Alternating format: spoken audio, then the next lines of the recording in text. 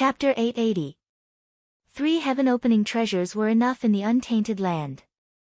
There was no need for a fourth one. Boom! Unparalleled power fell from the eye of the heavenly Tao and was about to act on the 24th grade green lotus of creation, returning it to its original form and breaking it down into 3 12th grade green lotuses of creation. Although the heavenly Tao was powerful, it had to follow the rules of heaven and earth. There were various restrictions and it could not really do whatever it wanted. Therefore, the heavenly Tao could suppress and break down the 24th grade green lotus of creation, but it could not destroy it. The price of doing that was not something the heavenly Tao could bear. Rumble. The power of the heavenly Tao fell and instantly came to the side of the 24th grade green lotus of creation. However, before this power could take effect, the Tongtian sect leader had already made his move. Whoosh! A mysterious and supreme Tao seal flew out of the Tongtian sect leader's body and imprinted on the 24th grade green lotus of creation at a speed faster than the power of the heavenly Tao. The power of the heavenly Tao paused the moment it saw this supreme Tao seal. It stopped dangerously above the 24th grade green lotus of creation, only 3 inches away. However, this distance was like a natural moat to the power of the heavenly Tao, making it unable to land. Pangu's imprint. A dignified and cold voice suddenly reverberated between heaven and earth. It did not contain the slightest emotion and no emotion could be heard. Immediately, the power of the heavenly Tao slowly retreated and disappeared from everyone's sight. The dark clouds also dispersed and the sun shone down again. The heavenly Tao could attack the 24th grade green lotus of creation, but it could not attack the Pangu's imprint. This was because the Pangu's imprint represented Pangu, the founder of the untainted land and the creator of the heavenly Tao. How could the heavenly Tao offend its superior and attack the Pangu? The reason why the heavenly Tao could attack the 24th grade green lotus of creation was simple. Although this treasure was a heaven-opening treasure, it was born too late. The untainted land had been established for hundreds of millions of years. The ferocious beast tribulation and the tribulations of the 3 races had passed. The green lotus of creation had only matured then and missed too much. Most importantly, he did not make it in time for Pangu's fall, so he did not get a share of Pangu's legacy. Without Pangu's legacy, what kind of heaven-opening treasure was it? It had a name but did not have any luck. Wouldn't it be at the mercy of the heavenly Tao? On the other hand, the 3 supreme treasures of heaven opening not only had the merit of heaven opening, but also the providence of heaven opening. Even if the 3 pure ones used them to attack the heavenly Tao would not dare to harm them at all. However, everything changed when Tongtian imprinted Pangu's mark on the 24th grade green lotus of creation. This meant that the Grand Master of Heaven had recognized the identity of the green lotus of good fortune on behalf of Pangu. It was a true heaven-splitting treasure that could share the heaven-splitting luck. After obtaining the recognition of Pangu's lineage, the identity of the 24th grade green lotus of creation immediately changed, causing the heavenly Tao to no longer dare to make a move against it.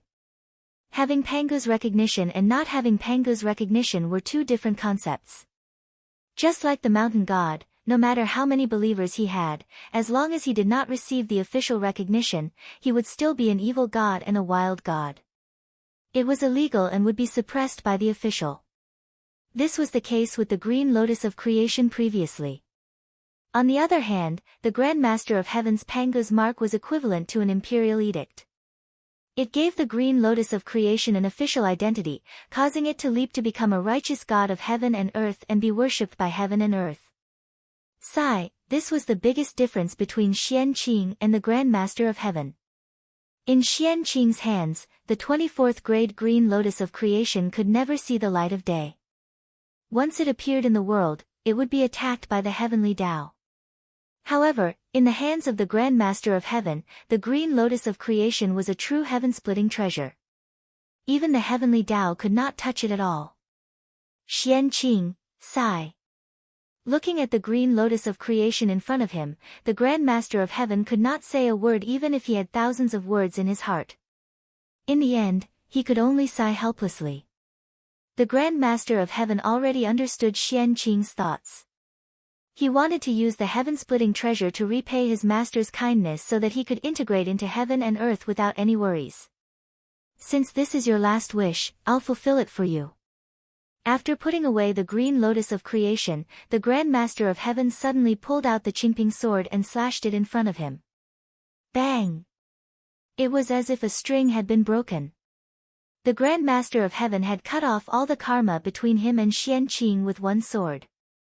From this moment on, Xianqing and the Grand Master of Heaven had nothing to do with each other.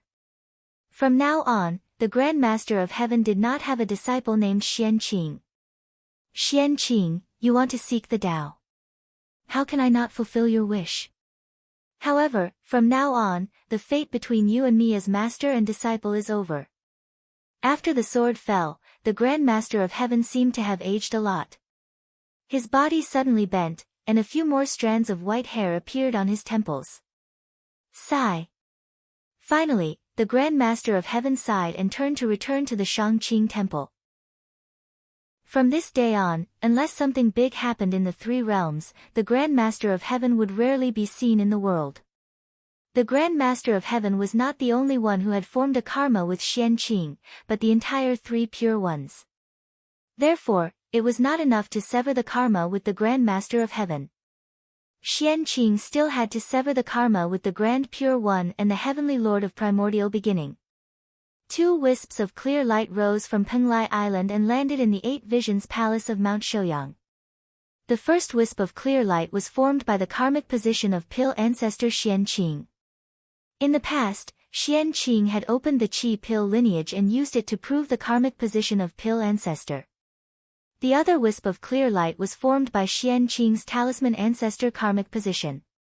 After opening the Qi Pil lineage, Xianqing established the talisman Dao in the untainted land and became the ancestor of the talisman Dao. Now that Xianqing had died, he gave the karmic positions of Pil ancestor and talisman ancestor to the Grand Pure One to sever the karma between them. Uncle Master, please grant my wish. Xianqing's pleading voice came from the karmic position of heaven and earth. Sigh, why bother? The Grand Pure One shook his head and sighed. He had no choice but to accept the 2 karmic positions of heaven and earth.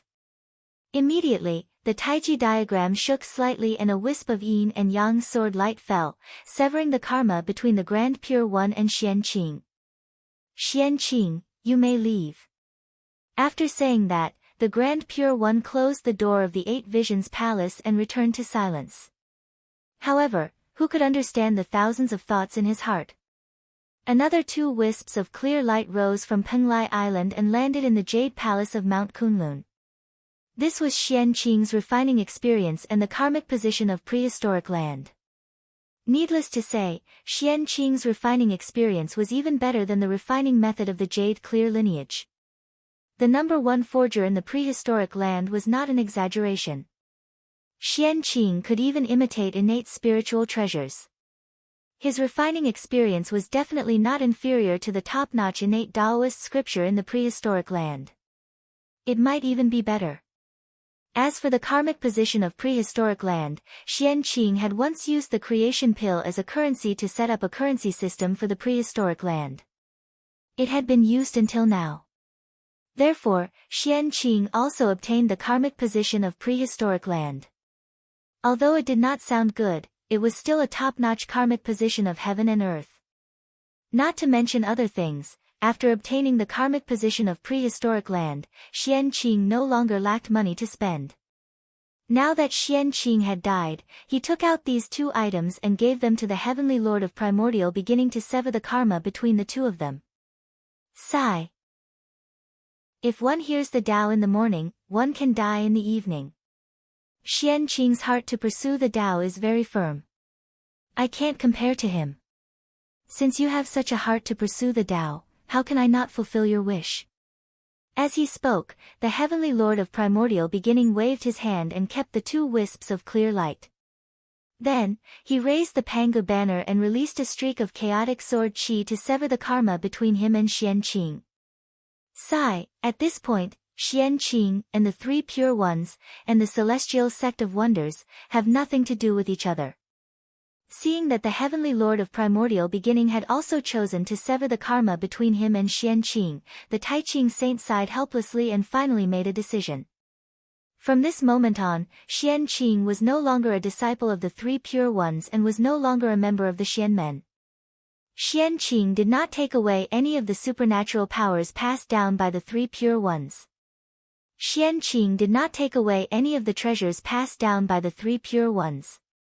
From now on, Xianqing was Ziru, the founder of Confucianism.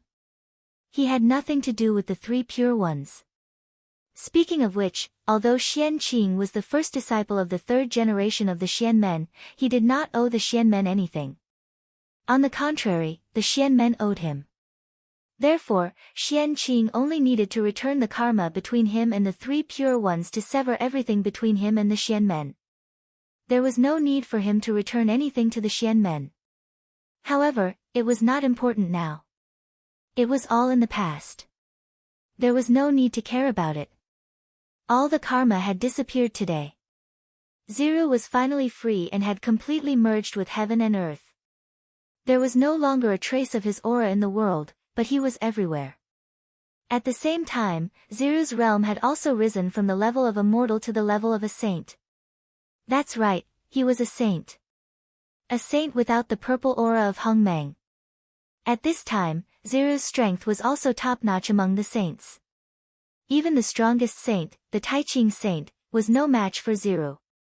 It was a pity that although Ziru was strong, he did not have any intelligence. In short, Ziru's current state was the incarnation of the heavenly axiom. It was an incarnation led by the will of the heavenly axiom. Therefore, Ziru was very strong. He could be said to be invincible among the saints. The saints could only borrow the power of the heavenly axiom, but Ziru was the heavenly axiom itself. What could the saints use to fight him? There were two sides to the heavenly axiom. One was righteous and the other was evil. Ziru's body merged with heaven and earth. He used the righteous aura that he cultivated to forcefully materialize the righteous side of the heavenly axiom. That was the current Confucianism, which was Ziru himself. The one who controlled Ziru's power now was the righteous side of the heavenly axiom. We could call him the Confucianism. Just as Xianqing severed the karma between himself and the Three Pure Ones, Feng Zichen could not help but feel a sense of relief in his heart. This problem was finally solved. He did not have to worry about it in the future. He did not owe the Three Pure Ones anything. This relief was great. Feng Zichen's realm, which had not moved for a long time, suddenly rose at this moment. It was not the incarnation's realm that rose again, but the realm of his original body. It rose from the 9th heaven of Hunyuan essence to the perfected 9th heaven and began to move towards the 10th heaven of Hunyuan essence. The sudden change directly woke up Feng Zichen's original body from a deep sleep.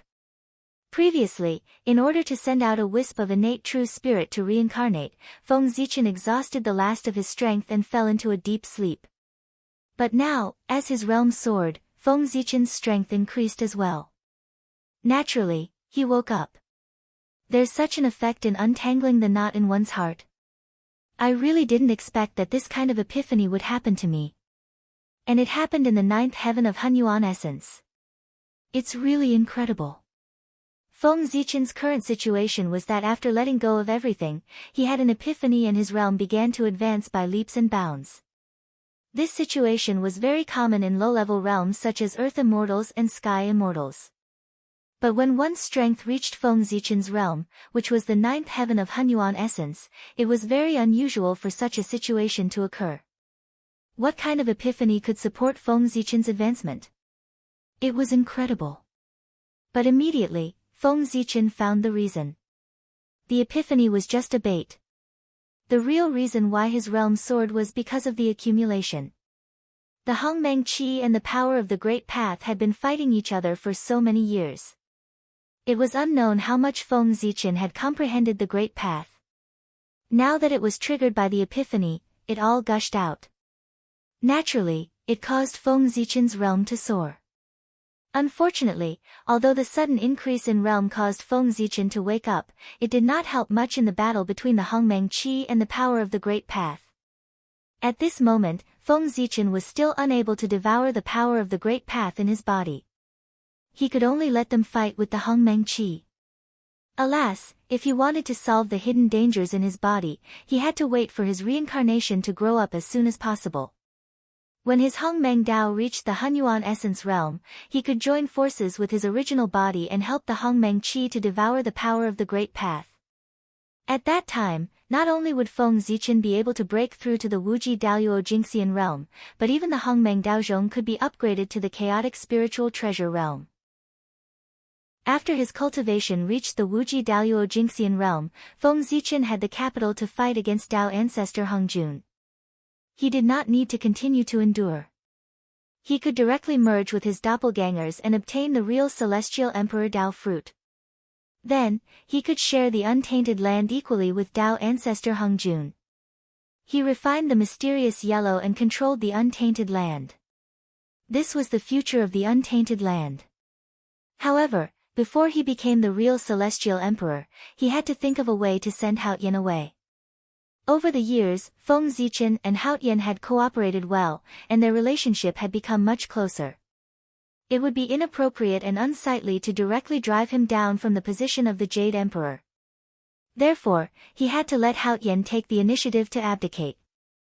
It was difficult to let Haotian take the initiative to abdicate. As long as he became the Hunyuan Daoyuo Jingxian realm, Haotian would take the initiative to abdicate without Feng Zichen saying anything. Alas, it had become a trend in the untainted land to attain the Dao. Every few years, someone would attain the Dao. He did not know if Haotian could catch up with this trend and attain the Dao in one fell swoop. If he attained the Dao now, it would save him a lot of trouble. If he could not, it would be troublesome to help him attain the Dao in the future. However, it was not without benefits for Feng Zichen to wake up now. At the very least, he could provide some help for the reincarnation. Not to mention other things, the vast and boundless Hongmeng Qi and the power of the great Dao in his body were of a higher level than Pangu's power. They could be provided to the reincarnation at will to help him devour and strengthen the Hongmeng Qi in his body. At the moment when Xian Qing's body merged with heaven and earth, Goddess Hutu moved in the netherworld. Chapter 881. Ever since she resurrected ancestor Jiang, the Lady of Earth had disappeared.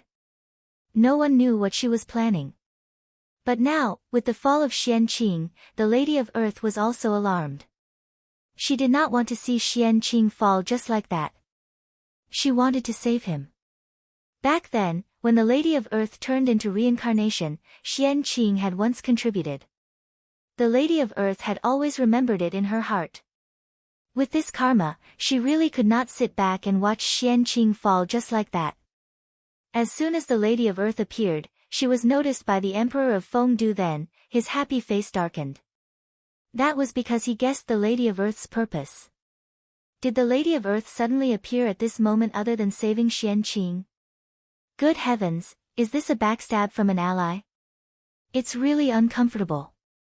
No, I have to stop the Lady of Earth. I can't let her think of a way to save Xian Qing. In fact, Feng Zichen did not know if the Lady of Earth had a way to save Xian Qing. However, she had the only chaos treasure in the primordial world. Who knew what she was hiding? What if she really pulled back a wisp of Xian Qing's consciousness? He had to be careful about that. Xian Qing had spent so much effort to completely fall. He could not let the Lady of Earth destroy it. Lady of Earth, don't even think about stabbing me in the back. Feng Zichen shouted crazily in his heart. However, how could he stop the Lady of Earth? That was a problem.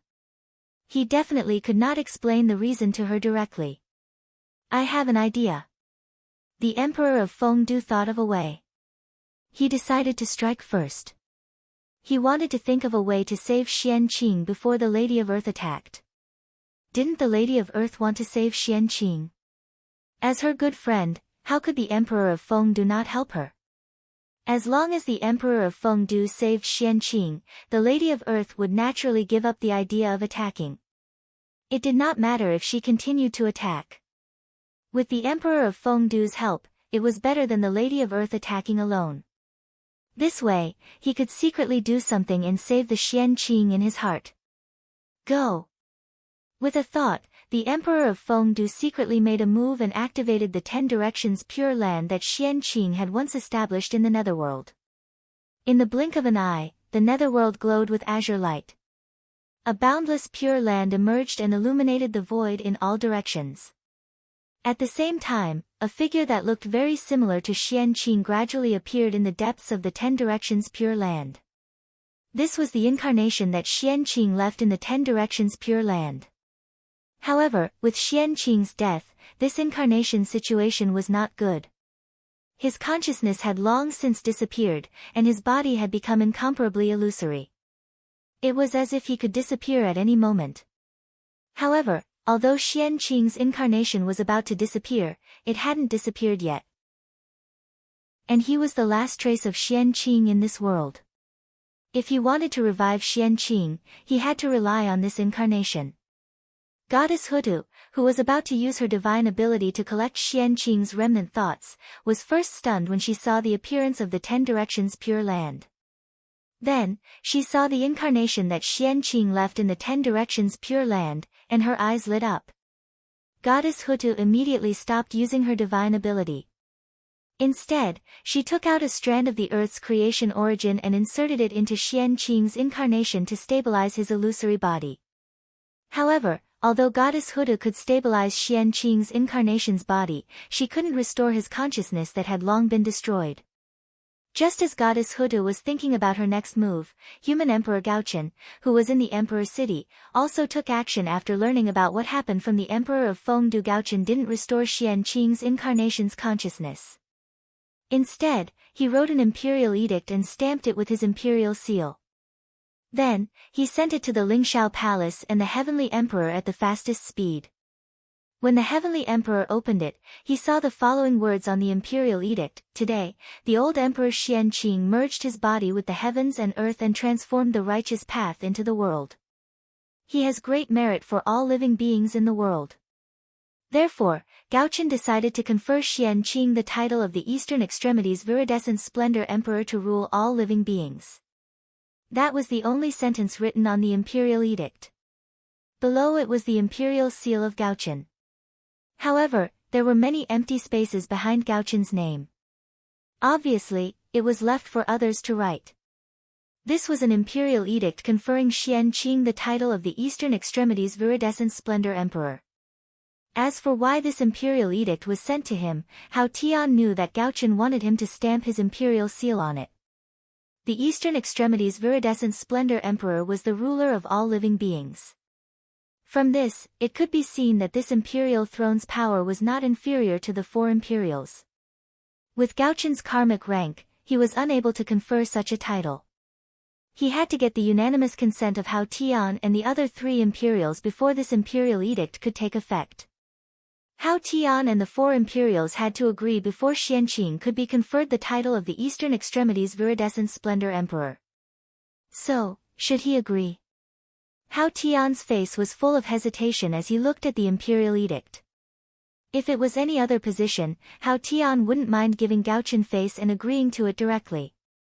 However, the Eastern Extremities Viridescent Splendor Emperor was different. This was an imperial throne that was comparable to the 4 imperials. It had supreme power. But where did this power come from? Naturally, it came from Hao Tian, the Jade Emperor. Therefore, once this imperial edict came true, Hao Tian would definitely lose a part of his power, which would be added to the Eastern Extremities Viridescent Splendor Emperor. Therefore, Hao Tian was very hesitant, not knowing if he should agree or not. However, he immediately felt relieved. First, he picked up the imperial brush and added his name behind Gaochen's name. Then, he took out the imperial seal that symbolized his status as the Jade Emperor and stamped it. Hao Tian's goal was nothing more than to achieve the realm of primordial chaos Daluo Jingxian and then transcend. The position of Celestial Emperor was not what he wanted. Since that was the case, what was there to hesitate about? He wasn't greedy for power. If he had to give up a part of it, then so be it. He could also share some of the karma that came with being a Celestial Emperor. As a celestial emperor, his every word and action resonated with heaven and earth. He could affect the trend of heaven and earth and the fate of countless people. Therefore, from the moment Hao Tian became a celestial emperor, even if he didn't do anything, he would still have karma on him. It was also because of this karma that Hao Tian was unable to take that crucial step. Now, if he could really give up the position of Emperor Qing Hua of the East Pole from the authority of the celestial emperor, then Hao Tian's karma would definitely be given a part of it. In this way, Hao Tian would undoubtedly be one step closer to attaining the Tao. This was a good thing. Compared to attaining the Tao, it was best to give up all the authority of the celestial emperor. After Hao Tian stamped the imperial seal, he thought for a moment and sent the imperial seal to the periphery of the boundless starry sky. Under the celestial emperor, great Emperor Ziwei was the most respected. Therefore, after Hao Tian, it was great Emperor Ziwei's turn to stamp the imperial seal. However, with great Emperor Ziwei's current state, could he stay awake and stamp the imperial seal? The imperial seal flew across the sky. In an instant, it crossed the endless void and arrived outside the boundless starry sky. Why didn't Hao Tian send it to Ziwei Star in one go? It wasn't that Hao Tian didn't want to, but he couldn't. Hundreds of thousands of years ago, great Emperor Ziwei was inexplicably injured, and the boundless starry sky was sealed. Not to mention Hao Tian, even the heavenly path couldn't enter the boundless starry sky. Outside the boundless starry sky, the imperial seal lay there quietly, waiting for a reply from inside. At this moment, countless great mediums were paying attention to this scene. Too many people wanted to know about great Emperor Ziwei's current state. Fortunately, they didn't have to wait for long before there was a reaction from the boundless starry sky. An imperial seal flew over from the depths of the starry sky and stamped the imperial seal accurately. Thanks to Xian Qing's death, Feng Zichen's original body was able to awaken. Otherwise, it would be troublesome to use the imperial seal. However, if Xian Qing hadn't died, there would be no need for the imperial seal. Great Emperor Ziwei is still conscious? Seeing this scene, several saints couldn't help but narrow their eyes. Their faces were filled with shock. They seemed to have misjudged great Emperor Ziwei's injury. It wasn't as serious as they had imagined. He had completely lost consciousness. Whoosh! After stamping the imperial seal turned around and flew to the South Pole Star. The 4 emperors of the heavenly court had always been one. They advanced and retreated together. Now that the other 3 emperors had agreed, the great emperor of the South Pole naturally had no reason to refuse. After signing his name, he picked up the imperial seal and stamped it. Then, the great emperor of the South Pole threw the imperial seal down and sent it to the Lady of Earth of the Netherworld. Seeing this imperial seal, the Lady of Earth somewhat understood Feng Zichen's plan. He used his position as the Supreme of Heaven and Earth to forcefully capture a wisp of Xian Qing's consciousness from the hands of Heaven and Earth so that he could be resurrected. Human strength couldn't resist the power of Heaven and Earth, but the power of Heaven and Earth could. Only the power of Heaven and Earth could resist the power of Heaven and Earth. Feng Zichen's method could be summarized in one sentence. It was to use the power of Heaven and Earth to deal with the power of Heaven and Earth. It was a very simple method, but it was also the most effective method. This method works. After deducing in her heart, even the Lady of Earth had to admit that Feng Zichen's method was indeed much better than the method she had thought of. Thinking of this, the Lady of Earth no longer hesitated. She took out her imperial seal and stamped it on the imperial seal. Suddenly, the imperial seal turned into a stream of light and rose from the netherworld, floating in the sky. Dazzling divine light burst out from the imperial seal. Even the radiance of the sun and moon was covered by it. It illuminated the entire 3 realms and even the spacetime of the heavens. Rumble! In the next moment, the Tao of Heaven and Earth fell with a loud bang and merged with the imperial seal, constantly evolving. Not long after, the imperial seal disappeared and was replaced by a green karmic position. Its body flowed with boundless light and boundless technique. The top karmic position of the three realms, the Eastern Pole Cyan Splendor Imperial Seal, the symbol of the supreme of heaven and earth. The moment the karmic position was formed, a pair of purple eyes suddenly appeared in the sky above the three realms. It was incomparably huge and occupied the entire sky. It looked at the world and everyone coldly. The heavenly Tao had appeared. Confer Xianqing as the Eastern Pole Cyan Splendor Imperial Seal.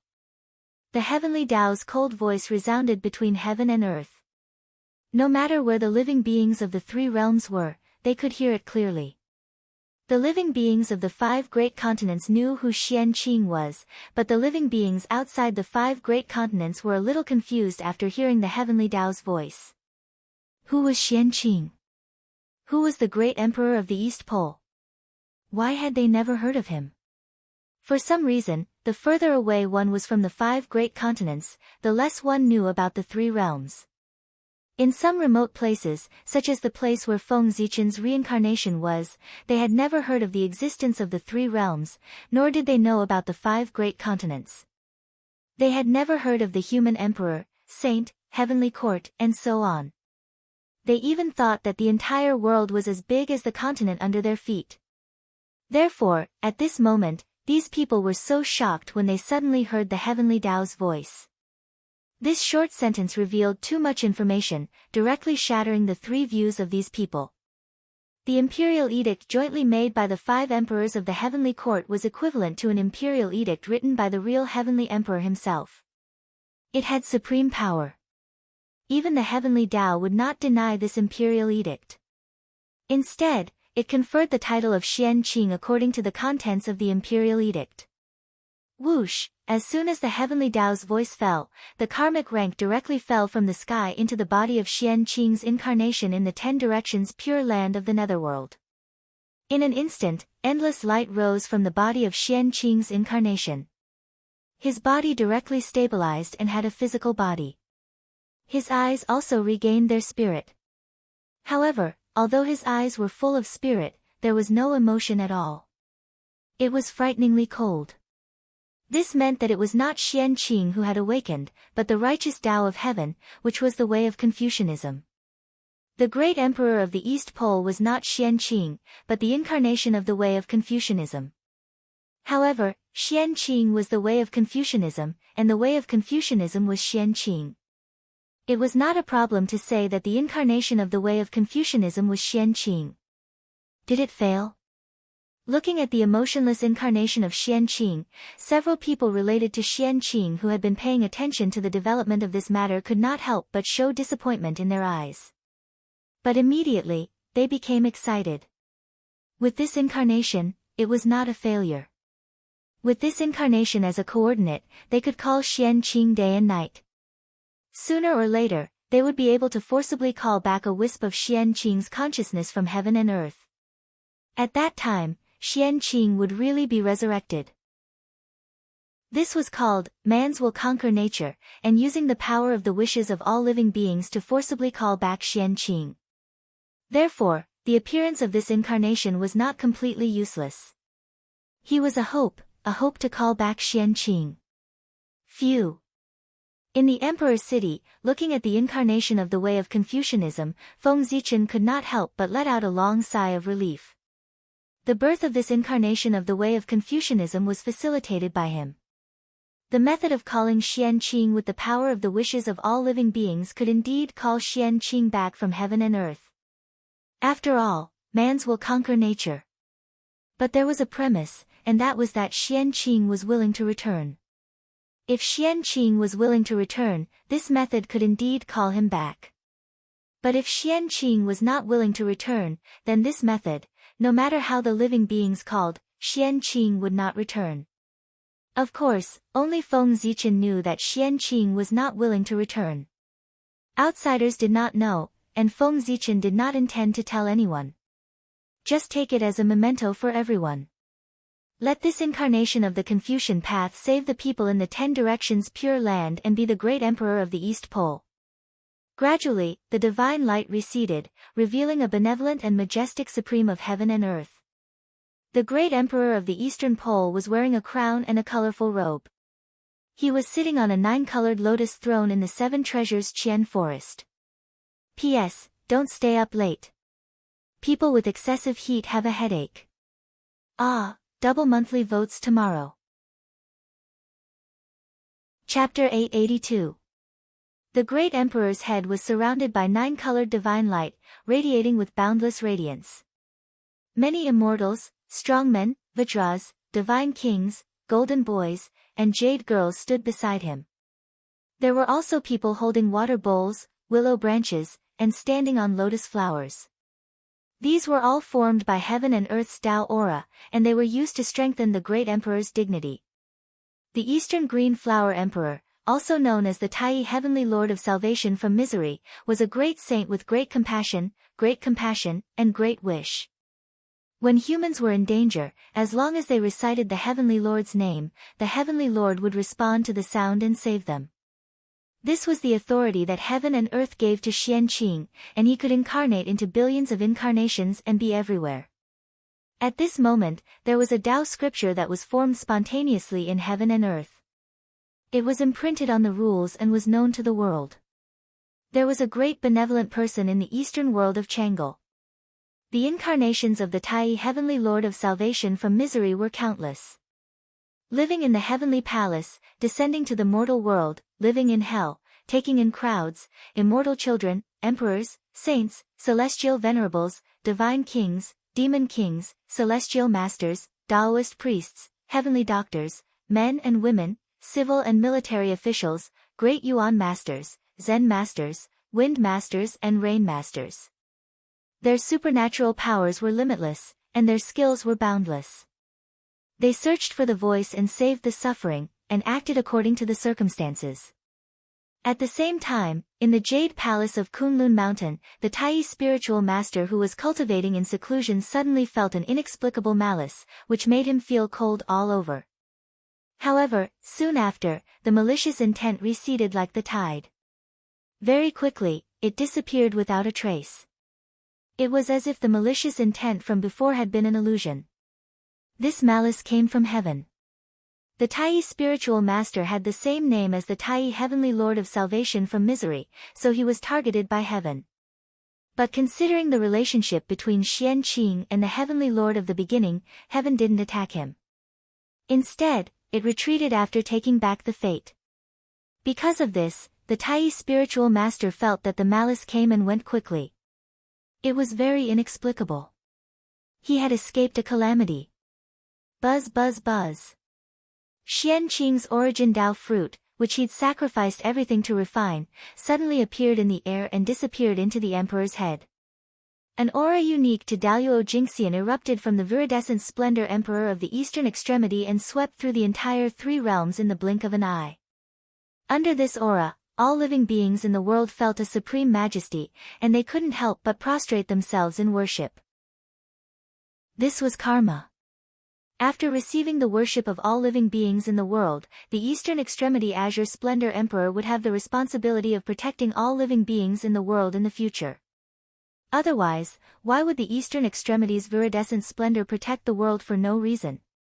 The living beings of the 5 great continents were already very familiar with primordial chaos Daluo Jinxian's aura, so they naturally bowed down to him. However, the living beings outside the 5 continents, especially those regions that were relatively far away from the 5 continents, were already dumbfounded. They had no idea what was happening at all. They only felt a supreme majesty sweep over them, pressing them to the ground and making them unable to stand up. That power was too strong, far beyond their understanding. Under such power, they couldn't even think of resisting, let alone fight back. They were suppressed without any resistance. Oh my God, what kind of power is this? Has heaven descended into the world? I feel that this power is as vast as heaven and earth. It's so high and mighty that it's impossible to resist. Where exactly is such an expert? Why haven't I found any traces of him? Why haven't I heard of his legend? The powerful beings in the remote regions roared indignantly. Not long after, Xian Qing's aura gradually retracted, and the pressure on the living beings of the 3 realms dissipated. They stood up again. But at this moment, an even more majestic and supreme aura suddenly came, causing the living beings of the three realms who had just stood up to prostrate themselves on the ground again. This aura didn't come from Qianqing, but from the heavenly Tao. Unlike the other great mediums who had achieved the primordial chaos, Daoyuo Jingxian, Qianqing was the supreme of heaven and earth, the Eastern Pole Viridescent Splendor Emperor. Therefore, after he achieved the Tao, heaven and earth would definitely send him blessings to show his nobility. In the unseen world, there was a faintly discernible sound of Tao. It descended from the 9 heavens and continued to reverberate between heaven and earth. Viridescent Eternal Joy Realm, Eastern Pole Miaoyan Palace. 7 treasures fragrant Qian Forest, 9-colored lotus seat. Inside the myriad true ring, amidst billions of auspicious light. Prime clear spirit treasure, should transform into Xian Yuanshi. Calamity befalls Ci Qi, major thousand dew gate. Mystical Tao true body, purple gold auspicious form. Random feelings, boundless vows. Great sage, great mercy, great wish. 10 directions, deliver all living beings from torment. Billions of tribulations, deliver people immeasurable. Seek the sound of Tai, heavenly Lord of salvation from misery, Qing Xian 9 Sons God. This was a message that heaven and earth spontaneously created for the Eastern Pole Viridescent Splendor Emperor for the world to recite. It contained an inexplicable divine power. The Eastern Pole Viridescent Splendor Emperor? Who is this person? Why is he so powerful? Just a wisp of his aura can suppress me to the point that I can't move. Also, who is the person who made that sound? Why is his aura so similar to heaven and earth? Could it be that heaven and earth are really speaking? Does heaven and earth really have their own will? All kinds of doubts emerged in the hearts of the powerhouses in the remote areas, causing them to be extremely puzzled. Unfortunately, no one could give them an answer because they were too far away from the 5 major continents and too barren. No great divine power would come here, and no great divine power would pay attention to this place. If nothing unexpected happened, these remote places would gradually be forgotten by the powerful existences of the 5 major continents. However, as the aura of heaven and earth swept across the entire 3 realms this time, it attracted the attention of a certain existence. Thus, an accident happened. TSK, why do I feel that these small islands floating on the sea are slowly being isolated from the 5 major continents as if they are not in the same world? As a result, these small islands have no idea about the situation of the 5 major continents and the general information of the 3 realms. This situation is a little strange. It's as if these small islands have become the lower realm of the 5 major continents. There's a problem. There's a problem. There seems to be a shocking matter of great merit contained in this. I have to study it carefully. At this moment, Feng Zichen's reincarnation in the ancient Baron's continent noticed the reactions of the living beings here and couldn't help but have a bold guess in his heart. If this guess was true, then he really had the foundation to become a celestial emperor and could quickly break through the realm. However, whether this guess could be true or not still needed to be confirmed. No rush. No rush. If it was his, he couldn't hide. If it wasn't his, then he would directly snatch it. What a joke. Feng Zichen had so many incarnations, and they were all supreme powerhouses that could roam the primordial world. If they worked together, what kind of fortune could they not snatch? Hee. If it was Feng Zichen's, then it was Feng Zichen's. If it wasn't Feng Zichen's, as long as he wanted, it could also be his. It couldn't be helped. The strong were just that domineering. I'm not convinced, come and hit me. On Golden Turtle Island, Tang Tian saw Xian Qing's incarnation become an emperor and couldn't help but let out a long sigh of relief. The sadness on his face also dissipated a lot. Then, he heard him explain to the disciple beside him, with this incarnation, it's equivalent to Xian Qing burying a nail in the primordial world. After that, as long as someone talks about Xian Qing every day, there might be a day when Xian Qing will be awakened. Speaking of this, Tang Tian couldn't help but sigh, the human emperor is indeed a great talent. No wonder he's the #1 prodigy in the primordial world. The poor Wei is far inferior to him. Xianqing transformed into the Tao, and his body merged with the world. The poor Wei could only be helpless. However, the human emperor could come up with such an ingenious idea to summon Xianqing back in such a short period of time. Seek the voice, seek the feelings, and save the suffering. Just these 8 words are enough for the living beings of the 3 realms to chant Xianqing's name all the time. It's really an amazing idea. With the living beings of the 3 realms chanting day and night, even if Xianqing can't be summoned back, it's enough to protect his consciousness from being completely lost in the heavenly axiom. In this way, after the immeasurable calamity, when the world is destroyed, Xianqing will be reborn.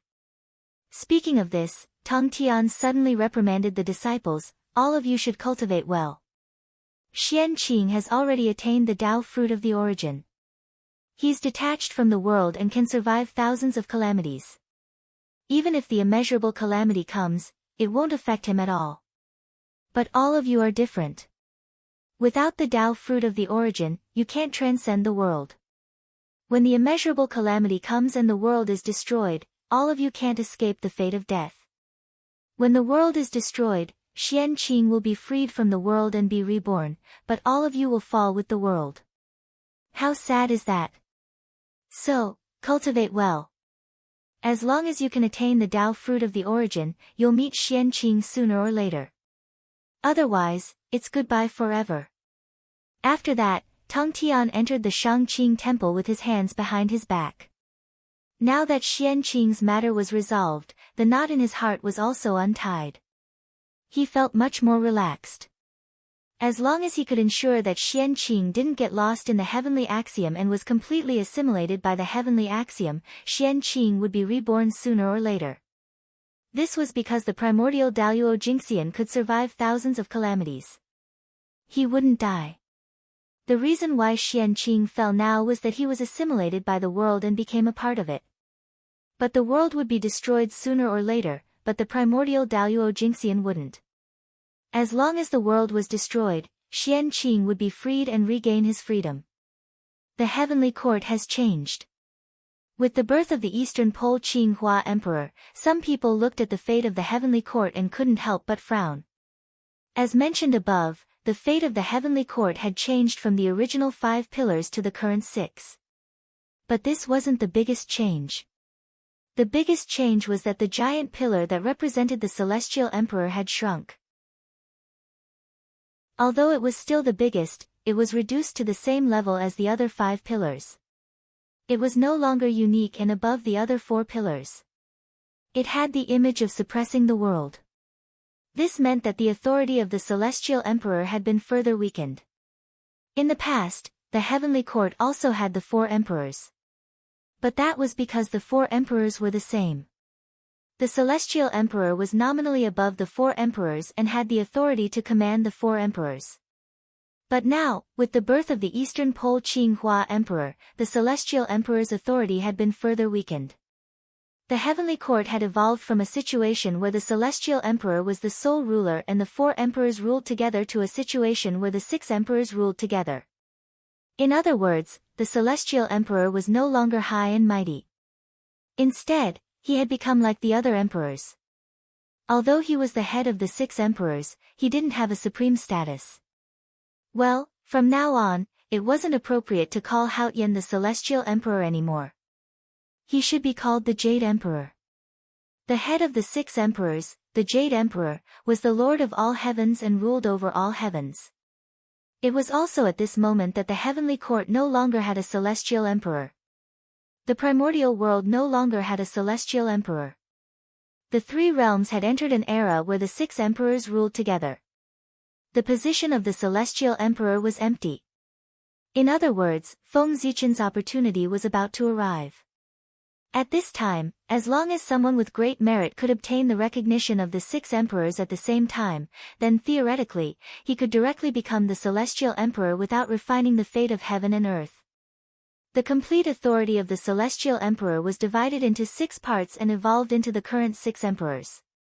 Each emperor held 1/6 of the celestial emperor's authority in their hands. As long as they combined their authority, they could restore the complete authority of the Celestial Emperor. This meant that the 6 of them could work together to promote a true Celestial Emperor. There was no need for the 6 emperors to hand over their authority. As long as the 6 of them worked together, they could evolve into a new supreme authority that covered all the authority and karmic ranks of the Eldritch world, the authority of the Celestial Emperor. This was the source of all authority, and all authority was a branch of the Celestial Emperor. The Celestial Emperor had the power to control everything and also the power to bestow authority to all things. When this authority appeared, all the authorities would listen to the Celestial Emperor's orders. Even the authority of the 6 emperors was no exception and could be taken away at any time. No, to be precise, when the authority of the Celestial Emperor appeared, no matter who it was, no matter what authority they had previously grasped, they would change from the owner of the authority to the manager of the authority. They would manage the Eldritch world on behalf of the true Celestial Emperor. They only had the ability to use the authority, but they didn't have the ability to own the authority. This was because all the power of the authority belonged to the Celestial Emperor. When the Celestial Emperor wasn't around, anyone could become the owner of the authority. However, when the Eldritch world was around, all the authority had only one owner, and that was the Celestial Emperor. This was why the Celestial Emperor was said to be supreme, infinite, and more honorable than the saints. The Celestial Emperor truly controlled everything in the Eldritch world. To put it more vividly, when the Celestial Emperor appeared, the owners of these authorities all changed from the bosses of companies to ordinary employees and lost the power to control the companies. I didn't expect that after the Celestial Emperor became the Jade Emperor, I actually felt that my body was much more relaxed.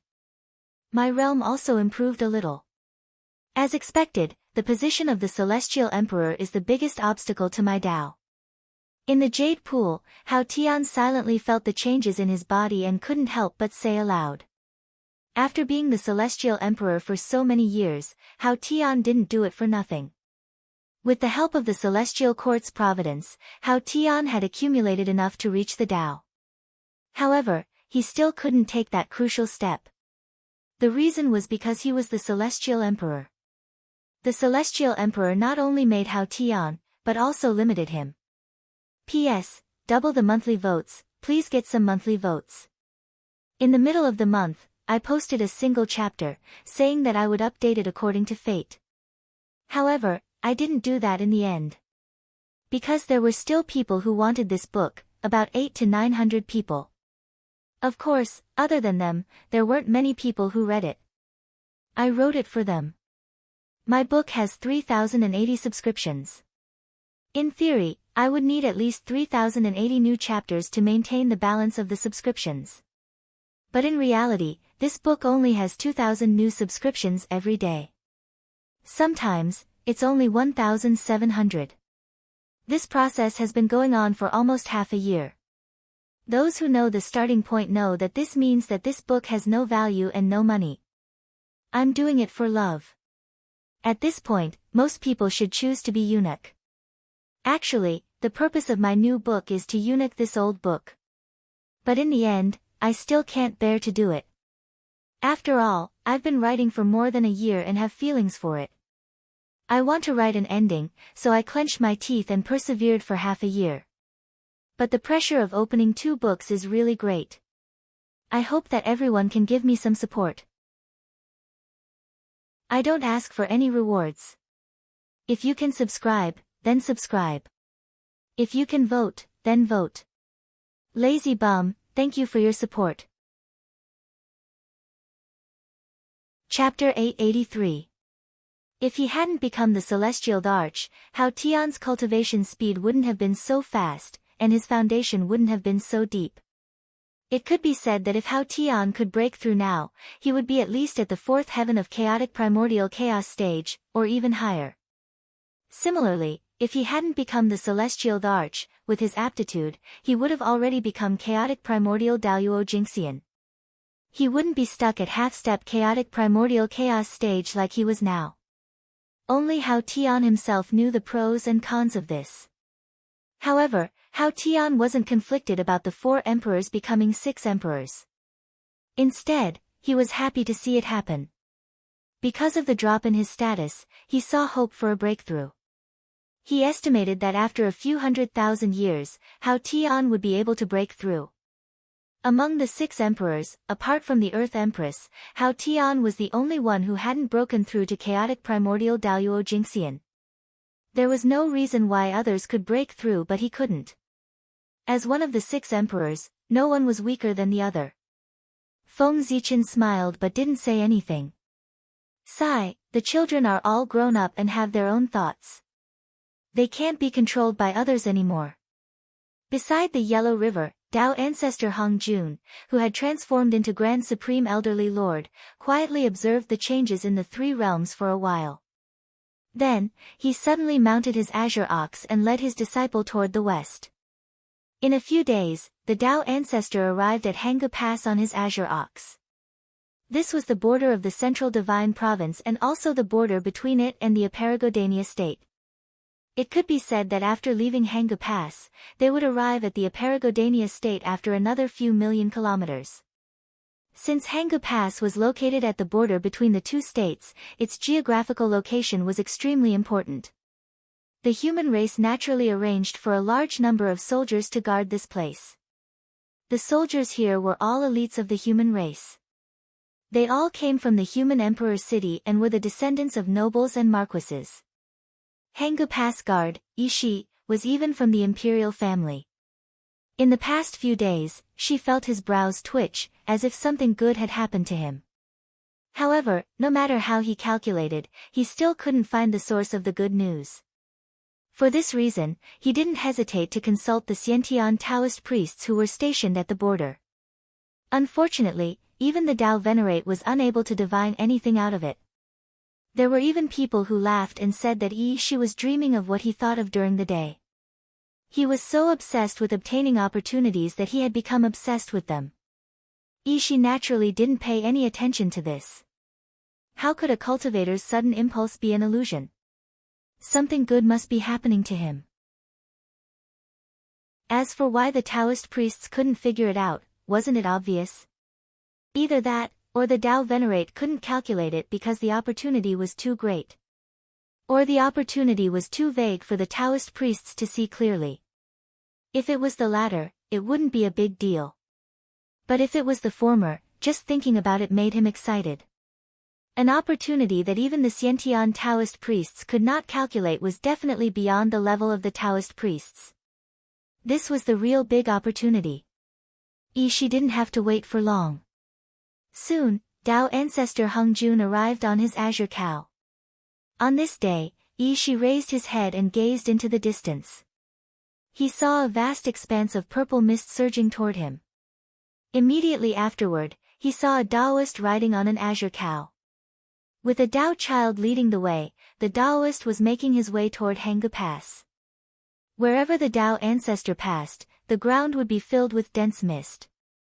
The fragrance was strong and filled with red clouds. Seeing this, Shi couldn't help but blurt out, "A sage has arrived at Hanggu Pass." After saying this, Shi seemed to have realized something and ran out of Hanggu Pass. He quickly walked toward Dao ancestor Hong Jun and bowed like a disciple. "I am Shi, the commander of Hanggu Pass. A few days ago, I observed the sky and saw purple clouds gathering in the east. I knew a sage had arrived and have been waiting for a long time. Please come to my cold room for a chat. I would like to hear your teachings." Hearing this, the Dao ancestor shook his head. Poor Wei has been guarding the human tribe's treasury for many years and has already repaid her karma with the human emperor. She doesn't want to have anything to do with the human tribe and only wants to leave the central god province as soon as possible. After saying this, the Dao ancestor ignored Ishi's protests and kicked the azure cow lightly, urging it to hurry forward. It had to be said that this azure cow was the mount of the Real Grand Supreme Elderly Lord. When Dao ancestor Hong Jun descended into the mortal world, he brought it with him. Ishi waited for several days and finally saw a sage. How could he let the Dao ancestor leave so easily? He hurriedly grabbed onto the azure cow and begged him not to let the Dao ancestor leave. However, the Dao ancestor was determined to leave. No matter how Shi begged, it was useless. In reality, it wasn't that the Tao ancestor was determined to leave.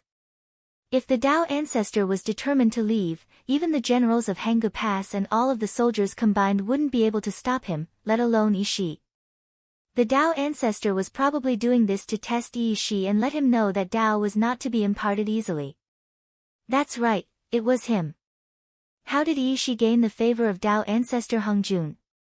Was it because of his exceptional aptitude or because of his overwhelming fortune? It was neither. It was because he was the reincarnation of Taoist Wen Shi, one of the 3,000 guests of the Purple Cloud Palace. As such, Tao ancestor Hongjun held him in high regard. If it weren't for this, Tao ancestor Hongjun wouldn't have come all the way to Hanggu Pass. He had come here specifically to enlighten Shi. Speaking of Shi's original body, Taoist Wen Shi was also an extraordinary person. His method of attaining Tao was different from others. He didn't plan on attaining Tao through discussion. Instead, he planned on forcibly breaking through to Chaos Daoyuo Jingxian. To achieve this, he decided to reincarnate and cultivate again. He planned to cultivate his reincarnation to the same cultivation base as his original body. Then, he would combine the Tao fruits of his two lives and forcibly break through to Chaos Daoyuo Jingxian. This was a very powerful plan. Attaining Chaos Primordial Stage through this method was indeed more powerful than other methods. It could be said that he was on the verge of attaining Tao through strength. However, this method was very difficult to attain, and it was likely that it would be difficult for him to attain two Tao fruits. However, this wasn't a problem for Taoist Wen Shi. This was because Shi wasn't his first incarnation. Instead, he was his second incarnation. Once Shi matured, Taoist Wen Shi would have 3 half-step Chaos Primordial Stage Tao fruits. When the 3 Tao fruits were combined, it wasn't impossible for him to break through to Chaos Primordial Stage. If 3 Tao fruits weren't enough, then Taoist Wen Shi wouldn't panic. He could continue with the 4th Tao fruit. However, there was a huge flaw in this method. The more Tao fruits one cultivated, the more their strength would increase after successful fusion. However, at the same time, the more Tao fruits one cultivated, the more likely it was that the fusion would fail.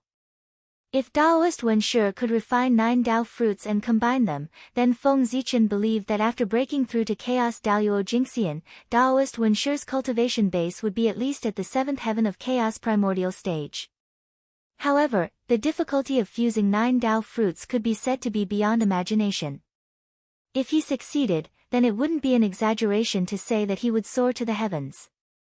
However, if he failed, then Taoist Wen Shi would probably die. His cultivation base wouldn't be crippled, but his countless years of hard work would probably all be for naught. If he wanted to return to his peak cultivation base, then he would probably have to start all over again. The benefits of success were obvious, but the consequences of failure were also obvious. Tao ancestor Hongjun was worried that Taoist Wen Shi would fail, so he personally came to Hanggu Pass to lend him a hand. As soon as he saw Tao ancestor Hongjun, Shi knew that the astonishing opportunity he had sensed a few days ago should be on the sage standing before him. This was why Shi wanted to keep Tao ancestor Hongjun at all costs.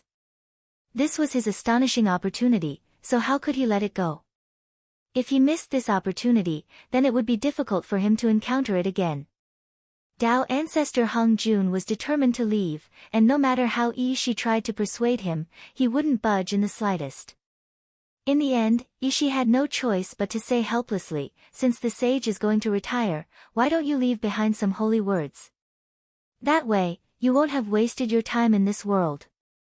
Shi thought that since he couldn't keep Tao ancestor Hongjun, then no matter what, he had to make Tao ancestor Hongjun leave behind something. Otherwise, wouldn't he have met Tao ancestor Hongjun for nothing? Hearing this, Tao ancestor Hongjun said in displeasure, "The poor Wei has already said that the karma between me and the human emperor has already been severed, and I don't want to have any further contact with the human race. How can I leave behind a Tao scripture to create karma?" Hearing this, Shi opened his mouth, but he didn't know what to say. There was a dazed expression on his face. Since Tao ancestor Hung Jun had already said this, it was clear that he was very determined. He really didn't want to have any contact with the human race, and he definitely didn't want to leave anything behind for the human race. Tao ancestor Hung Jun lightly tapped the bull's head with his horsetail whisk. "Little bull, let's go." The azure bull stood up and slowly walked forward with Tao ancestor Hung Jun on its back. Meanwhile, the little Taoist child Tao ancestor Hong Yun had transformed into led the azure bull in front. This time, Ishi couldn't say anything to stop Tao ancestor Hong Jun from leaving. He could only stare blankly at Tao ancestor Hong Jun's departure. Tao ancestor Hong Jun had the human emperor's medallion in his hand. If he wanted to leave seclusion, the soldiers guarding the pass didn't dare to stop him and could only allow him to leave. However, just as Tao ancestor Hung Jun was about to leave Hanga Pass, a thought suddenly flashed through Ishi's mind. He knew how to stop Tao ancestor Hung Jun. Ishi quickly caught up to Tao ancestor Hung Jun and yelled, "Stop, Tao ancestor Hung Jun. You've only severed your karma with His Majesty, but you haven't severed your karma with the human race. You've been with the human race for so many years. How have you severed your ties with the human race? This is karma, this is the connection. If you really want to sever your ties with the human race, you'll have to sever your ties with the human race." Hence, Ishi is begging Tao ancestor to write a Tao scripture for future generations to comprehend and sever your ties with the human race. Tao ancestor Hung Jun was just about to leave seclusion, and he couldn't help but stop in his tracks upon hearing this. He turned around and scolded Ishi with a smile, "What do you know, you sly bastard? Poor Wei has been with the human race for so many years. Even though her food and clothing have all been taken care of by the human race, poor Wei has also helped the human race nurture countless prodigies and even nurtured a Khanate Taoist priest for the human race. If that's the case, then it's the human race that owes poor Wei. What's the big deal about eating and drinking from the human race? How can they compare to the Khanate Taoist priest? Poor Wei has lost a lot of money. But I haven't seen the human emperor pluck a few world fruits for the poor Wei to taste." Tao ancestor Hung Jun sure was overthinking things. The world fruits were the fruits of the world tree, and they were extremely precious. They could be said to be true Khanate Tao fruits, and eating one would immediately allow one to reach the Khanate Taoist priest level. With Feng Zichen's stingy personality, he couldn't even bear to eat one himself, so why would he give it to the Tao ancestor? He was overthinking things. The world fruits were the foundation of the human race. If the human race were to decline one day, just like the liches and demons, and all of the Khanate Taoist priests perished in battle, the world fruits would be the final hope of the human race. They could nurture new Khanate Taoist priests for the human race in the shortest amount of time, so the human race wouldn't become a speck of dust in the annals of history. Even heaven and earth would decay one day, so who would dare to say that the human race would never decline? Feng Zichen had sealed the world fruits away as part of the foundation of the human race in order to prepare for a rainy day. Ishi had thought that he had come up with a good excuse, but he was instantly rendered speechless by Tao ancestor Hong Jun's words. He was even a little embarrassed, feeling like he was being too greedy. The holy sage had already given the human race so much, but he was still greedy and wanted the holy sage to give him more. "Ishi, aren't you ashamed? How could you be so greedy?" Ishi was blaming himself endlessly in his heart. But at this moment, Tao ancestor Hong Jun's attitude suddenly changed. He said helplessly, "Forget it, forget it. You are so sincere. If I don't leave anything behind, it will seem that I am stingy when the human emperor hears about it. Seeing as that's the case, poor Wei will leave behind a Tao scripture for the human race. Listen carefully, poor Wei will only read it once, and it's up to you how much you can remember." At this moment, the human Taoist priests who had been secretly observing the situation heard this and immediately pulled out the sky surveying mirror that the human emperor had left behind at Hanga Pass. These human Taoist priests had already recognized Tao ancestor Hong Jun as soon as he arrived at Hanga Pass. The white-bearded Taoist on the azure ox was none other than Lord Lao Zi. Knowing that the holy sage was here, these human Taoist priests wanted to pay their respects. However, the Tao ancestor wasn't here for them, so he naturally didn't want to see them. Thus, when the Tao ancestor arrived at Hanggu Pass, these human Taoist priests suddenly couldn't move. Seeing this, the human Taoist priests naturally understood that the holy sage didn't want to see them. Since that was the case, they didn't force the issue and stayed at Hanggu Pass to watch the show. However, seeing that the holy sage was about to impart a Tao scripture, they couldn't continue to watch the show. They immediately activated the sky surveying mirror and connected it to the other sky surveying mirrors. They didn't do this for any other reason than to broadcast the situation here clearly through the sky surveying mirror so that the humans in other places could also hear the Tao ancestors' Tao. The Tao ancestors' Tao lecture was an opportunity that couldn't be missed. Perfect. Opportunities were always given to those who were prepared. Not long after, the Tao ancestors' ethereal voice sounded between heaven and earth. Tao can be spoken, but it is not an ordinary Tao. Name can be named, but it is not an ordinary name. Nothingness is the beginning of heaven and earth, being is the mother of all things. Therefore, nothingness is often used to observe its mysteries, being is often used to observe its mysteries. These two come from the same origin but have different names. They are both called mysteries. Mysteries within mysteries, the door to all mysteries. Everyone in the world knows that beauty is beautiful, and it is evil. Everyone knows that good is good, and it is not good. Being and nothingness engenders each other, and it is difficult and easy to form each other. Length and length match each other, high and low match each other, and the sounds match each other. The entire Tao Te Ching was only 5,000 words. Soon, the Tao ancestor finished reciting it. After the Tao ancestor finished reciting the Tao Te Ching, he didn't hesitate and left. P.S. I wonder if I can get 2,000 monthly votes this month. Chapter 884. However, everyone could see Tao ancestor Hong Jun glance at the sky patrolling treasure mirror as he left. At the same time, his lips twitched slightly. It was clear that the sky patrolling treasure mirror was unable to escape Tao ancestor Hong Jun's detection. This time, the Tao ancestor had been taken advantage of by the human race. Even though it was only a wisp of the Tao ancestor's projection, it was still extremely profound and could be considered the voice of the heavenly Tao. Everyone fell into a trance upon hearing this and entered a state of Tao enlightenment. However, there was one exception, and that was Yi Shi. Not long after he entered a trance of Tao enlightenment, he suddenly came to his senses, feeling as if he had missed out on some great opportunity. Yi Shi immediately came to his senses and saw the Tao ancestor riding off into the distance. Then, as if he had been enlightened, Yi Shi suddenly turned toward the direction of the human emperor city and bowed respectfully. He then pulled out the guardian token and raised it with both hands before carefully placing it on the ground. Yi Shi has already repaid the favor of the human race. Now, I only wish to stay with my teacher throughout the three realms. This guardian token of Hanggu Pass will now be returned to the human race. After saying this, Yi Shi bowed respectfully toward the direction of the human emperor city again. After this bow, Yi Shi no longer had anything to do with the human race. After getting up, he left Hanggu Pass without hesitation and chased after Tao ancestor Hong Jun. Teacher, please wait for your disciple. Within the human emperor city, Feng Zichen couldn't help but chuckle upon seeing this. The Tao ancestor really isn't willing to take a loss.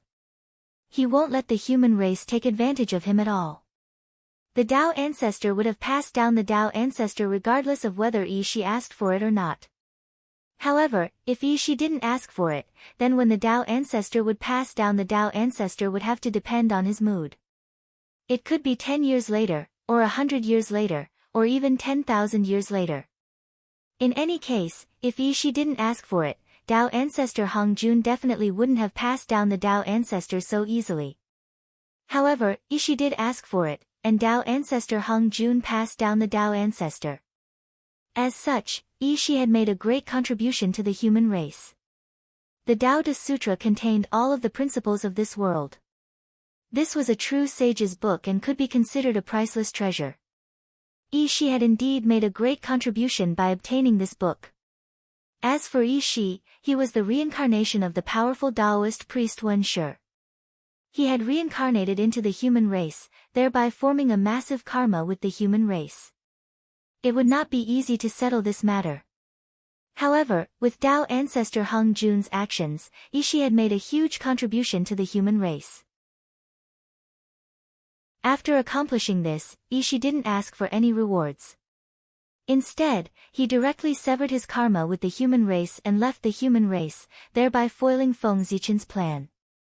Feng Zichen was thinking of using the karma of this reincarnation as the foundation to deepen the connection between Taoist Wen Shi and the humankind, and then tie this great master to the humankind. Unfortunately, his plan had just begun when it was ruined by the Tao ancestor. However, the human race didn't lose out either. Exchanging a person that they couldn't keep in the first place for an unmatched ancient record, it could still be considered a profit. After leaving Hanggu Pass, Tao ancestor Hung Jun didn't head directly to the Aparagodania state. Instead, he led Yi Shi around the three realms. There was no rush to go to the Aparagodania state. The most important thing now was to nurture Taoist Wen Shi as soon as possible so that he could reach the level of chaotic primordial Daoyuo Jingxian. After the Tao ancestor left, the powerful figures of the 100 families lost their suppression and started to fight with others.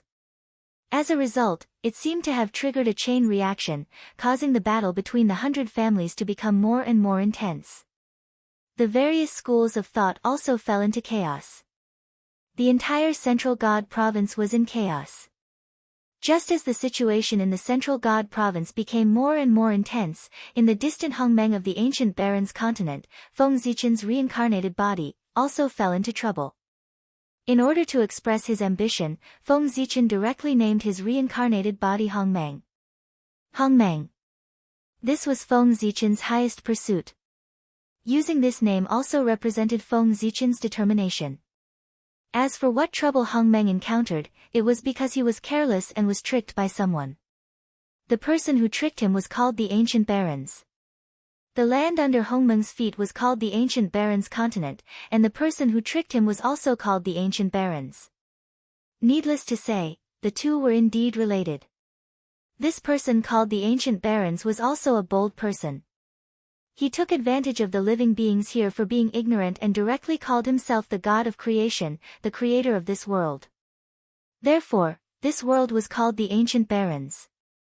Since he dared to impersonate the God of creation, this Ancient Barons still had some skills. He had the cultivation of the Xiantian Taoist priests. Such strength might not be ranked in the three realms, but in the Ancient Barons continent, it was enough to dominate the world. It was precisely because the Ancient Barons was too powerful that the living beings here believed whatever he said without the slightest doubt. Those who dared to doubt him were all dead. Naturally, no one doubted him anymore. However, although the Ancient Barons continent was remote, it was still within the three realms and was under the control of the heavenly axiom. The Ancient Barons dared to impersonate the Pangu and call himself the God of creation, the creator of this world. How could the heavenly axiom tolerate him? Not long after, the Ancient Barons was punished by the heavenly axiom. He was bombarded by the heavenly axiom's light of calamity for 3 days and 3 nights. His true spirit collapsed and he died. However, although the Ancient Baron's innate true spirit was shattered, his physical body was unexpectedly preserved. It fell from the sky and turned into the huge fallen dragon mountain range. Yes, that's right. It was the fallen dragon mountain range, the place where Hongmeng was born. The Ancient Barons was a dragon and called himself the Ancient Barons' ancestor dragon. The dragon aura that Hongmeng sensed in the fallen dragon mountain range was emitted by the Ancient Barons. The Ancient Barons was the Xiantian Taoist priests. His physical body was the Xiantian celestial demon body. Even the heavenly axiom's light of calamity couldn't break his body. He had already reached the immortal realm. Time naturally couldn't erode his body. After the Ancient Barons died, his body turned into the fallen dragon mountain range. This was a secret among secrets in the Ancient Barons' mainland. Few people in the world knew about it, let alone Hongmeng. He had just arrived here. How could he know such a secret? He only knew that there was a treasure under the fallen dragon mountain range. It was a Taoist priest's level dragon corpse. If he could refine it, he would definitely be one step closer to the Xiantian Taoist priest's level. Therefore, Hong Meng, whose strength had reached the half-step Taoist priest's level, rushed to the underground of the fallen dragon mountain range excitedly. He wanted to dig out the Taoist priest's level dragon corpse. However, he didn't expect that after Hong Meng arrived at the underground, what awaited him wasn't a cold corpse, but a chaos demon god that was about to be resurrected. Amazing! The Ancient Barons was the incarnation of the Ancient Barons, one of the 3,000 chaos demon gods. No wonder he had the guts to impersonate Pangu. He even wanted to kill Pangu, let alone impersonate Pangu. The Ancient Barons was about to be resurrected. What he lacked the most was high-quality power. Then, Hong Meng, who was full of Hong Meng's aura, rushed over excitedly and took the initiative to deliver himself to the Ancient Barons. Since he had taken the initiative to deliver himself to the Ancient Barons wouldn't hesitate. He immediately grabbed Hong Meng and wanted to devour him so that he could be resurrected completely. Hong Meng's incarnation was Feng Zichen's Taoist body. It was extremely important and couldn't be lost. Hong Meng naturally wouldn't allow himself to be devoured by the chaos demon god. He immediately resisted with all his might. Fortunately, the Ancient Barons hadn't been completely resurrected. Although he was stronger than Hong Meng, he wasn't much stronger. He couldn't take down Hong Meng in a short time. In addition, Hong Meng had a helper. The Ancient Barons had a harder time dealing with him. Hong Meng's helper was Di Jun. This time, Hong Meng wasn't the only one who took the initiative to deliver himself to the Ancient Barons. Di Jun was also the unlucky one. He also knew that there were precious treasures under the fallen dragon mountain range. Therefore, he came here to try his luck. Then, just like Hong Meng, he became the Ancient Barons' hunting target. With Di Jun as his helper, Feng Zichen had a much easier time dealing with the Ancient Barons. Those who knew would think that he was in deep danger. Those who didn't know would think that he was here to sightsee. With his original body as his backing, Feng Zichen naturally wasn't afraid of the Ancient Barons. It could even be said that if he wanted to, he could easily kill the Ancient Barons in front of him. However, just like he had his original body, so did the Ancient Barons. Moreover, the Ancient Barons' original body was stronger than Feng Zichen's original body. This was because the Ancient Barons' original body wasn't a member of the group of crippled chaos demon gods in the Realm Sea. His original body came from the outer realm chaos. He was the greatest threat in the Eldritch world. He was one of the chaos demon gods that Pangu hadn't killed. What was a big fish? This was a big fish that Feng Zichen couldn't afford to offend. This was the Eldritch world. Most of the Ancient Barons' power couldn't reach here. If it was the outer realm chaos, even Feng Zichen's original body and all of his incarnations wouldn't be enough to kill the Ancient Barons. It was precisely because he was afraid of the Ancient Barons' original body that Feng Zichen didn't summon his original body immediately. Instead, he relied on the power of his incarnation to fight the Ancient Barons' incarnation. After discovering the Ancient Barons' true identity, Feng Zichen had already made up his mind. Unless it was absolutely necessary, he definitely wouldn't use his incarnation. On the other side, Di Jun didn't ask Tai Yi for help. He also recognized the Ancient Barons' identity. After all, when Di Jun hadn't reached Dao, a chaos demon god had once attacked the Eldritch world from afar. Di Jun remembered the appearance of that chaos demon god. It was exactly the same as the demon god that was about to eat him. These two old schemers were both curious about the Ancient Barons' purpose for coming here. Therefore, they didn't use their trump cards. Instead, they fought with the Ancient Barons so as not to alert the Ancient Barons. As for the Ancient Barons, they didn't know what he was afraid of. He also didn't use his trump cards. He only relied on the remaining power of his incarnation to fight with Feng Zichen and Di Jun. The more the primordial demonic god behaved like this, the more curious Feng Zichen and Emperor Jun, the two cunning old men, became about his purpose in coming here, and became more difficult to deal with. The ancient Barrens continent was located outside the 5 major continents. It was a nameless island located in an extremely remote area on the boundless ocean. Although its surface area was large, it appeared very small compared to the 5 major continents. Therefore, it was called an island. As everyone knew, the further one was from the 5 major continents, the thinner the spiritual energy. The ancient Barrens continent was neither too far nor too close to the 5 major continents. It couldn't be considered a special place. It could only be said to be ordinary. If the ancient Barrens didn't descend, perhaps this place wouldn't even have a name. However, such an ordinary place attracted the ancient Barrens, a giant among the chaos demon gods, to descend.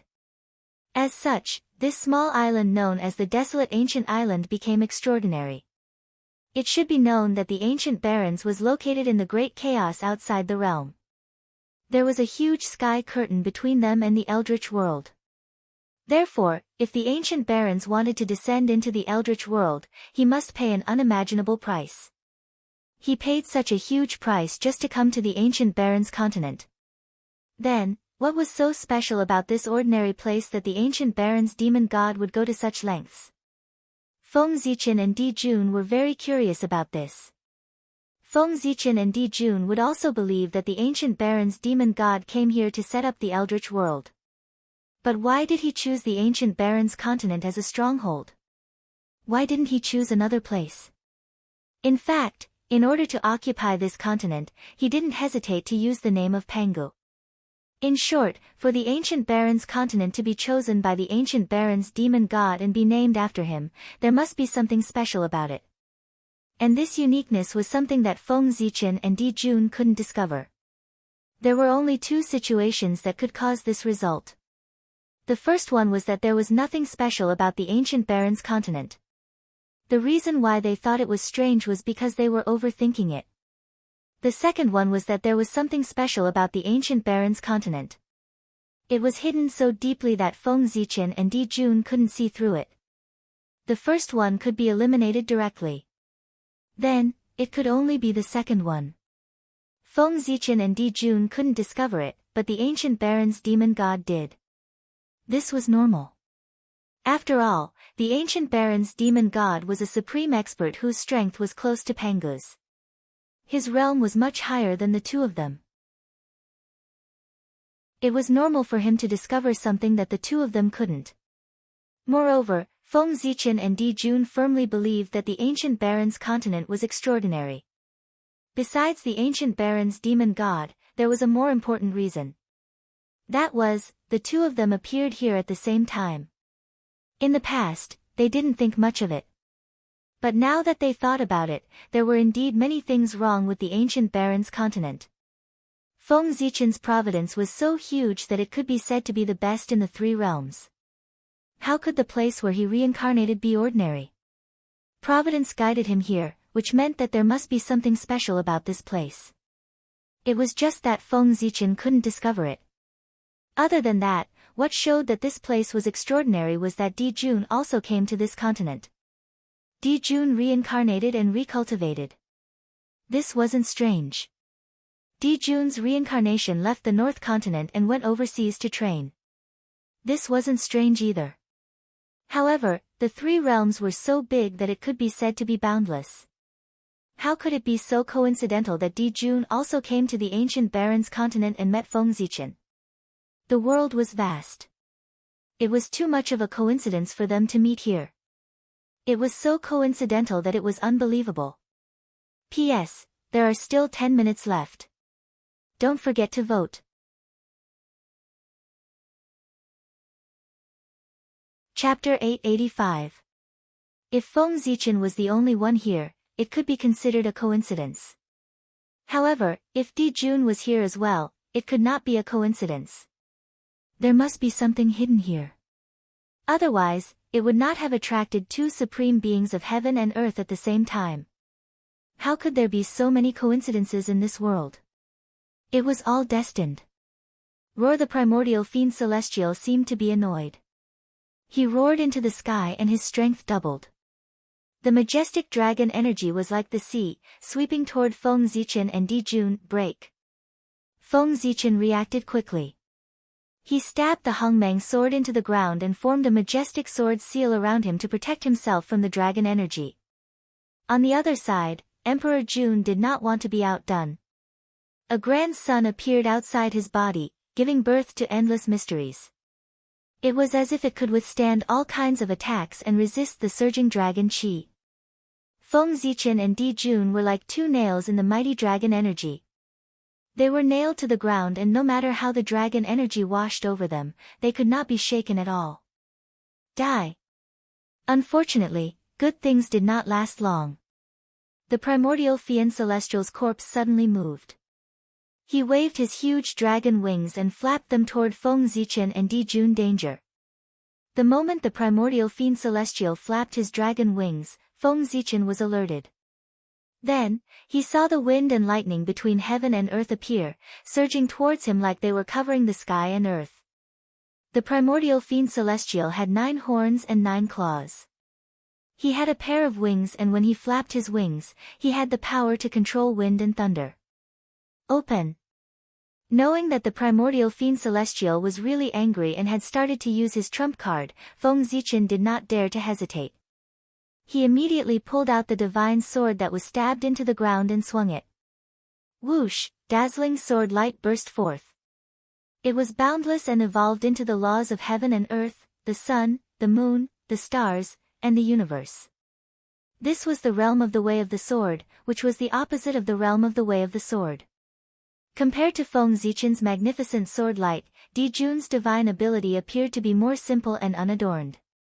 It was an ordinary golden Dao seal, but when it was struck out with a dazzling golden light, it had the power to incinerate everything. 2 lowly worms dare to covet my physical body. You deserve to die.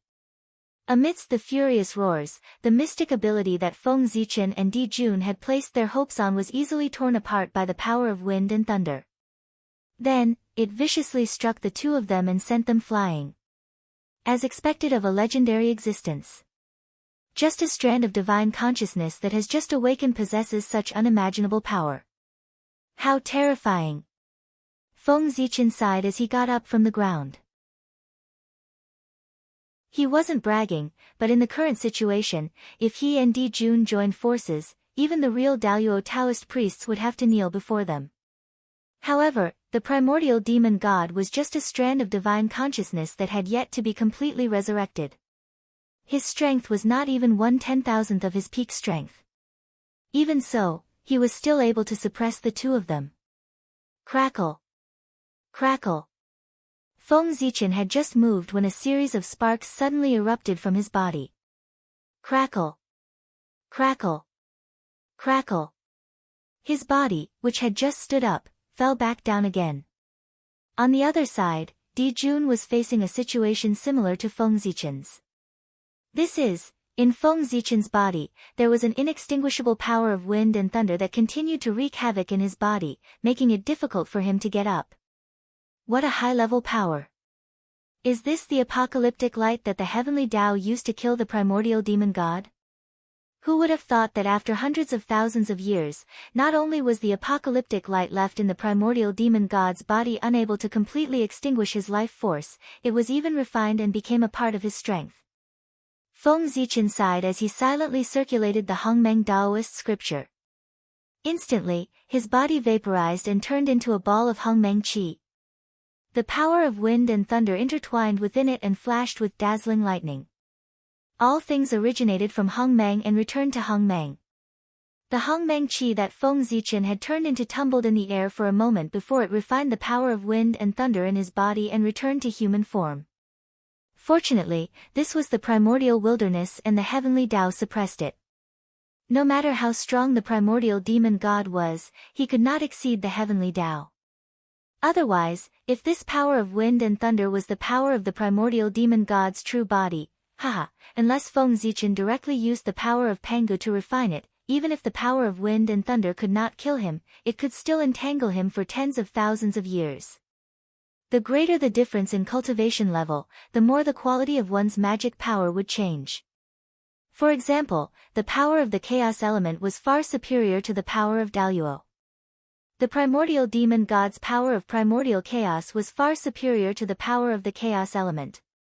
This was the natural suppression of a higher power over a lower power. Just as Feng Zichen was breaking free from the influence of the power of wind and thunder, Di Jun used some unknown method to refine the power of wind and thunder. It was also at this time that the primordial demonic god suddenly stopped.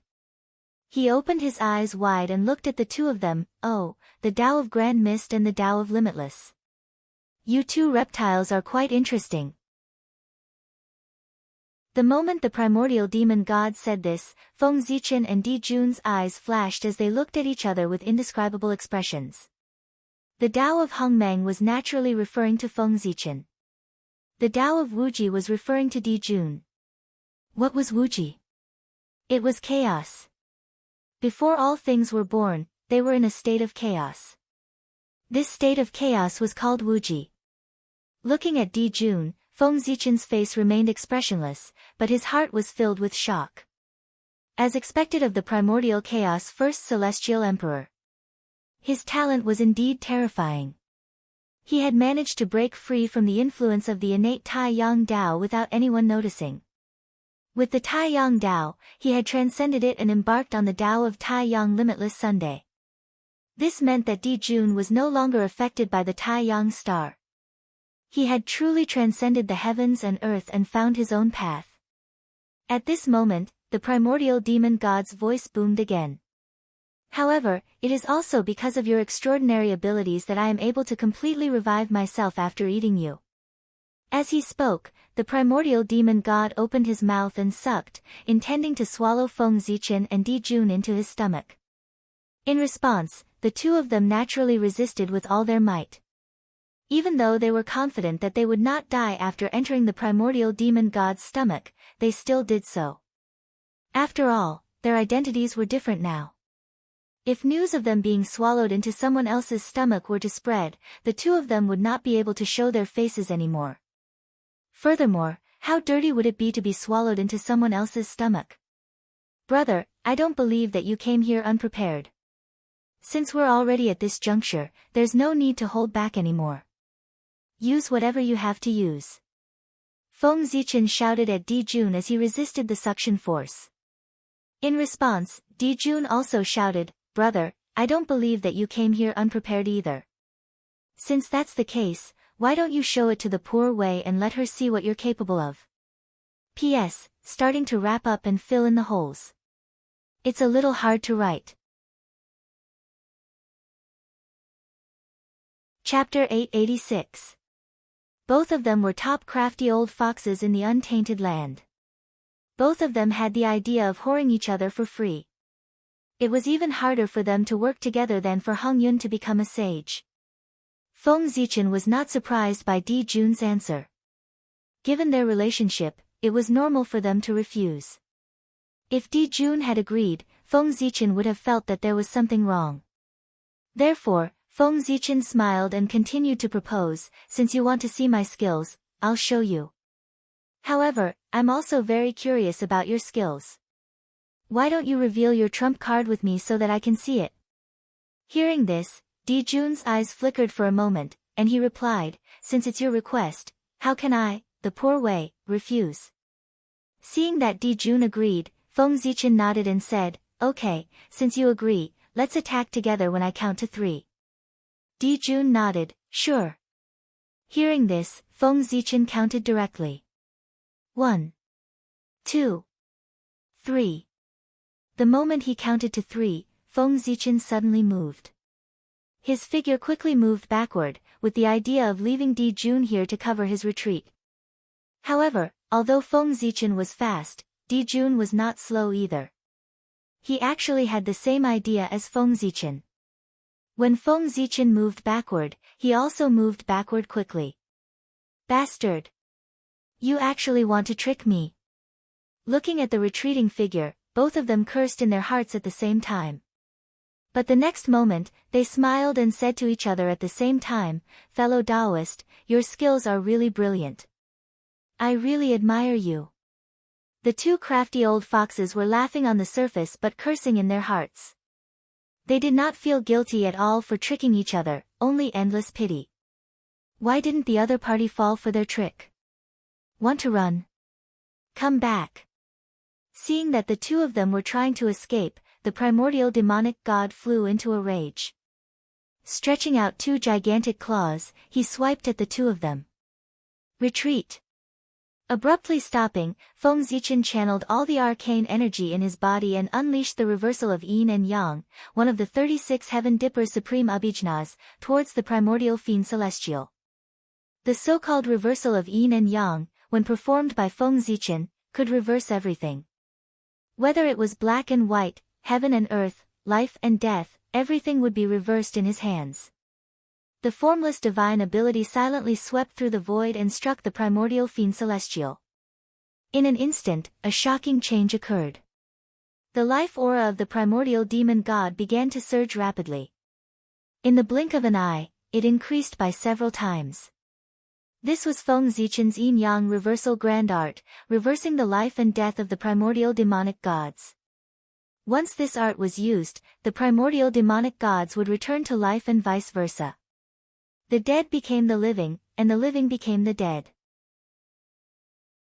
Under the influence of this supernatural ability, the primordial demonic god's death aura was transforming into life aura, and his life aura was naturally increasing. However, Feng Zichen's body was just an incarnation, and his cultivation was only half a step away from the Taoist priests. His power was limited. As for the primordial demonic god, his strength was already at the level of the Khanate Taoist priests when he was alive. His strength was much higher than Feng Zichen's. How could he resurrect the primordial demonic god at the level of the Taoist priests with the power of an incarnation? Therefore, Feng Zichen's magic power was quickly depleted, and he could no longer maintain the yin-yang reversal grand art. The moment the divine ability failed, the backlash came. The primordial demonic god's life aura fell at an even faster rate than before. In the blink of an eye, it fell to an even lower level than before. A light divine ability was enough to severely injure the primordial demonic god, and his strength was greatly reduced. At the same time, Di Jun's divine ability also came. Similar to Feng Zichen's choice, Di Jun's divine ability was also one of the 36 Big Dipper divine abilities. However, it wasn't the yin-yang reversal grand art. Instead, it was the flower blooming instant. The flower blooming instant was used by Di Jun, and this divine ability displayed an unimaginable power. As the flower bloomed and fell, it took away the vitality of all living things. Silently, beautiful lotus flowers began to grow on the primordial demon god's body. As the lotus flowers bloomed, the life aura on his body began to weaken. You're asking for it, reptile. After being injured by the two reptiles in his eyes, the primordial demonic god gradually lost control of his emotions. Monstrous anger rose from his body and completely materialized. It turned into a pitch-black flame that burned fiercely toward the two of them. Return of wind and fire. Almost at the same time, Di Jun and Feng Zichen used the same divine ability. One of the 36 Big Dipper divine abilities, Return of Wind and Fire, could return all divine abilities and spells. With the combination of the two, the power of the divine ability suddenly increased dramatically. The flames of anger came quickly and also retreated quickly, burning toward the primordial demonic god. It was also at this time that Feng Zichen and Di Jun stepped forward at the same time and used their strongest divine abilities to attack the primordial demonic god. Heart and sword as one, intent and heaven and earth as one.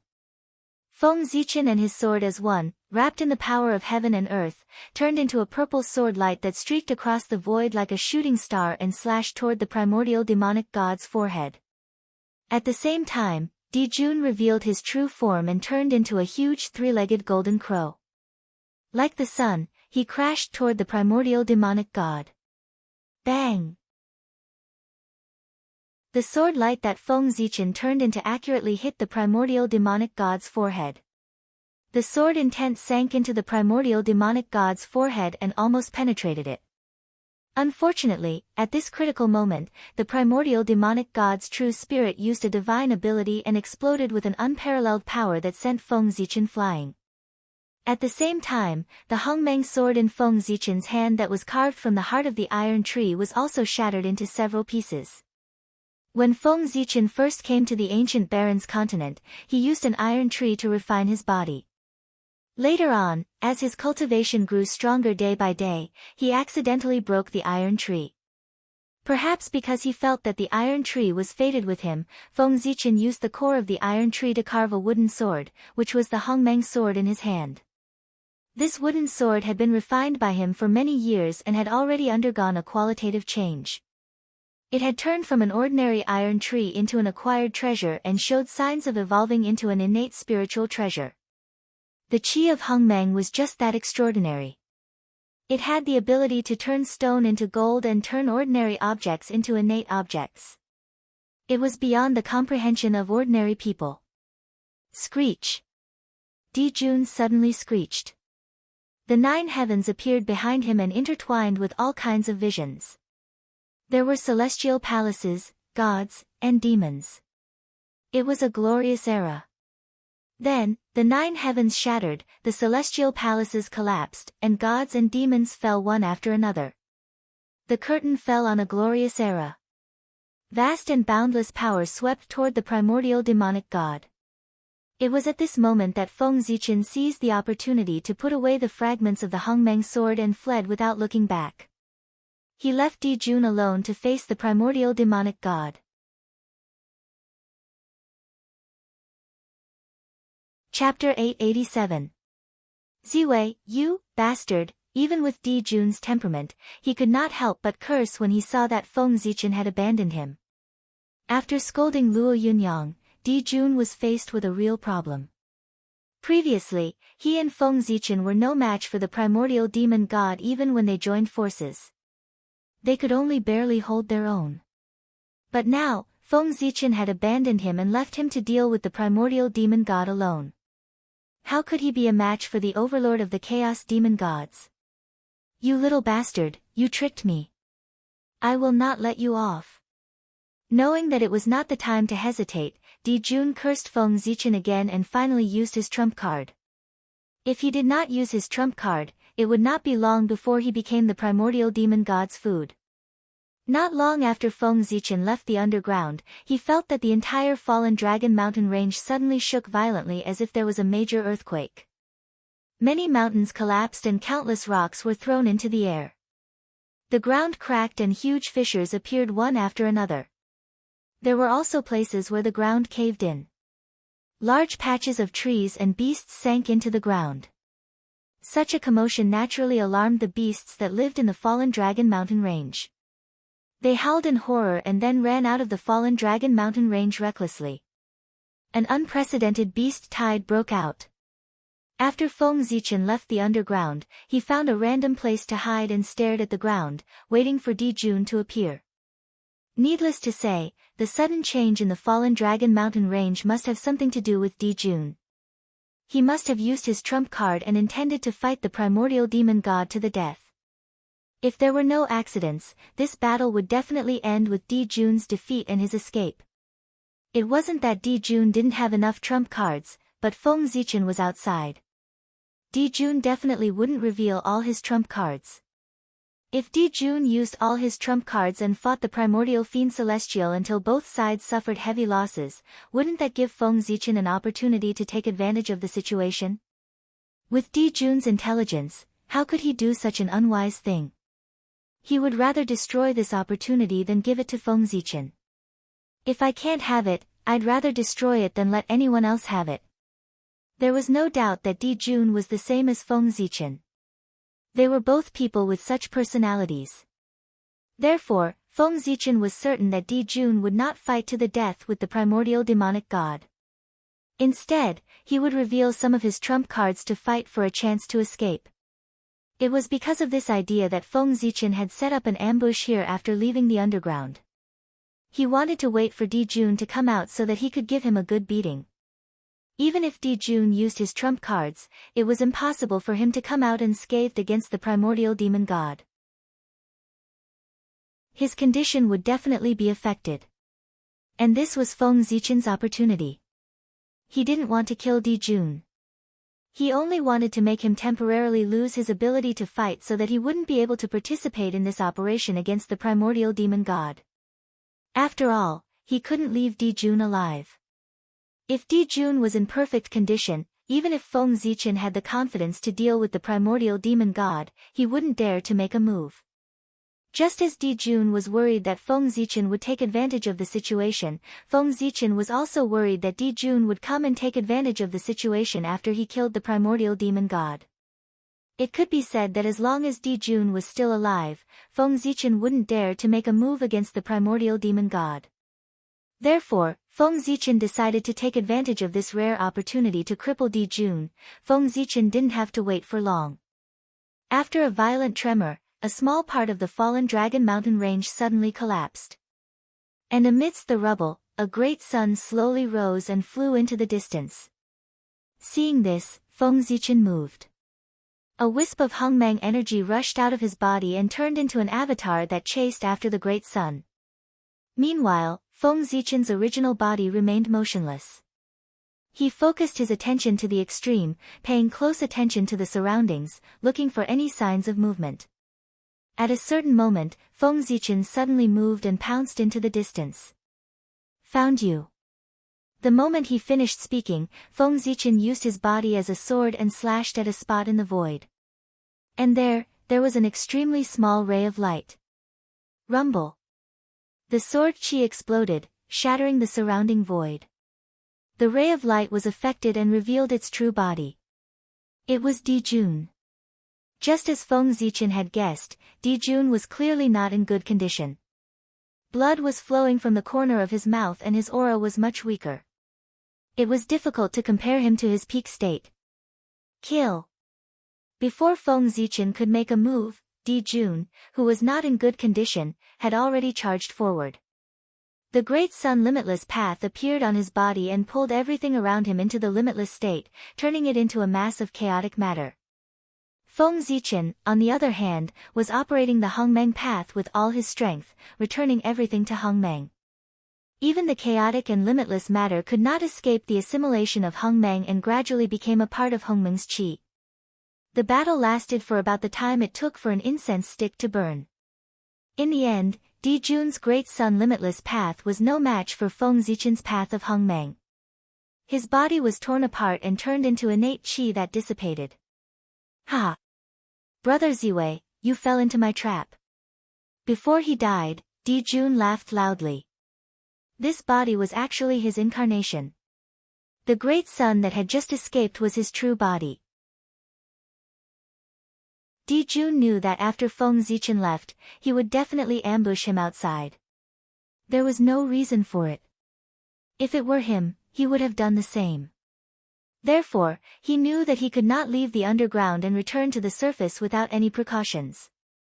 Otherwise, what awaited him would be Feng Zichen's thunderous attack. However, Di Jun thought about it for a long time and could not come up with a good idea. In the end, he decided to take a risk. He would leave with his true body disguised as his incarnation, and his incarnation would leave after his true body to mislead Feng Zichen. Di Jun originally had an attitude of giving it a try. He did not expect that Feng Zichen would really fall into his trap and only send an incarnation to deal with his true body. In this round, Di Jun's skills were better. However, was the outcome really so? Seeing Di Jun's incarnation dissipate smugly, Feng Zichen could not help but shake his head and sigh. Sigh, what's fake is real, and what's real is fake. Brother Di Jun, you really have good methods. You actually deceived me. However, my incarnation's combat power is no different from my true body's. My incarnation is equivalent to another me. The Grand Pure One had the Three Pure Ones technique and could create 3 incarnations with the same combat power as him. This mystical ability could be said to be extremely heaven-defying. There were many cultivation techniques that could create incarnations in the primordial world. Basically, every great divine ability expert knew one. However, it was very rare for an incarnation like the Grand Pure One to have the same combat strength as his main body, let alone 3 at once. It was basically the only one in the primordial world. No one knew how the Grand Pure One came up with it. Feng Zichen had been coveting this mystical ability for a long time. Therefore, he had deduced for many years and developed such a mystical ability. However, although Feng Zichen's mystical ability could also create an incarnation with the same combat power as his true body, the number of incarnations he could create was one less than the Grand Pure One's 3 pure ones. The other party could create 3, but he could only create 2. There were 2 states of Hongmeng's qi. One was the state of Hongmeng, the beginning of everything. The other was the state of giving birth to everything and being everywhere. Based on these 2 changes, Feng Zichen created 2 incarnations with the same combat power as his true body. And the clones he had sent out were these 2. So what if he fell for it? Di Jun still could not escape from his grasp. It was also because Di Jun had fallen for too long. The times had changed several times and he could not keep up with the times. The world was regressing, but those with great mystical abilities were constantly improving. The mystical abilities had become much more mysterious than during the Lich Demon era. Di Jun did not understand the situation, so it was normal for him to be defeated by Feng Zichen. Outside the Fall Mountains, Emperor Jun looked at Feng Zichen, who was besieging him, in disbelief. At this moment, Feng Zichen's strength was 30% stronger than when he faced the primordial fiend celestial. This meant that he did not use his full strength at that time. Feng Zichen was cautious by nature and never revealed his full strength in front of others. He would always keep a trump card for emergencies. Those who had seen Feng Zichen's full strength were all dead. When he fought with the primordial fiend celestial, Di Jun was beside him. How could Feng Zichen use his full strength? At this moment, in order to deal with Di Jun, he used his full strength. Feng Zichen, who used his full strength, was stronger than Di Jun. Not to mention, there were 2 Feng Zichen. In addition, Di Jun was not in a good state. Naturally, he was beaten back and fell into a disadvantage. Soon, Di Jun was seriously injured by the 2 Feng Zichen. It was also at this moment that Feng Zichen's original body rushed over after dealing with Di Jun's incarnation. "Brother Di Jun, I'm here to send you on your way," Feng Zichen shouted from afar. Di Jun could not defeat 1 Feng Zichen, let alone 3 Feng Zichen. If they really fought, Di Jun felt that Shiho was already waving at him. "Ziwei, you're ruthless. Poor Wei lost this round, but don't be too proud. It's a small world, and we'll regret it someday. Poor Wei will not lose the next round." Di Jun was also a decisive person. Seeing that the situation was not good for him, he did not hesitate and directly killed himself and gave up on this body. This body was, of course, not Di Jun's original body. It was the reincarnation that he had high hopes for. Although it was a pity to give it up now, after all, it was not easy to cultivate to the level of the half-step Taoist priests. But if he gave it up now, he could protect his innate true spirit and would not fall into the hands of Feng Zichen. In this way, it was not too much of a pity. After all, it was just an incarnation. Even if it was a reincarnation, it was not as important as his own innate true spirit. Good fellow, this Di Jun is also a ruthless person. Feng Zichen couldn't help but click his tongue as he looked at Di Jun's incarnation that was transforming into the Tao in front of him and returning to the world. What was decisive? This was it. In order not to leave anything behind for Feng Zichen, Di Jun chose to transform into the Tao and return to the world. In this way, all of his things returned to the world, leaving nothing behind for Feng Zichen. However, Feng Zichen did not care about Di Jun's things. What he cared about was Di Jun as a person. As long as Di Jun left, everything would be fine. Feng Zichen waited for a while.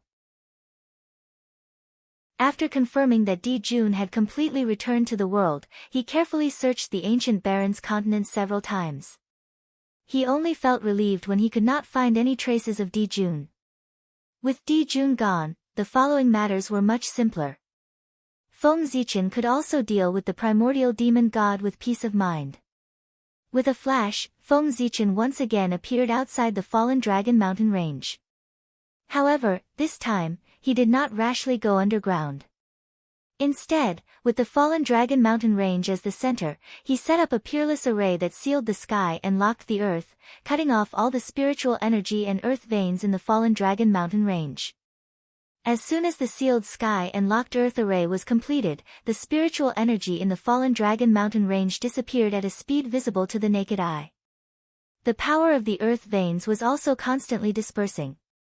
Not only that, but the vitality contained in the fallen dragon mountain range was also rapidly fading. It did not take long for the huge fallen dragon mountain range, which used to be the top cultivation treasure of the ancient Barrens continent, to be completely abandoned. It had become a dead end with no vitality and no spiritual energy. Feng Zichen was taking drastic measures to deal with the situation. If the primordial demon god wanted to be resurrected, he would need a large amount of vitality. In particular, he had just fought a bloody battle with Di Jun. The vitality that he had accumulated with great difficulty would definitely be consumed. At this time, he would need a large amount of vitality and spiritual energy to make up for his consumption. However, at this time, Feng Zichen used the sealed sky and locked earth array to forcefully extinguish the spiritual energy and vitality of the fallen dragon mountain range, turning it into a dead end. As a result, the primordial demon god could not absorb any energy to make up for his consumption. He was also unable to gather vitality to revive himself. Without replenishment, the primordial demon god was bound to become weaker and weaker. At this time, there were only two paths in front of him. One was to silently wait for death, and the other was to rush out of the fallen dragon mountain range and fight with all his might. Of these two options, the first was certain death, and the other was a glimmer of hope. Everyone knew which one to choose. The primordial demon god would naturally choose the second option, which was to rush out of the fallen dragon mountain range and fight to the death. As for Feng Zichen, he was waiting for the primordial demon god to come out. Your Majesty, the experts on our side have all gathered. We await your Majesty's orders on what to do next. Outside the fallen dragon mountain range, countless experts gathered towards Feng Zichen. All these years, Feng Zichen did not waste his time in the ancient Barrens mainland. He relied on his powerful charisma, unparalleled strength, knowledge that far exceeded the common people, and noble character. Soon, Feng Zichen unified the human race and established a country that integrated political power. When the human dynasty was established, the fate of the human race condensed and turned into the golden dragon of luck. This allowed the ruler of the dynasty to control the dragon energy of the people Dao, which was the supreme power. As a result, the human race's strength increased greatly and began to enter the stage of conquering the other races and dominating the ancient Barrens mainland. Chapter 888. If it weren't for Di Jun's interference, Feng Zichen would have unified the ancient Barrens mainland long ago. He would have absorbed the fate energy of this land and obtained power comparable to the innate Taoist priests. Unfortunately, just as Feng Zichen consolidated the forces of the human race, Di Jun had already become the ruler of the demon race. After that, the human race attacked the myriad races in an attempt to seize the right to rule the ancient Barrens mainland. Di Jun led the myriad race's experts to resist desperately, giving Feng Zichen a hard time. However, things were good now. Di Jun was forced to die by Feng Zichen. The fate energy that belonged to him was now slowly transferring to Feng Zichen. It wouldn't be long before Feng Zichen could absorb the fate energy of the ancient Barrens mainland and obtain power comparable to the innate Taoist priests. By then, the primordial demon god would no longer be a threat. Pass down my order.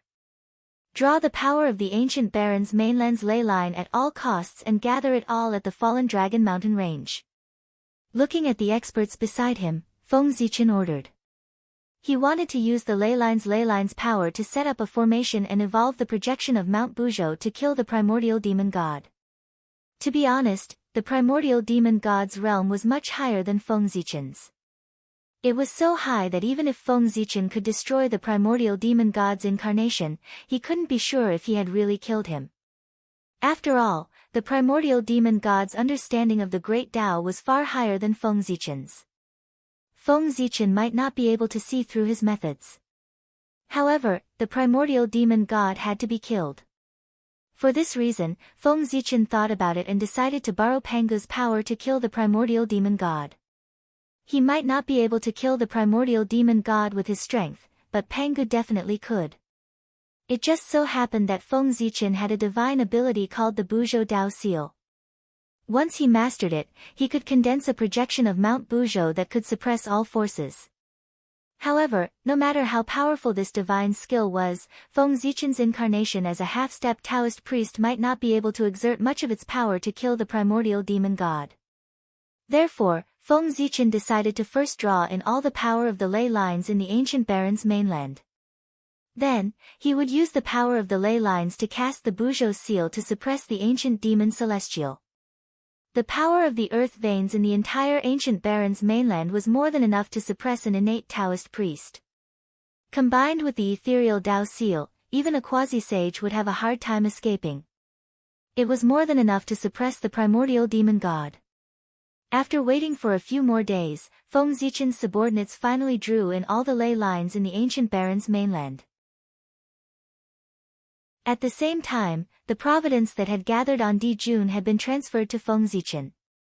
With the providence of the ancient Baron's mainland, Feng Zichen's strength had increased tremendously. He had truly stepped into the realm of the innate Taoist priests and became a powerful figure. All of you can leave now. Feng Zichen was afraid that these experts would be affected by the battle between him and the primordial demon god if they continued to stay here. Therefore, he asked them to leave first. Then, Feng Zichen's body swayed and transformed into two incarnations. They stayed on the spot to draw in the ley lines and set up the array. His original body went underground again to try to hold the primordial demon god back.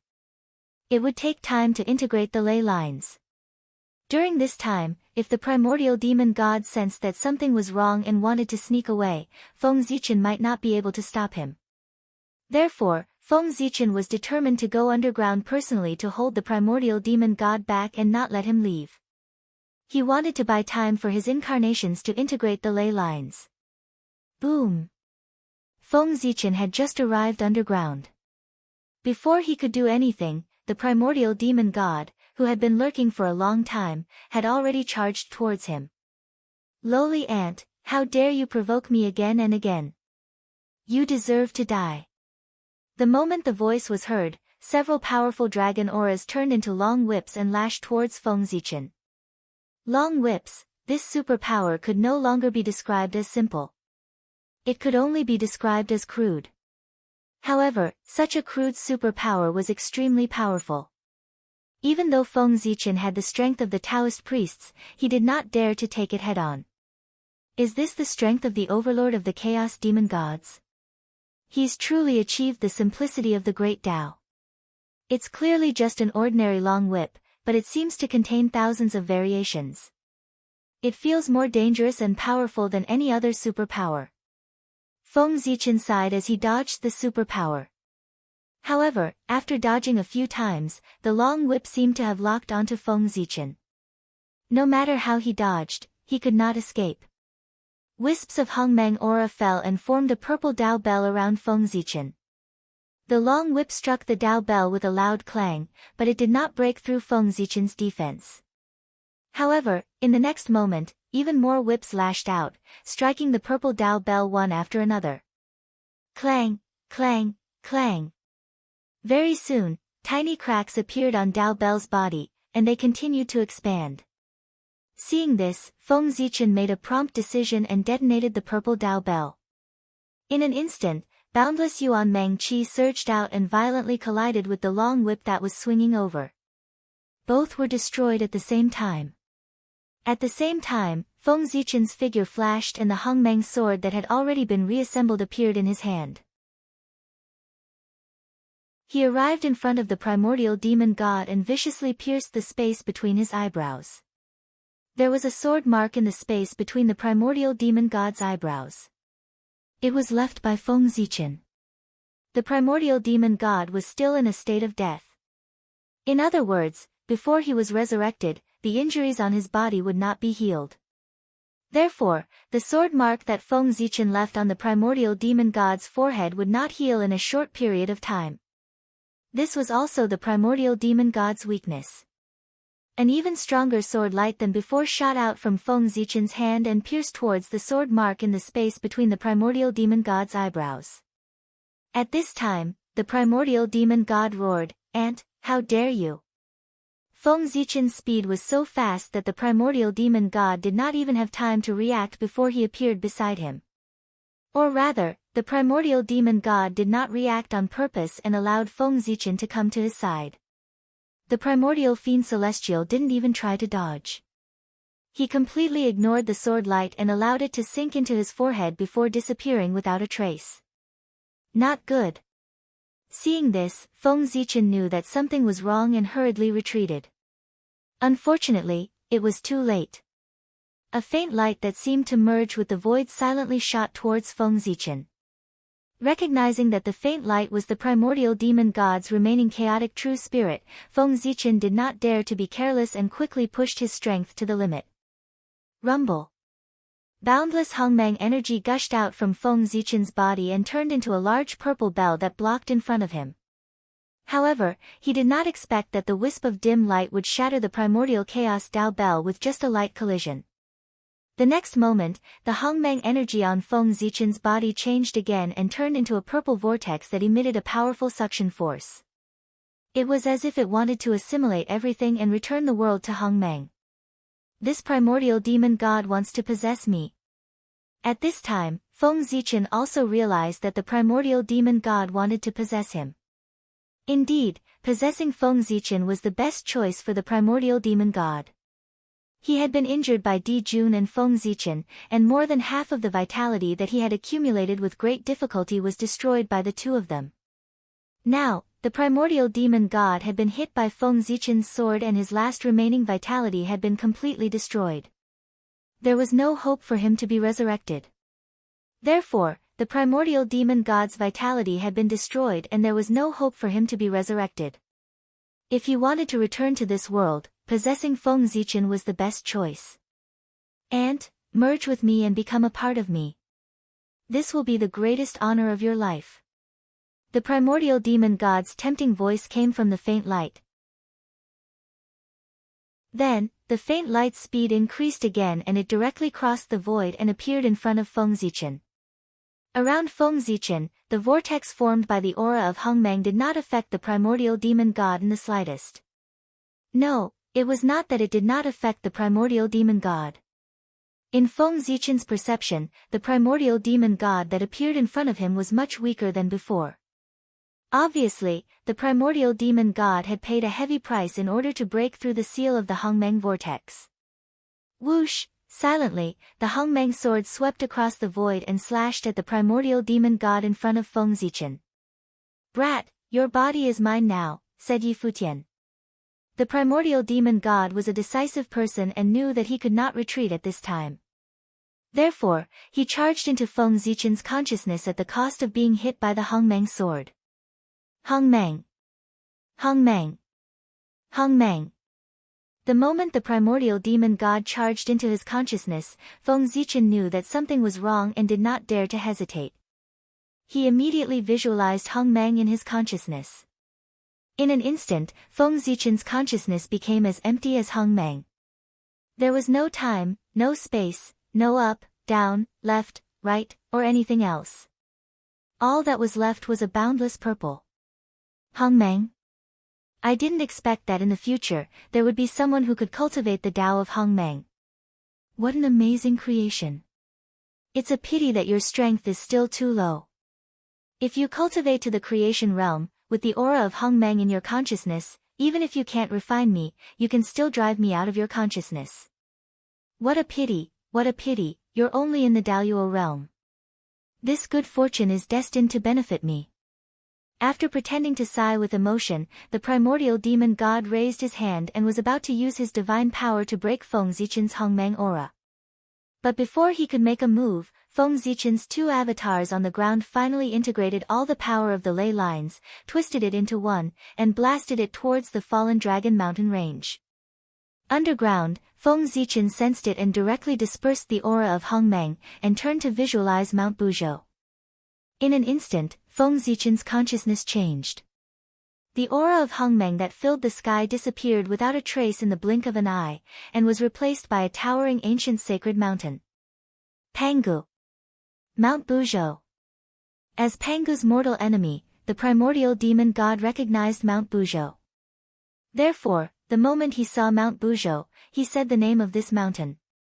Then, a bad premonition came over him. Without thinking, the primordial demon god wanted to retreat and leave Feng Zichen's consciousness. But it was too late.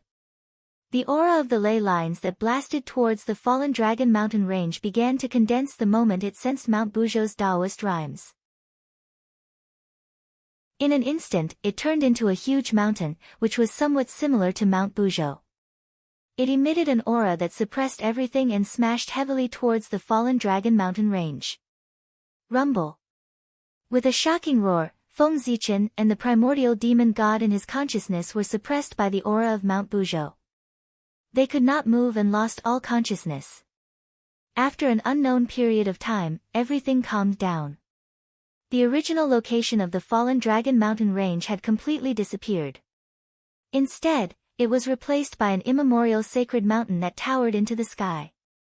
An ancient aura exuded from its body as if it was telling a story of ancient history. This mountain was Mount Buzhou, which was formed by combining the aura of the ley lines of the entire ancient Baron's mainland. It had the ability to suppress the earth and stabilize the ley lines. When this mountain was born, it became the center of the ancient Baron's mainland and also the location of its ancestral ley lines. Feng Zichen and the primordial demon god were suppressed under this mountain and completely lost consciousness. When the sacred mountain was completely formed, Feng Zichen's two avatars quietly disintegrated and turned into two clouds of Hongmeng aura. They disappeared under the mountain and surged towards Feng Zichen. With the return of the avatars, Feng Zichen regained consciousness. Then, he saw that his entire body, whether it was his physical body or his true spirit, had turned into wisps of Hongmeng aura. They flowed down Mount Buzhou like water. As for the primordial demon god, he left him where he was. How dare you steal my body? If you didn't steal my body, I wouldn't have had the confidence to capture you alive. I didn't expect that you would choose to steal my body, which gave me a chance to suppress you.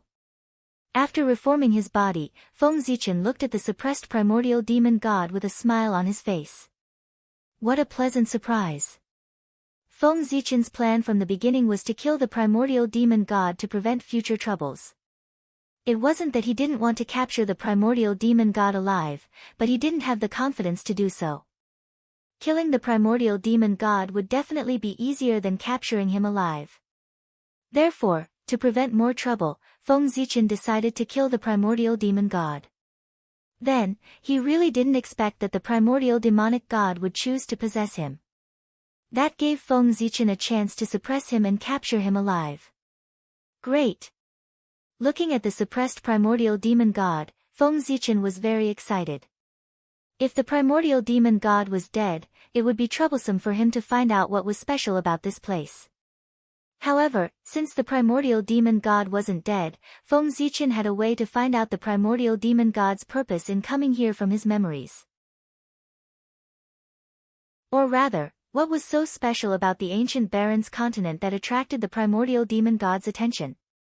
Not in a hurry to find out the primordial demon god's secret, Feng Zichen retracted his gaze and looked at the primordial demon god's physical body.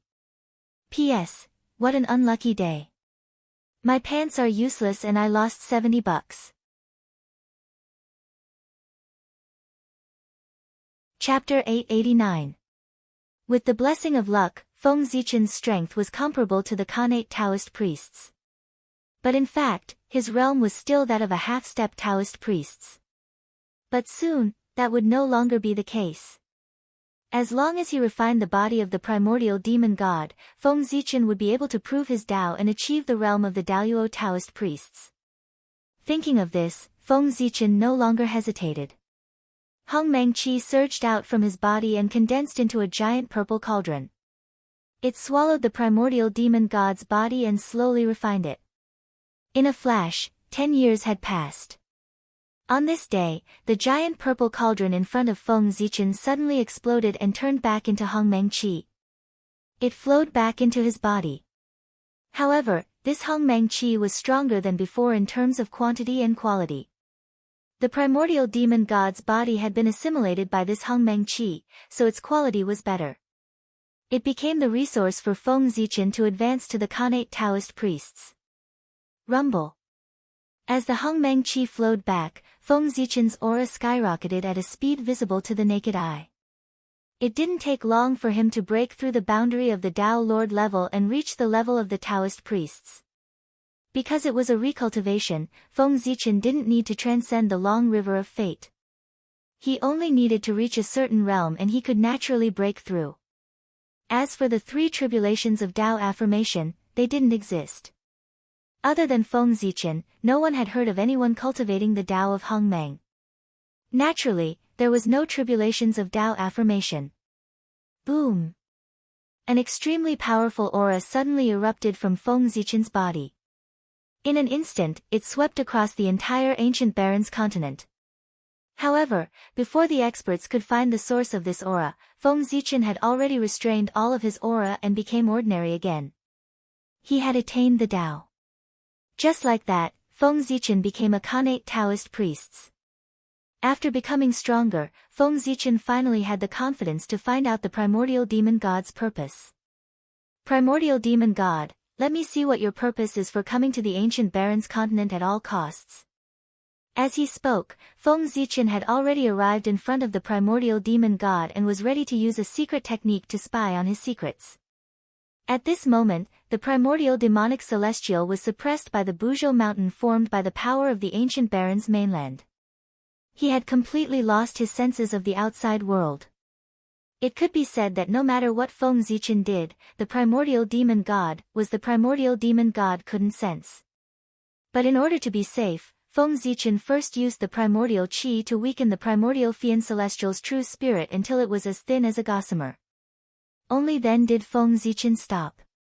Appear. In front of the primordial demon god's true spirit, Feng Zichen formed a seal with his hands. The Hongmeng's qi surged and condensed into a purple mirror in front of him. This was the Hongmeng treasure mirror, Feng Zichen's self-created superpower. The mirror's light was faint and traced back to the origin. It could reflect the past, present, and future. It could reflect everything in the world. Whoosh, the Hongmeng treasure mirror emitted a purple Dao light and slowly sank into the primordial demon god's true spirit. Immediately, all of the primordial demon god's memories after he came to the 3 realms were clearly reflected and presented one by one in the Hongmeng treasure mirror. However, Feng Zichen looked at the primordial demon god's memories several times. He couldn't find his purpose in coming to the ancient Baron's continent. It was as if he had really entered this place by mistake. How is this possible? How can there be nothing? After looking at it a few more times, Feng Zichen still couldn't find anything. Good, very good. The ancient Baron's continent indeed has a huge secret. It's so big that even the primordial demon god has to be extremely cautious. He didn't dare to leave behind any memories related to this matter in his mind. Feng Zichen certainly didn't think that the primordial demon god had really entered this place by mistake. In that case, there was indeed no memory related to this matter in his memories. Then, there was only one possibility left. To prevent the secret of the ancient Baron's continent from being leaked, the primordial demon god had personally killed this incarnation. Thus, the incarnation had memories of the ancient Baron's continent's secrets. However, the primordial demon god had suddenly descended into the untainted land and preached in the name of Pangu. Although he was killed by the heavenly Dao, he had attracted the attention of the heavenly Dao. Therefore, the heavenly Dao had secretly used some means to lure Feng Zichen and Di Jun here at the same time. It planned to use the 2 of them to investigate the primordial demon god's purpose in coming here. That's quite vigilant. Feng Zichen sighed as he retracted his supernatural power. The primordial demon god had his original body in the great chaos outside the realm. Therefore, even if the memory of this incarnation was destroyed, it didn't have any effect. As long as he could get in touch with the original body, he could restore the memory that was destroyed at any time. However, by doing so, he had cut off the possibility of outsiders prying into the secrets of this place from his memory. However, nothing was absolute. Although the primordial demon god was vigilant, Feng Zichen could still peek into some clues from his actions. For example, after reading the memories of the primordial demon god, Feng Zichen knew that the cultivation method of the ancient Baron's continent was actually passed down by the primordial demon god. Therefore, as a chaos demon god, why would the primordial demon god pass down the cultivation method to the untainted land creatures in the ancient Baron's continent? What was his purpose in doing so? Feng Zichen didn't know about this, but this didn't stop him from finishing what the primordial demon god failed to do. The primordial demon god inexplicably passed down the Tao here for no reason. Then, thinking about it carefully, the only thing that could make the primordial demon god do this was probably related to the secrets of this place. Although Feng Zichen didn't know why the primordial demon god did this, he could imitate him and continue to pass down the Tao in the ancient Baron's continent. In the memories of the primordial demon god, he had just passed down the cultivation method. Before it could take root and sprout, it attracted the attention of the heavenly axiom and was killed by the apocalyptic light of calamity. In other words, no matter what the primordial demon god's purpose of passing down the Tao was, he didn't succeed. Now, Feng Zichen was going to do what the primordial demon god had done before. Perhaps he could find the purpose of the primordial demon god. Thinking of this, Feng Zichen didn't hesitate anymore. He first added another seal on the primordial demon god's true spirit before leaving this place. The first thing Feng Zichen did after becoming the Khanate Taoist priests was to use his great powers and supernatural powers to distort the cognition of all living beings in the ancient Baron's continent. He changed the name of the ancient Baron's continent to the Hongmeng continent. He also changed the name of the preacher from the primordial demon god to Hongmeng. As such, the history of the ancient Baron's continent was completely changed. Countless years ago, the three realms were born. There was the heavenly realm in the sky, the netherworld realm on the ground, and the human realm in between. The human realm had the 5 major continents as the main body. It was vast and boundless, and the spiritual energy was abnormally dense. It was a holy land for cultivation. In addition to the 5 major continents, there were many small islands floating in the vast ocean. The Hongmeng continent was one of these countless small islands. Originally, the Hongmeng continent didn't have a name. The living beings here were ignorant and didn't know any cultivation methods. But one day, a powerhouse called the Hongmeng Taoist priests crossed the ocean and arrived. The Taoist priests saw that the living beings here were ignorant and didn't know the true meaning of cultivation. He couldn't bear to see them like this. Therefore, he passed down cultivation methods and taught countless living beings. As such, a cultivation civilization was born. In order to thank the Hongmeng Taoist priests for preaching, the living beings here named the land under their feet after the Hongmeng Taoist priests. They called it the Hongmeng continent. Yes, it was completely reasonable. Was this Feng Zichen's new history of the Hongmeng continent? As for the primordial demon god, who was he? He had never appeared, nor was he heard of. Altering history and distorting cognition. This was the Khanate Taoist priests. He had endless power. Just like that, Feng Zichen completely replaced the primordial demon god and erased all information about him. This was also the reason why Pangu suppressed the river of time and space. If he didn't suppress the river of time and space, he would have allowed the Taoist priests to play with time, alter history, and distort cognition. After that, how could new Khanate Taoist priests be born? The Khanate Taoist priests in front of him could easily block the path of advancement for the powerhouses of later generations with a simple move of his finger. The entire Eldritch world would be in a complete mess and become the playground of the Khanate Taoist priests. The power of the Taoist priests was too terrifying. If it wasn't restrained, it would inevitably lead to chaos. After changing the history of the ancient Baron's continent, Feng Zichen, the Hongmeng Taoist priests, began to perform his duties. That was to preach. Since it was clearly recorded in the history of the Hongmeng continent that the Hongmeng Taoist priests had preached in the Hongmeng continent, Feng Zichen had to prove this point and preach for the people of the Hongmeng continent. Hongmeng Mountain. It was also Mount Buzhou that suppressed the primordial demon god. Feng Zichen named it Hongmeng Mountain and released the news that he would preach there. Anyone who was fated could listen. When the people of the Hongmeng continent heard this, they were first shocked and then overjoyed. No matter where they were, they all moved and rushed towards Hongmeng Mountain. Time passed. In the blink of an eye, 3,000 years had passed. The Hongmeng continent wasn't too big. 3,000 years was enough for Feng Zichen to spread his Tao to every corner of the continent. As such, Feng Zichen could be considered to have completed what the primordial demon god failed to do. Then, just as Feng Zichen expected, he really felt that something was wrong in the Hongmeng continent. Somewhere in the void of the Hongmeng continent, there seemed to be something hidden. There was an extremely slight fluctuation. If Feng Zichen hadn't completely grasped everything in the Hongmeng continent and caused the fate of this place to change and expose this place, he might not have noticed this slight fluctuation. In fact, this fluctuation only appeared for a short moment. As the fate of the Hongmeng continent calmed down, this fluctuation also disappeared.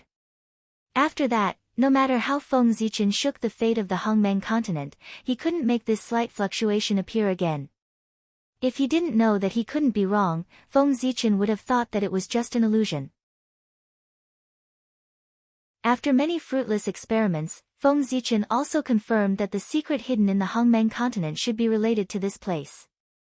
The primordial demon god was also looking for this place. If it was hidden so deeply, what else could it be other than this secret? After understanding all this, Feng Zichen followed the memory in his mind and began to search for the source of the fluctuation. After searching for half a day in the Hongmeng continent, Feng Zichen finally locked onto a void. If he remembered correctly, the slight fluctuation that he had sensed before came from this void. However, Feng Zichen used his divine thoughts to repeatedly explore this void several times, but he couldn't find anything wrong. As expected of a secret that even the primordial demon god was interested in. He didn't hesitate to take the risk to find it. This place is indeed extraordinary. Although Feng Zichen was a little disappointed that he couldn't find it, he was more excited. Again, the deeper it was hidden, the higher the value of the things involved behind it. As you wish. After thinking for a while, Feng Zichen suddenly made a move and stirred the void into pieces. Then, his divine thoughts searched for the source of the fluctuation in these spatial cracks one by one. However, the result undoubtedly disappointed Feng Zichen. He searched all the spatial cracks, but he couldn't find anything wrong. Feeling helpless, Feng Zichen released the power in his hands. The magical power that he used was no longer smashing the void into pieces, but completely shattering it into nothingness. However, even so, Feng Zichen still couldn't find anything wrong. Interesting. After standing quietly in front of this void for several months and waiting for it to completely recover, Feng Zichen didn't destroy this void. Instead, he used a secret method to communicate with the Tree of World and attracted one of its roots. Exploring the void was the best in the world. In this aspect, no one in the untainted land was more professional than the Tree of World. It could be said that if the Tree of World couldn't find anything wrong with this void, then Feng Zichen should give up as soon as possible.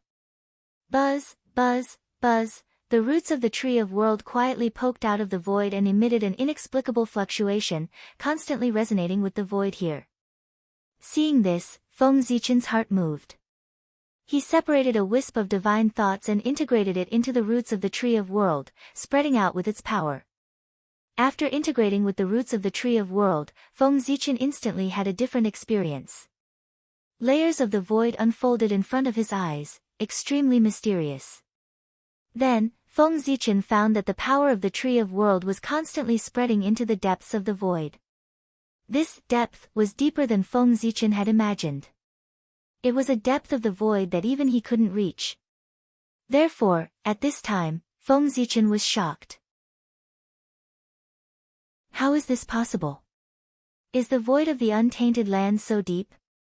Why didn't I know? As the second master in the untainted land, Feng Zichen believed that he knew the untainted land well. Although the void was boundless, in general, there were only 49 layers. Moreover, the deeper one went into the void, the closer one was to the way of heaven. Once one entered the 49th layer of the void, one could even face the way of heaven directly. However, at the same time, the more layers there were in the void, the more dangerous it was. Even someone as strong as the Khanate Taoist priests could only enter the 36th layer of the void. If he went deeper, his life would be in danger. As for the primordial chaos Daluo Jingxian, he could only enter the 45th layer of the void. If he went deeper, he might be assimilated by the way of heaven. As for Feng Zichen, his original body could barely enter the 49th layer of the void and face the way of heaven directly. Chapter 890. However, even great Emperor Ziwei could not stay in the 49th void for too long.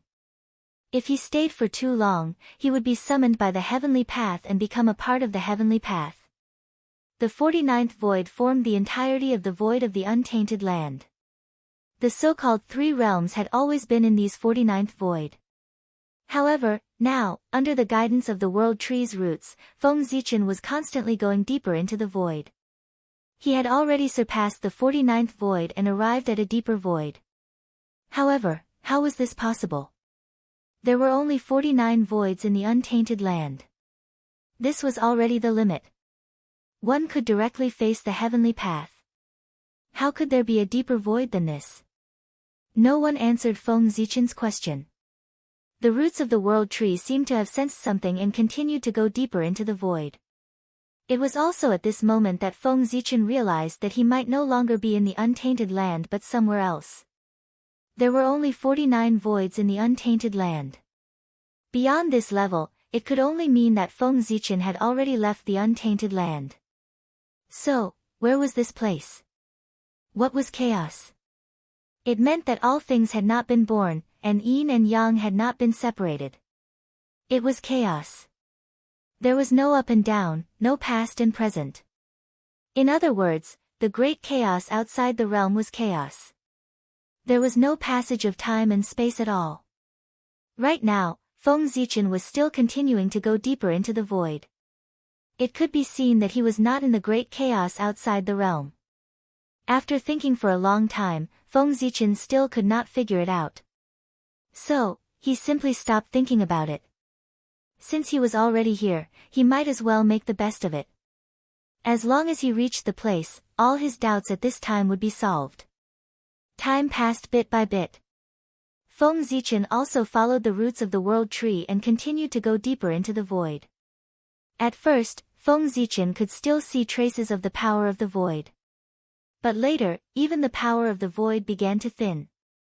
In the end, Feng Zichen saw nothing but nothingness. Nothing existed.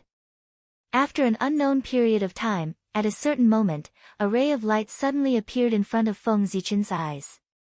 At the same time, his heart throbbed inexplicably. It was as if at the end of the light, in a mysterious and unknown place, there was something that he was very familiar with. Familiar? Why did it feel so familiar? This place was far beyond the 49 voids. It was a place that Feng Zichen had never touched. Why would there be people or things that he was familiar with? Doubt. He was greatly puzzled. It rose from Feng Zichen's heart. Almost instinctively, Feng Zichen kept moving closer to the light. That place could answer all his questions. Boom! When Feng Zichen touched the ray of light, his mind seemed to explode, and he fell into a trance. Then, a vast and magnificent world slowly opened up in front of Feng Zichen. The vastness of that world gave Feng Zichen a feeling that it was not inferior to the heaven realm. However, this world seemed to be broken. The rules were incomplete, and it was difficult to give birth to the existence of the primordial chaos realm. Moreover, this world was filled with an aura of decay and end.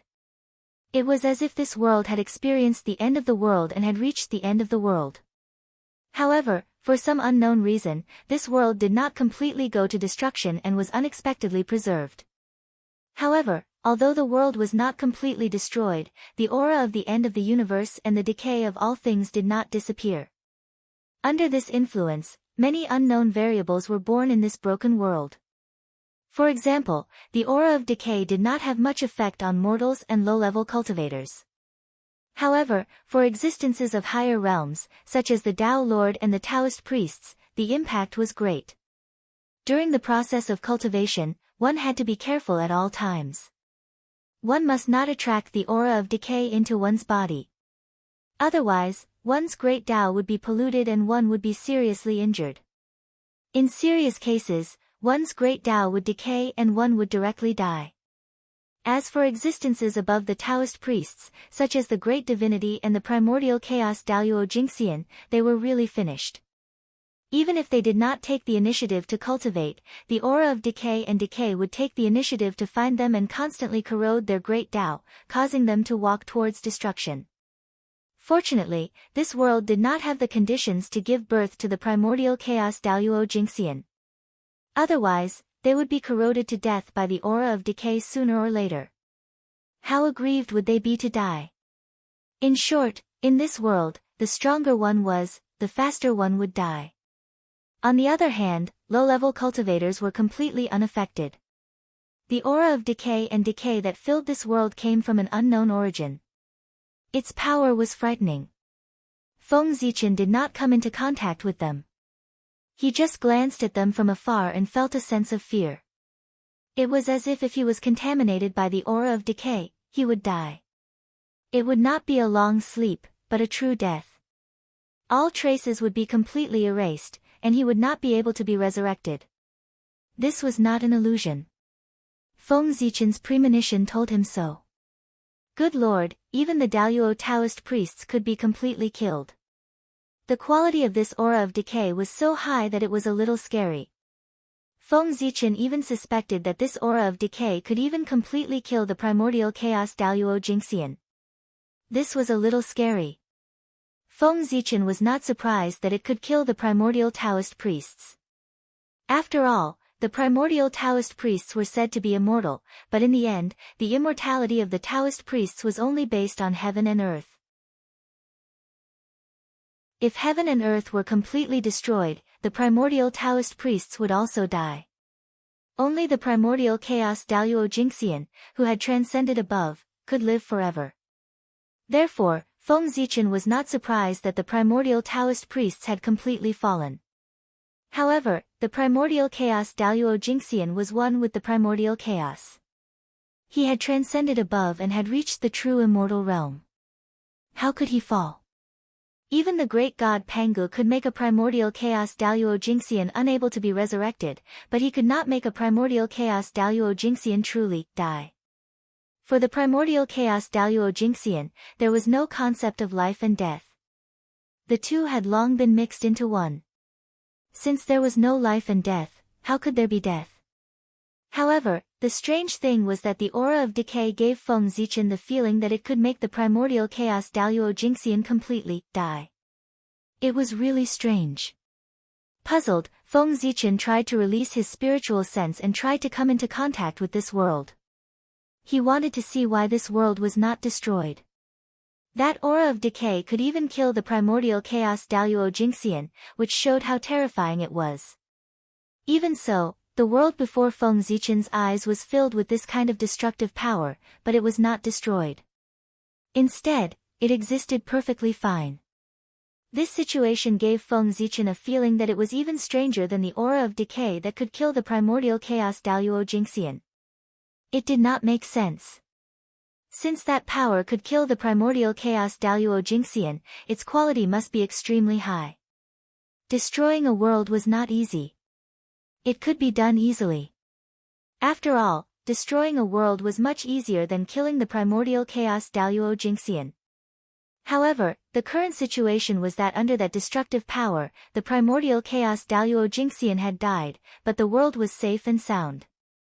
This meant that there was a power that Feng Zichen could not see that was protecting this world, so that it was not affected by the aura of decay and was completely destroyed. Even the power that was enough to kill the primordial chaos Daluo Jingxian could not do anything to that power. This meant that the power that protected this world must be terrifyingly strong. It was a power that Feng Zichen could not understand. Therefore, Feng Zichen wanted to see where this power came from.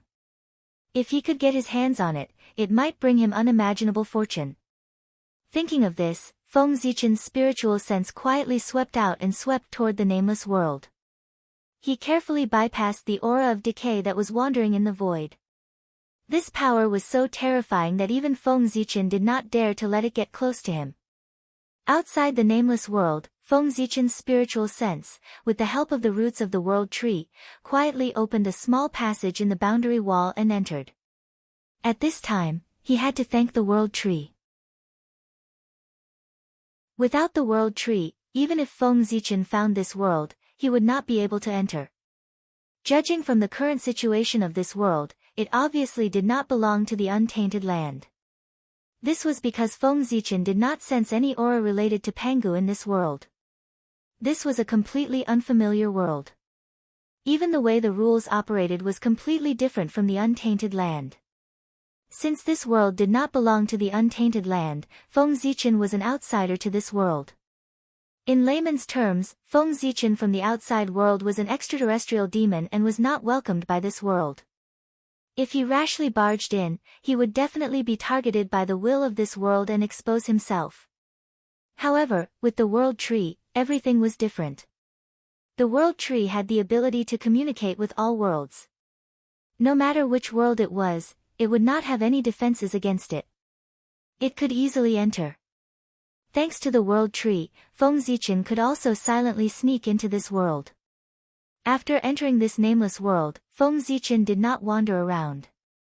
Instead, he released his spiritual sense and tried to communicate with the rules of this world to learn the basic situation of this place.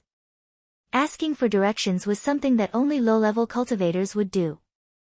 Experts would directly communicate with the heavens and earth to obtain the information they wanted. Using the world tree's disguise, Feng Zichen successfully deceived the rules of this world. He began to search for the information he needed from this world. First, it was the origin of this world. He tried to use his supernatural power to look back on the past of this world. Then, Feng Zichen discovered that he had failed. This world did not have a past. It was completely destroyed by the aura of the end. Feng Zichen looked back and saw the endless tide of destruction. He was so scared that he did not dare to investigate further and quickly retreated. Then, Feng Zichen tried to check on the native creatures here. This time, he did not encounter any problems and succeeded easily. Then, Feng Zichen saw that in this world, there were temples, heavens, hell, and divine mountains. Then, Feng Zichen's expression became strange. Guess what he saw? He actually saw angels, demons, giants, dragons, elves, and a series of races that were both familiar and unfamiliar. Although it was familiar, Feng Zichen had often heard of them in his previous life. Although it was unfamiliar, it was indeed unfamiliar because he had only heard of them but had never really seen them. But at this moment, he really saw them. This world is really strange. It's a bit like the mythical world recorded in the Western legends in my previous life. Looking at these familiar and unfamiliar creatures, Feng Zichen's expression became more and more strange. As a curious person, Feng Zichen was naturally curious about whether creatures like angels and elves really existed. Therefore, for a period of time, Feng Zichen had used his supernatural power to check the world of the primitive world, trying to find traces of such creatures. However, the world had been destroyed several times, and Feng Zichen did not find any elves, dragons, or the like. At that time, he still felt strange. Why didn't elves exist in the primitive world, but there were legends of them in the future? Then, as time passed, Feng Zichen saw similar creatures in some worlds in the realm sea, which solved the doubts in his heart. It turned out that they were not in the primitive world, but in the realm sea. But now, Feng Zichen actually saw the creatures of Western mythology in a world far away from the primitive world. He could not help but be surprised. Why would these Western creatures appear in this world? Moreover, what was the origin of this world? This world should have nothing to do with the chaos demon god. Feng Zichen guessed so. Because, if this world was related to the chaos demon god, the primordial demon god would not spend so much effort to find this place. The primordial demon god was so secretive, which could only mean one thing: the existence of this world was also a secret among the chaos demon gods. He did not want the other chaos demon gods to know about the existence of this world. The primordial demon god wanted to swallow the creation of this world alone. But, what was the creation of this world? Feng Zichen guessed that it should be related to the power that protected this world. After all, Feng Zichen had been in this world for a while, and he found that there was nothing else in this world that attracted him except for that mysterious power. A power that could kill a Chaos Daluo Golden Immortal was incomparably terrifying. A power that was stronger than this power was undoubtedly more attractive. The primordial demon god should have come for this. Thinking of this, Feng Zichen wished that he could capture the primordial demon god and interrogate him. He must know secrets that others did not know, such as the origin of this world, the creation of this world, and so on. Unfortunately, this kind of thing could only be imagined. If he really appeared in front of the primordial demon god, it would not be him interrogating the primordial demon god, but the primordial demon god interrogating him. Putting away all his thoughts, Feng Zichen continued to investigate the news of this world. Since he had already come here, no matter what secrets there were in this world, he would be able to discover them. It was just a matter of time. After looking at the creatures in this world, Feng Zichen began to look at the cultivation system of this world. It was a different system from the primitive world. How should he put it? Whether it was the primitive world or the chaos demon god, they all believed that almighty power belonged to themselves. However, this world did the opposite and focused too much on external power. Also, the development of the power of faith in this world was far beyond that of the primitive world. However, as he looked at it, Feng Zichen actually saw a cultivation system that should not exist in this world. P.S. Writing while sick. I really do love this book. I can still work so hard for love.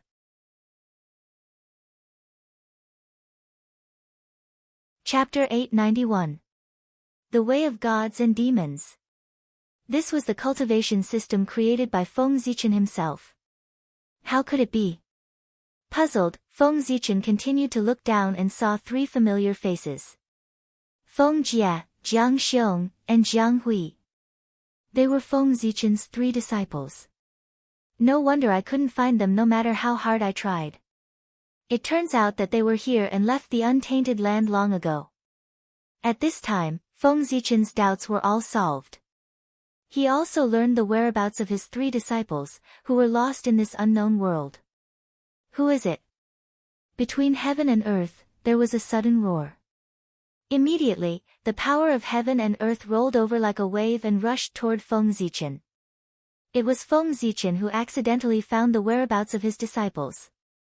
Under the agitation of his emotions, there was a flaw and a part of his aura was leaked, which was noticed by the masters in this world. This power? Feng Zichen was about to fight back, but suddenly he realized that the power was far stronger than he had imagined. It was far beyond the level of the primordial Taoist priests and could almost be compared with the primordial Daluo Jingxian. How could it be? Feng Zichen was shocked. He had just confirmed that the strongest master in this world could only be the primordial Taoist priests. Once he surpassed this level, there was a risk of death. But why was there a master who could almost be compared with the primordial Daluo Jingxian in this world? Although he was puzzled, Feng Zichen also knew that it was not the time to seek the answer. Now, he was only a wisp of divine thought, which could barely deal with the primordial Taoist priests. But it was impossible for him to fight a master who could be compared with the primordial Daluo Jingxian in this state. Feng Zichen's strand of divine thought would be killed in one blow. Thinking of this, Feng Zichen did not hesitate and directly dispersed the divine thought. With the information about this world, he returned to the untainted land and returned to his body with the roots of the tree of world. Rumble. The power of heaven and earth attacked, but it struck empty air. Then, several powerful divine senses appeared, searching this realm back and forth, trying to find some clues. However, in the end, they all undoubtedly failed, unable to find anything. Although Feng Zichen's Hongmeng incarnation was only at the level of the Khanate Taoist priests, it was still very powerful. But he came with the roots of the world tree. The tree of world's cultivation base was comparable to the ninth heaven of primordial chaos experts. Unless one was an expert of the same level, it would be very difficult to detect the traces it left behind. Although there was an expert comparable to primordial chaos Daoyuo Jingxian in this world, Feng Zichen was certain that the other party was not a true primordial chaos expert. This was because Feng Zichen did not sense the primordial chaos Daoyuo Jingxian's unique primordial chaos Dao runes in that power. It was a perfect Daoist rhyme. It did not possess that kind of power. Therefore, Feng Zichen concluded that the other party was not primordial chaos Daoyuo Jingxian, but had temporarily possessed the power comparable to primordial chaos Daoyuo Jingxian through some unknown method. Such an existence would definitely not discover the traces left behind by the world tree. Even if he felt that something was wrong, he could not tell what was wrong. In the Hongmeng continent, as the divine senses returned, Feng Zichen's expression could not help but become strange. The Western mythical world.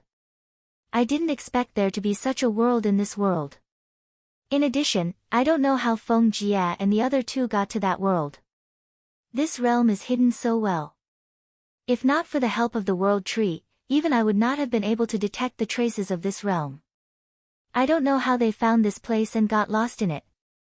Moreover, this world is so mysterious that even the overlords of the chaos demon gods want to pry into it. They have planned for this for countless years. However, Feng Jia and the others have already entered this world many years ago. This opportunity is truly shocking.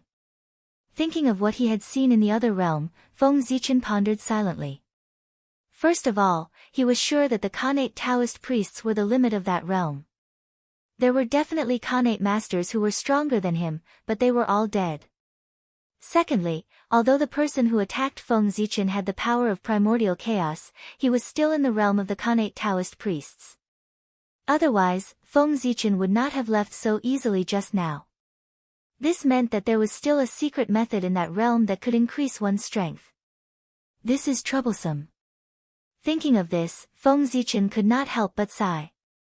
If there was such a secret method in the other realm, it meant that even if his Hongmeng incarnation personally rushed to the other realm, the male lead would still have the advantage and would be at a disadvantage. As for Feng Zichen's original body and other incarnations, he could not use them. Even if Feng Zichen's original body went there, he would still be affected by the remaining qi of the end in that realm, which would cause unknown dangers. Therefore, if he was not completely confident, Feng Zichen would never use his incarnation or even his original body. The only one he could use was this Hongmeng incarnation that had just reached the realm of the Taoist priests. Feng Zichen would not send any power that was higher than the realm of the Taoist priests to that realm. His original body and incarnation that could dominate that realm could not be used. The incarnation that could be used could not dominate that realm. Therefore, Feng Zichen felt that it was troublesome.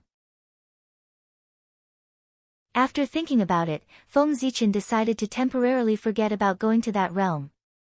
It would not be too late to go to that realm after increasing his power to the limit of the Taoist priests. With Feng Zichen's original body's realm of the ninth heaven of Hunyuan, even if his incarnation only had the power of the Khanate Taoist priests, it was still not something that ordinary sage-to-be could contend against. With such power, it was more than enough to dominate the other realm, but it was more than enough to protect himself. Thinking of this, Feng Zichen suddenly took action. It was difficult for others to increase their strength, but it was not difficult for Feng Zichen. Right now, he had something important to do. Once he succeeded, he would definitely be supported by the heavenly way, and his cultivation realm would skyrocket. What Feng Zichen wanted to do was to transform the islands into realms. What was the meaning of transforming the islands into realms? It was to transform the countless islands floating on the sea outside the 5 continents into realms. The large island would transform into a major kiliacosm, the middle island into a medium kiliacosm, and the small island into a small kiliocosm. This was not a decision that Feng Zichen had thought of on the spur of the moment, but a decision that he had made after careful consideration. These small islands were said to be part of the human world like the 5 continents, but in fact, they were different from the 5 continents. The small islands and the 5 continents were simply 2 different worlds. This difference was not from a certain aspect, but from all aspects. In terms of cultivation foundation, the small islands were not as good as the 5 continents. In terms of connate spirit chi, the small islands were not as good as the 5 continents. Even the living beings born on the island were weaker than the 5 continents in terms of connate spirit chi. If that was all, it would be fine. The key was the attitude of the heavenly way. The heavenly way did not treat these small islands as part of the 3 realms. Not only did the destiny of the human world gather in the 5 continents, but there were very few living beings on those small islands who knew about the heavenly way. In other words, the heavenly way did not pay attention to those small islands at all. Its gaze had always been fixed on the 5 continents. As a result, most of the living beings on the island did not know about the existence of the heavenly way. The heavenly way's attitude was obvious. Feng Zichen had secretly pondered for many years and finally understood the heavenly way's plan. Perhaps it felt that these small islands were a burden and had weakened the prenatal energy of the 3 realms. If not for these small islands, all the prenatal energy would gather in the 5 continents. That would definitely cause more changes in the 5 continents. To the heavenly way, the 5 continents were already big enough. It was enough to have the living beings here to perform the Tao for it. There was no need for extra places like the small islands. After Feng Zichen understood the thoughts of the heavenly way, he naturally formulated a plan. He wanted to turn the islands into worlds and separate these small islands from the 3 realms, turning them into subsidiary worlds of the 3 realms. In this way, it would be an act of following the heavens and responding to the Tao. It was worthy of supreme merit and great luck. However, Feng Zichen's plan was not only that. It was just turning the islands into worlds. There were many people in the 3 realms who could do this, but it did not show Feng Zichen's ability. For this, he planned to use these small worlds as array cores after turning the islands into worlds to set up a peerless array to transform the chaos chi and strengthen the origin of the primordial world. Only in this way could he display Feng Zichen's supreme methods. It was not difficult to do this, but it was a little troublesome. First of all, if he wanted to succeed, he had to know how many small islands there were in the primordial world. Feng Zichen was very clear about this. It was exactly the number of 1 yuan, 129,600. Next, he had to lock onto the location of these small islands. This was not difficult for Feng Zichen. Zhouxing illuminated the entire 3 realms. Feng Zichen looked down from the Ziwei star and saw the entire human world. Naturally, the location of the countless small islands could not be hidden from Feng Zichen's eyes. Now that the location of the island was confirmed, it was time for the most crucial and troublesome step. He had to inscribe formation patterns on the island and refine formation flags. He had to use the power of the world to turn the island into a world. At the same time, the array flags also had the use of stabilizing the world. When the 10,000 worlds were established, under the guidance of the array flags, the worlds formed by these small islands would automatically move to suitable positions to form a supreme array. Otherwise, he would let Feng Zichen do it and turn the small islands into worlds one by one. Then, one by one, they would be moved to suitable positions. Not to mention whether this method was tiring or not, just the time it took was unacceptable to Feng Zichen. Not to mention, Feng Zichen was essentially a lazy guy. He would never spend so much effort to do these things. Naturally, he would do whatever was convenient for him. After making up his mind, Feng Zichen's several incarnations started at the same time. First, they comprehended several innate arrays in the untainted land. Then, they borrowed some of the mysteries of the chaotic demon deities' arrays. Finally, they comprehended a supreme array called the 10,000 Worlds Array. This array used the 129,600 worlds as branches and the three realms as the main body. Together with Pangu's Dharma form, it turned the untainted land into a huge whirlpool and inhaled the chaotic chi from all directions. At this time, the role of Pangu's Dharma form was manifested. It was a huge converter that turned the chaotic chi into congenital chi and then scattered it into the three realms and the 129,600 small worlds. This idea had not deviated from Feng Zichen's philosophy. The untainted land was created by Pangu and formed by his physical body. It was right to treat the entire untainted land as Pangu. Everything was done according to Pangu. Even if there was a mistake, as the untainted land and the great Pangu continued to resonate, it would automatically correct itself. At that time, the untainted land would become stronger and stronger. However, although this method was good, there was a huge flaw. Everything in the untainted land would be related to Pangu. In the future, it would be fine if Pangu reached the realm of the eternal Great Tao. The untainted land would naturally rise and become an eternal world. From then on, it would no longer be troubled by destruction. However, if Pangu failed to break through, the untainted land would definitely be destroyed. There was no chance of survival. Feng Zichen's move to change the untainted land was equivalent to betting all his chips on Pangu, betting that he could attain the Tao. This was a very normal thing. After all, the existence of the untainted land was the place where the great god Pangu developed the Tao. If Pangu succeeded, the untainted land would naturally succeed. Similarly, the untainted land's advancement to the eternal realm also meant that Pangu's merit was complete and he had achieved the realm of the great Tao. The two of them were in a relationship where one of them would prosper and the other would suffer. It was understandable for Feng Zichen to do so. With the array diagram, the next thing was simple. He only needed to refine the array flags according to the array diagram and then engrave the array on the island. Refining the array flags required a lot of resources. Carving array patterns on countless small islands required a lot of manpower. Feng Zichen's incarnation of Hongmeng was indeed the richest and most powerful in Hongmeng. However, in the entire three realms, he was nothing. But it didn't matter. He didn't have resources, but the great emperor of Ziwei did. The title of the richest man in the untainted land was not an exaggeration. It didn't matter if he didn't have people. The great emperor of North Star had people. As the current number one force in the untainted land, the human race didn't lack ordinary masters. With a thought from Feng Zichen, the human race immediately began to work with the support of various forces. All kinds of heavenly materials and earthly treasures were transported from the boundless starry sky. In the hands of the refiners of the human race's Hall of Heavenly Works, they turned into array flags with mysterious auras. Then, human masters took action. With these array flags and a large amount of precious resources, they went overseas and visited the small islands. They were going to set up array flags and carve array patterns.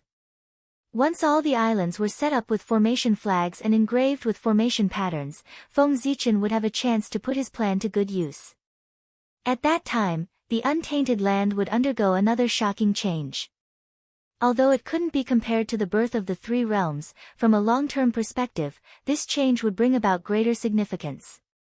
The reopening of the boundless starry sky and the actions of the human race immediately attracted the attention of many people. Then, they guessed that it was the great emperor of Ziwei or the human emperor who had made a big move again. Unfortunately, no matter how they deduced, it wasn't that they couldn't deduce any information about this matter. This wasn't Feng Zichen shielding the secrets of the heavens, but the heavenly Tao. The heavenly Tao also felt that this matter was of great importance. It had a far-reaching impact on the untainted land and had endless benefits. Therefore, the heavenly Tao personally shielded the secrets of the heavens and didn't allow anyone to spy on this matter. It was afraid that someone would destroy this matter. P.S. It was an hour earlier. I don't know if the adjustment of the schedule was successful. In addition, the book is really at the end.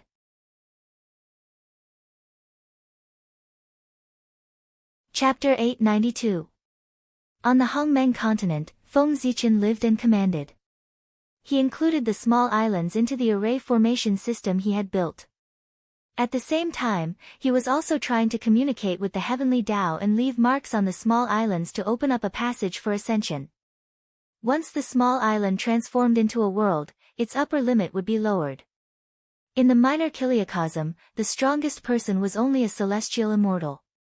In the middle kiliacosm, the strongest person was only a golden immortal. Only the greater kiliacosm had the qualifications to give birth to Khanate Taoist priests. Therefore, Feng Zichen wanted to leave a mark on every small island so that after they transformed into a world, they could use it to open up a passage for ascension. At that time, once an expert reached the upper limit of the world, an immortal light would fall and connect him to the central divine land to reduce the pressure on the lower realm. As for why he wanted to ascend to the central divine land and not to other places, was there a need to explain the reason? Naturally, it was because the central divine land was Feng Zichen's territory. He did not have the habit of supporting his enemies. Time flew. In the blink of an eye, thousands of years had passed. In these thousands of years, with the full help of the human experts, Feng Zichen's plan had been more than half completed. The array flags had been placed on every small island in the primordial world. Similarly, every island had been engraved with array patterns by the human experts. As long as Feng Zichen gave the order, this 10,000 worlds array could be activated. He did not choose an auspicious day. To Feng Zichen, the day he chose to activate the array formation was the real auspicious day. Future generations would commemorate this day. With a thought, Feng Zichen released his divine thought and resonated with the way of the heavens in the unseen world, borrowing supreme power from it. With Feng Zichen's current magic power, it was difficult to open up the 10,000 worlds in one fell swoop. Therefore, he needed the help of the heavenly Tao. And this matter was obviously beneficial to the primordial world. The heavenly Tao would not refuse. Basically, it would grant Feng Zichen's request. If he wanted power, he would give it to him. With the power of the heavenly Tao, Feng Zichen instantly felt that he had become omnipotent. This was not an illusion. It was real. Feng Zichen, who had mastered the power of the heavenly Tao, was indeed omnipotent in the primordial world. With a thought, he could even knock the three pure ones out of their positions. Of course, he could only think about it. If Feng Zichen really dared to do it, the way of heaven would take back the power it had given him. Rise! With a thought, Feng Zichen used the power of the way of the heavens to stir up the power of the void of heaven and earth, forcibly tearing the void where the 5 continents were and the void where the countless islands were. World, the world, the world world, the world, the world world world chi, the world, the world, the world world world world world world. And soon, the world world world. To the world world. World world world world world. To form a world of world world. Of the world world world world world world. World. To the world world world to the world world world to form. In just a few years, the 5 continents were surrounded by a layer of invisible boundary walls. This also caused the 5 continents to become a new world from now on. What is Great Emperor Zhui doing? Why did he separate the 5 great continents and turn them into a new world? The primordial world's great divines naturally recognized that the person who caused the changes in the 3 realms was the reincarnation of Great Emperor Zhui. But it was because of this that they were puzzled. What was Great Emperor Zhui trying to do? Why did he do this? Although they were puzzled, they did not think of stopping him. This was because without the heavenly Tao's consent, Great Emperor Zhui would not be able to separate the 5 great continents. He would definitely suffer a backlash from the heavenly Tao. Now that Great Emperor Zhui had done this, the heavenly Tao did not react. This undoubtedly meant that the heavenly Tao had acquiesced to this. How could they refuse something that even the heavenly Tao had agreed to? Ignoring everyone's surprise, Feng Zichen continued with his actions. Using the power of heaven and earth as the foundation, Feng Zichen circulated the cyclic sword sutra, creating thousands of swords in the sky. He slashed down at the void where the countless islands were located. In an instant, the void shattered. The islands were separated from the three realms by Feng Zichen, forming independent entities. Then, the Tree of World appeared again.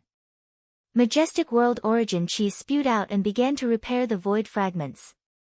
At the same time, it also transformed the void around the islands into a solid world wall. Changes were happening outside the islands. Changes were happening inside the islands as well. The array inscriptions that Feng Zichen had ordered people to inscribe on the islands began to emit resplendent light as they were activated. Suddenly, the power of the void around the islands seemed to be pulled by an invisible force. It surged wildly in the direction of the islands. Then, it was transformed by the array into pure innate world origin, slowly strengthening the island's world origin. At the same time, the heavenly Tao was trembling. Wisps of heaven and earth origins fell from the sky and flowed into the islands below. From the looks of it, the heavenly Tao was determined to get rid of the burdens that were the islands. In order to speed up the transformation of the islands, it had sacrificed the heaven and earth origins that it had painstakingly accumulated. Rumble. With the augmentation of the heaven and earth origins, the changes to the islands immediately turned intense. The laws were reconstructed and order was reorganized. The world wall was also rapidly growing, and the land in front of it grew. Soon, the islands had the embryonic form of a world. It was also at this moment that the array flags that Feng Zichen had ordered people to bury in advance were activated. Resplendent light bloomed from them and gradually resonated with the array flags on the other islands. Then, a miraculous change happened. Countless runic patterns appeared in the void, connecting the islands together, forming a mysterious array that slowly operated. In the beginning, the array formation still had many inconsistencies, but as the array formation operated, it automatically corrected itself. The islands shifted their positions, and the array formation became more and more harmonious and smooth. The transformation of the islands into a world and the operation of the array formation all required time. It was not a day's work, but thousands of years. During this time, Feng Zichen did not idle. Instead, he comprehended the changes during the birth and operation of the myriad worlds, turning them into his own foundation. 10,000 years later, the myriad worlds were born and returned to their positions. The array formation became complete and began to operate. Rumble. In an instant, under the activation of the array formation, the myriad worlds began to revolve around the 5 continents. The power generated by the myriad worlds operation condensed into a huge whirlpool, swallowing the surrounding chaotic chi.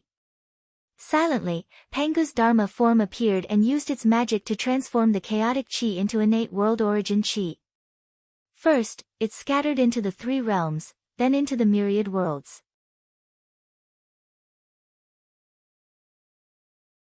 Chapter 893. The formation was completed.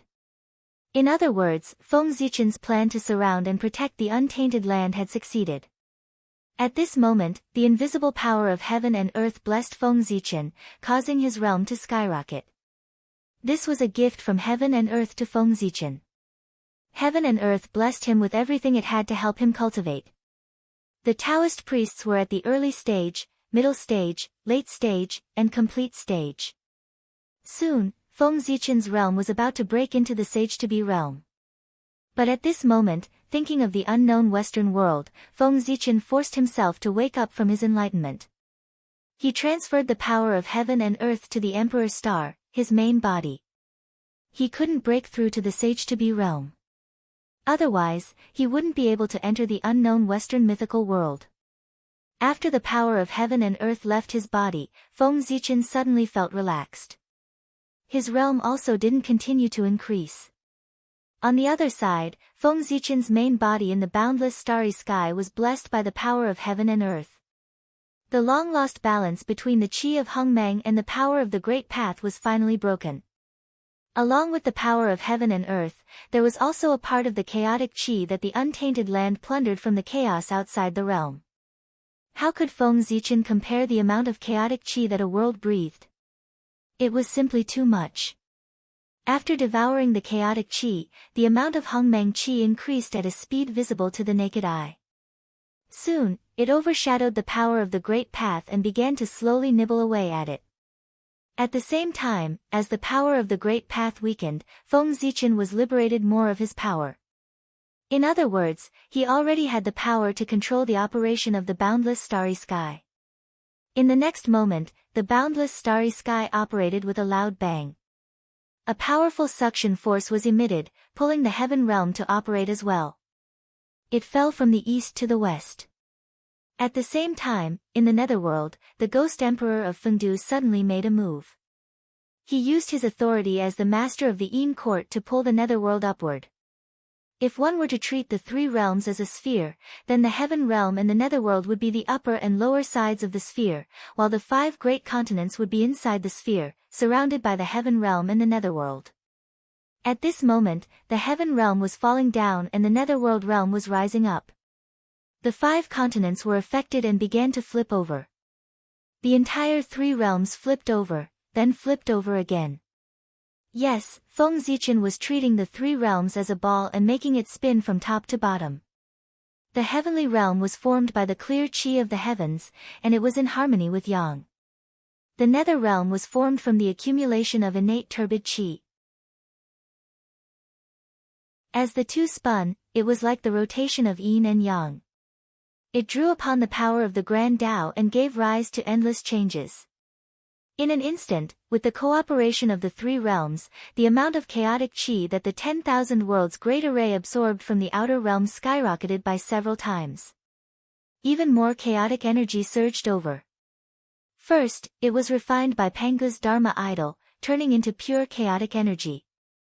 Then, it was tempered by the Taiji diagram of the 3 realms again, evolving into the chaotic energy of creation, giving birth to even more mysteries. Once these changes were completed, the origin of the primordial world began to slowly increase. The momentum of heaven and earth that supported Feng Zichen undoubtedly became stronger. At the same time, the status of Great Emperor Ziwei continued to increase. He was faintly on par with Tao ancestor Hengjun. Wrong. It should be said that if Tao ancestor Hengjun had not integrated the Tao, then his status would be inferior to Great Emperor Ziwei from this moment on. This was because Feng Zichen's actions had a great impact on the primordial world. If this continued, the origin of the primordial world would increase and continue to advance. Including Feng Zichen's previous merits, these added together were no less than the merit of creating the world. It could be said that Pangu had the merit of creating the primordial world, Tao ancestor Hengjun had the merit of educating the primordial world, and Feng Zichen had the merit of strengthening the primordial world. The primordial world was constantly growing in the hands of Great Emperor Ziwei. He was the true master of resurgence. In the future, there would be legends of Great Emperor Ziwei reviving the primordial world. Moreover, what the 3 realms absorbed from the primordial world was not only the chaotic energy, but also countless treasures that were born in the primordial world. In the future, the primordial world would not lack innate spiritual treasures. After various primordial world treasures fell into the 3 realms, they would naturally evolve into innate spiritual treasures. In terms of increasing sources of income and reducing expenditures, Feng Zichen could be said to have done the best he could. As the origin of the primordial world became more vigorous, the innate qi would also become more abundant. At that time, heaven and earth would be able to support more cultivators. In other words, in the near future, various cultivation systems would welcome a great boom. As the concentration of spiritual qi increased, the number of cultivators would also increase. As long as the cultivation system relied on spiritual qi, their strength would increase. Wasn't this prosperity? At that time, no matter what cultivation system it was, whether or not it was related to Great Emperor Ziwei, they would have to worship him as their ancestral master and burn incense to worship him day and night. There was no reason other than the fact that the spiritual qi of heaven and earth was brought by Great Emperor Ziwei. Since the various cultivators had received benefits from him, they naturally had to establish a relationship with him. Otherwise, how could they enjoy his benefits? Acknowledging him as their ancestral master was naturally the best choice. Whether it was the immortal path or the Buddhist path, when the successor met Great Emperor Ziwei, they would have to respectfully address him as their ancestral master. Although he did not preach, it was better than preaching. More and more power of the Great Path was devoured by the Hongmeng Qi. Gradually, the Hongmeng Qi began to transform. Its essence was sublimated and became the Hongmeng Origin Qi, which was the embryonic form of the Hongmeng Purple Qi. It was the foundation of eternity. At this moment, if Feng Zichen spent 1,000,000 years of effort, he could condense a true Hongmeng Purple Qi. However, Feng Zichen could create several or even more than 10 Hongmeng Purple Qi. However, the heavenly Tao could not produce the same number of saint positions. There were only 9 saint positions. One more would not do. Putting aside the changes in the boundless starry sky for the time being, Hongmeng's incarnation had once again stepped into the unknown Western aristocratic family as his realm stabilized. Moreover, before heading to that world, Hongmeng's incarnation had also captured a wisp of the power of the Great Path from his main body. The power of the Great Path belonged to the power of the Great Path. It was eternal and immortal, transcending the cycle of reincarnation. Feng Zichen wanted to see if the Nirvana Qi that could truly kill primordial chaos Daoyuo Jingxian could erode this wisp of the Great Path's power of the eternal level. If it could, then it would be terrifying. However, Feng Zichen did not think that it was possible. How could it be called eternal if it could be destroyed by the Nirvana Qi? Hongmeng Qi could devour the power of the Great Path because both belonged to the eternal level. If the Nirvana Qi could destroy the power of the Great Path, wouldn't it mean that even the Great Path could not be eternal? That was too ridiculous. Because of the previous coordinates, Feng Zichen did not have to go through so much trouble to rush to the Western world. With a thought, he crossed the layers of void and arrived outside that world. He was not in a hurry to enter. Feng Zichen activated the Great Path's power and found the Nirvana Qi drifting outside this world. He tentatively touched it.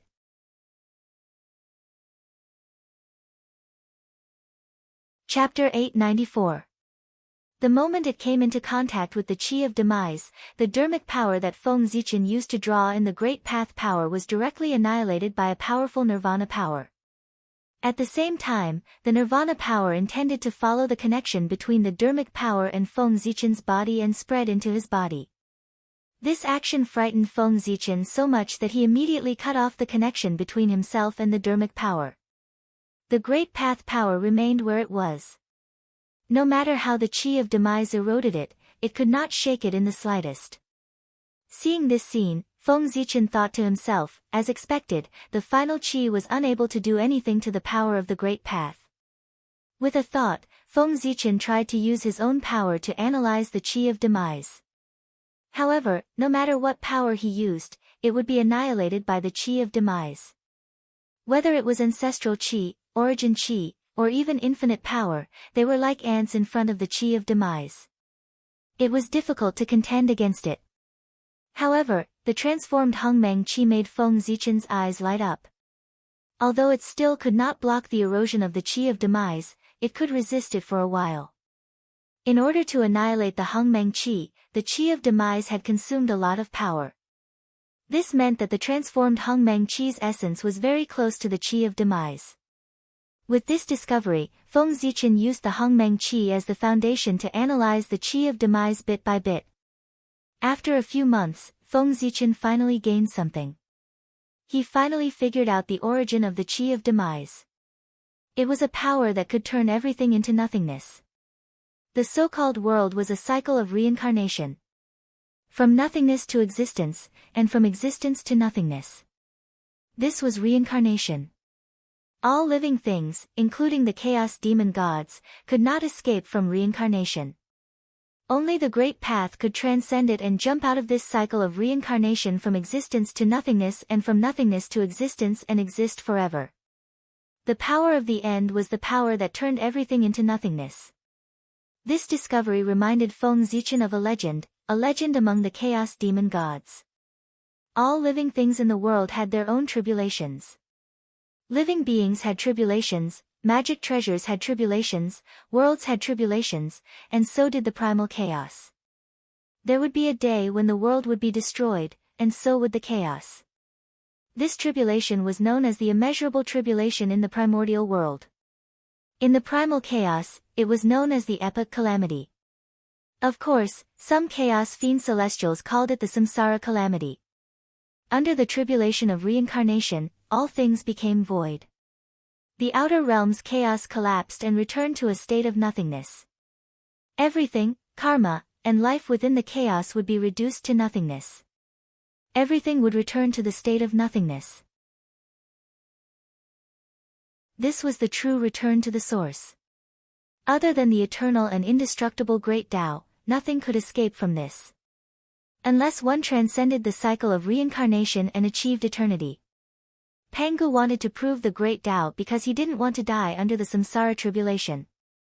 Before the samsara tribulation, all living beings were equal. Whether it was the high and mighty chaos fiend celestials or the lowly ants, they couldn't escape death. However, how could the chaos fiend celestials be willing to die like ants? Therefore, they began to struggle. They tried their best to improve their strength in order to become an existence like the Great Tao. This was the origin of the original cultivation path. For transcendence, and also for survival. So, this power of the end is the product of the samsara tribulation. Looking at the power of the end in front of him, Feng Zichen's face was full of surprise and uncertainty. This power of the end was indeed in line with the description of the samsara tribulation. Under the Great Tao, any power would be annihilated and turned into nothingness in front of it.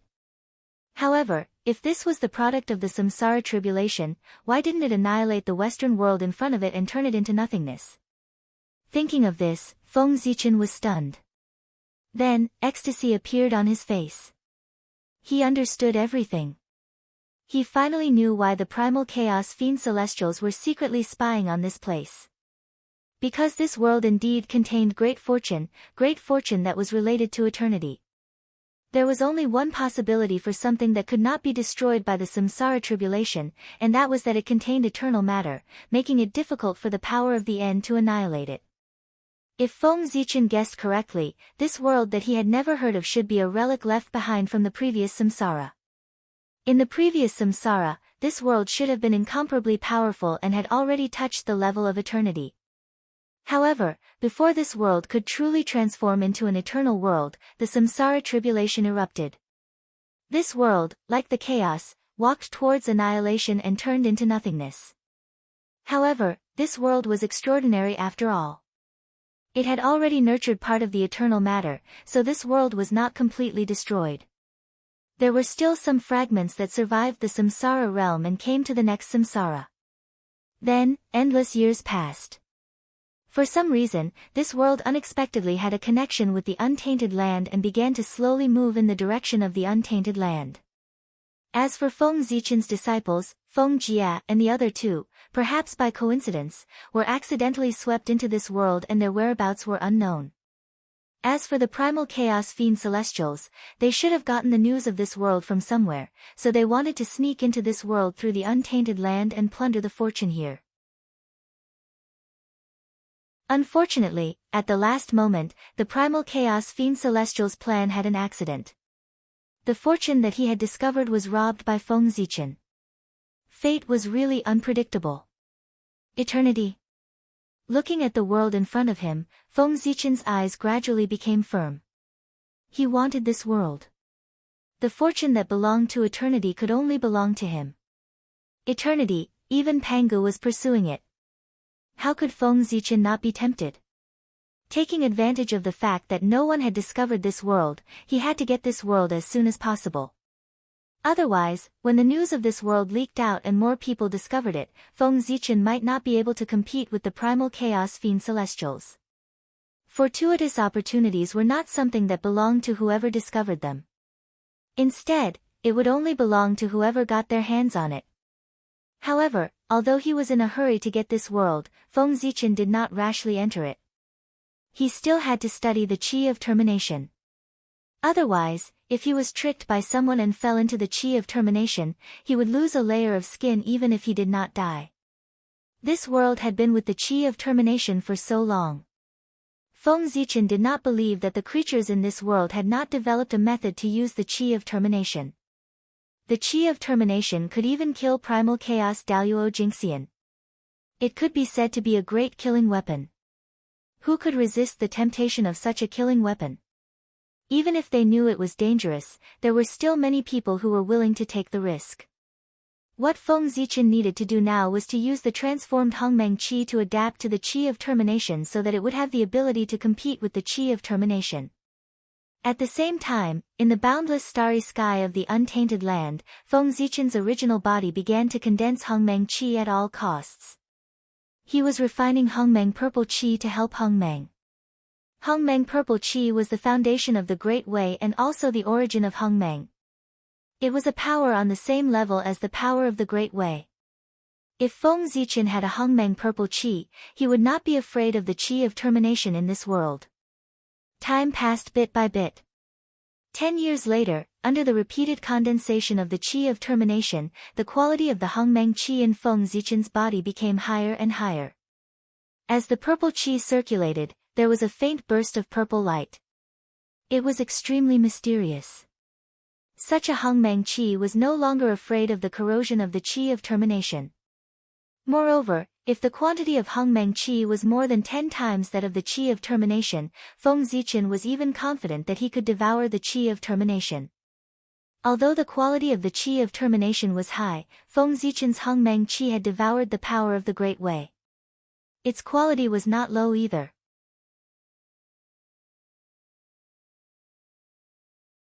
Chapter 895. If it was condensed a little, it would not be weaker than the power of the end and would have the power to fight against it. As a power at the eternal level, even if it had not reached the great accomplishment stage, the Hongmeng Qi was still a trump card. This Qi of the end is so mysterious. If someone can master it and use it to destroy the chaos, it might be possible to achieve the eternal realm. After condensing the Hongmeng Qi, Feng Zichen had a deeper understanding of the Qi of the end.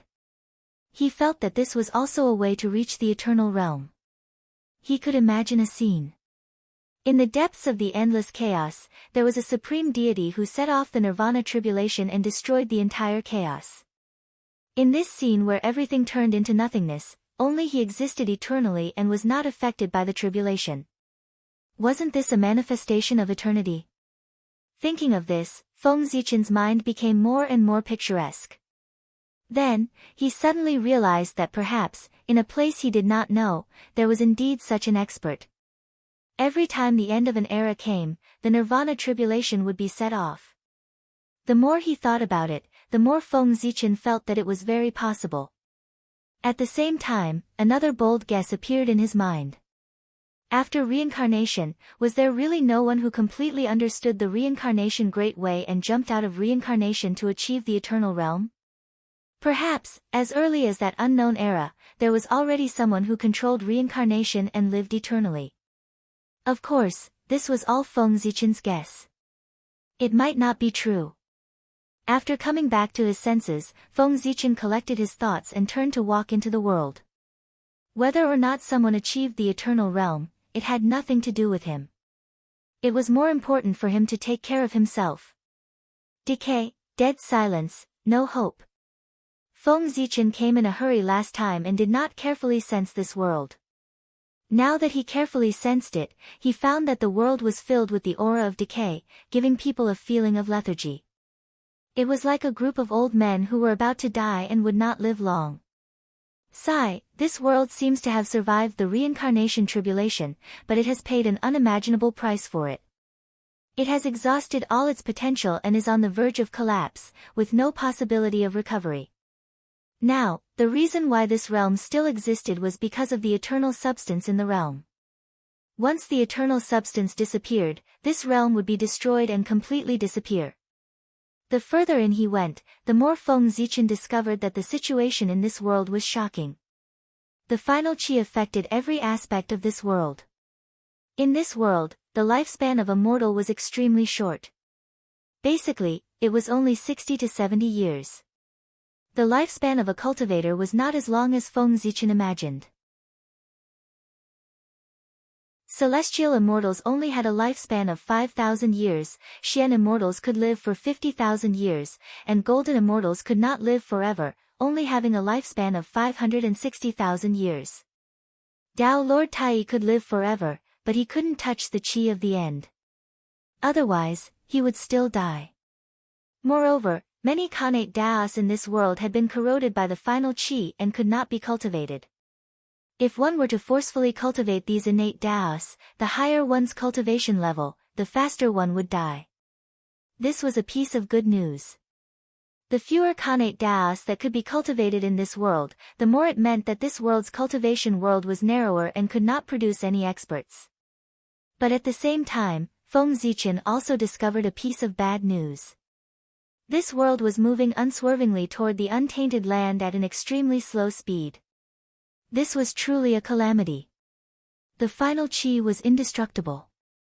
It would grow stronger and stronger as it devoured more and more power. What did this mean?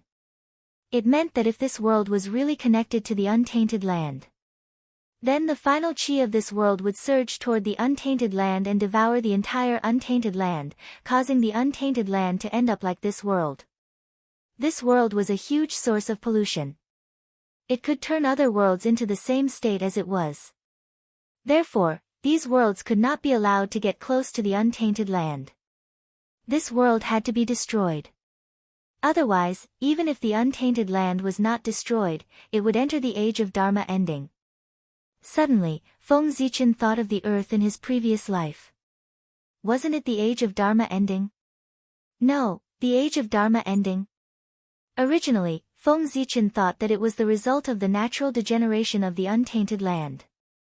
But after sensing the situation of this world, he felt that he seemed to understand something. The earth's degeneration should have nothing to do with the untainted land itself. It was this world that crashed into it, causing the final chi to descend into the untainted land and drag the entire world into the age of Dharma ending.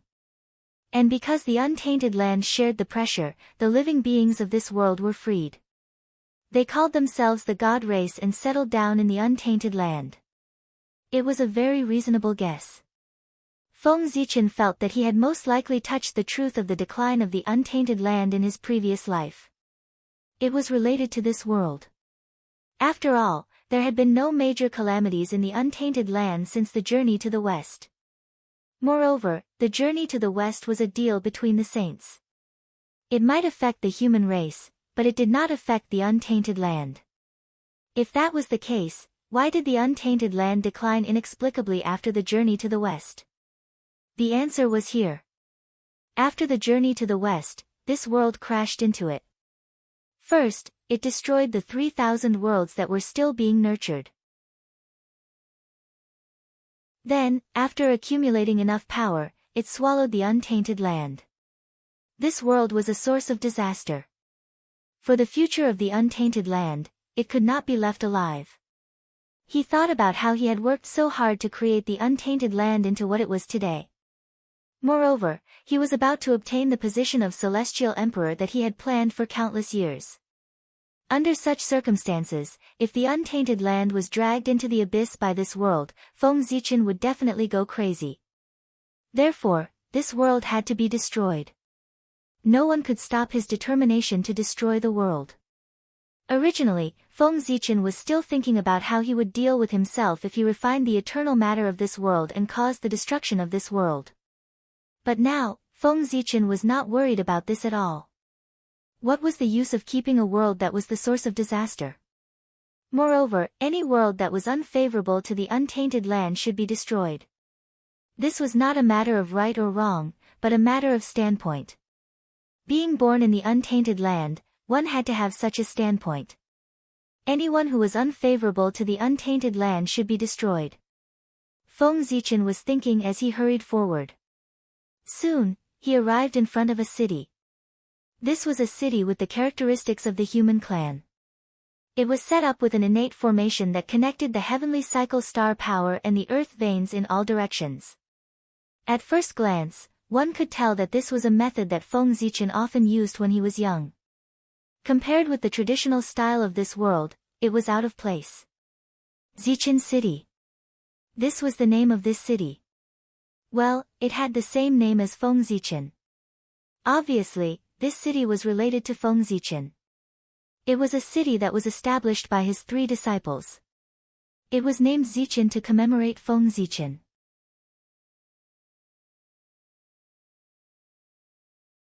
Chapter 896. How considerate of you. With this thought, Feng Zichen walked into Zichen City. Speaking of which, his purple hair and purple eyes did not match the residents of the city. However, it was normal for cultivators to have some abnormalities. Purple hair was nothing. There were even green-haired cultivators. As long as Feng Zichen's aura that belonged to the Divine Demon clan could not be faked, he would not attract too much attention when he walked in the city. In this world, the Divine Demon clan was an outsider after all. They were suppressed by the natives of this world. The special environment also made the Divine Demon clan unusually united. As long as they cultivated the Divine Demon path, they were a family. There was no need to be guarded. Walking on the wide street, Feng Zichen seemed to feel something. His expression suddenly became strange. He realized that there were many living beings in this city who had the blood of Feng Jie flowing in their bodies. Although Feng Zichen had not seen Feng Jie for a long time, Feng Jie was also from the Feng clan. He was from the same clan as Feng Zichen. He could not have mistaken the Feng clan's bloodline. Such a strange situation undoubtedly indicated that these people were the descendants of Feng Jie. Thinking about it carefully, there was nothing strange. After all, Feng Jie had left the untainted land for tens of millions of years. It was not strange for him to have a family. Feng Zichen did not speak along the way. He came to a magnificent building. In his perception, his 2 disciples were here. Yes, 2, not 3. He wondered where the other disciple was. When the surrounding guards saw Feng Zichen, a person of unknown origin, they quickly surrounded him and asked, "Who are you?" Feng Zichen did not speak. He only silently released his aura. At the same time, in a majestic temple inside the building, a middle-aged man and woman suddenly opened their eyes. The middle-aged man and woman raised their heads and looked at each other. A look of surprise flashed across their eyes. They said at the same time, "This aura, it's master." After speaking, the 2 figures disappeared from the hall. When they reappeared, they were already outside the hall, in front of Feng Zichen. The middle-aged man and woman looked at the familiar figure in front of them, and an indescribable excitement flashed in their eyes. Then, they stepped forward and bowed. "Unfilial disciple Feng Jie, Jiang Hui, greets master." After being separated for countless years, they finally met again. Even with Feng Zichen's cultivation, his Tao heart still rippled. Feng Zichen quickly stepped forward and helped Feng Jie and Jiang Hui up.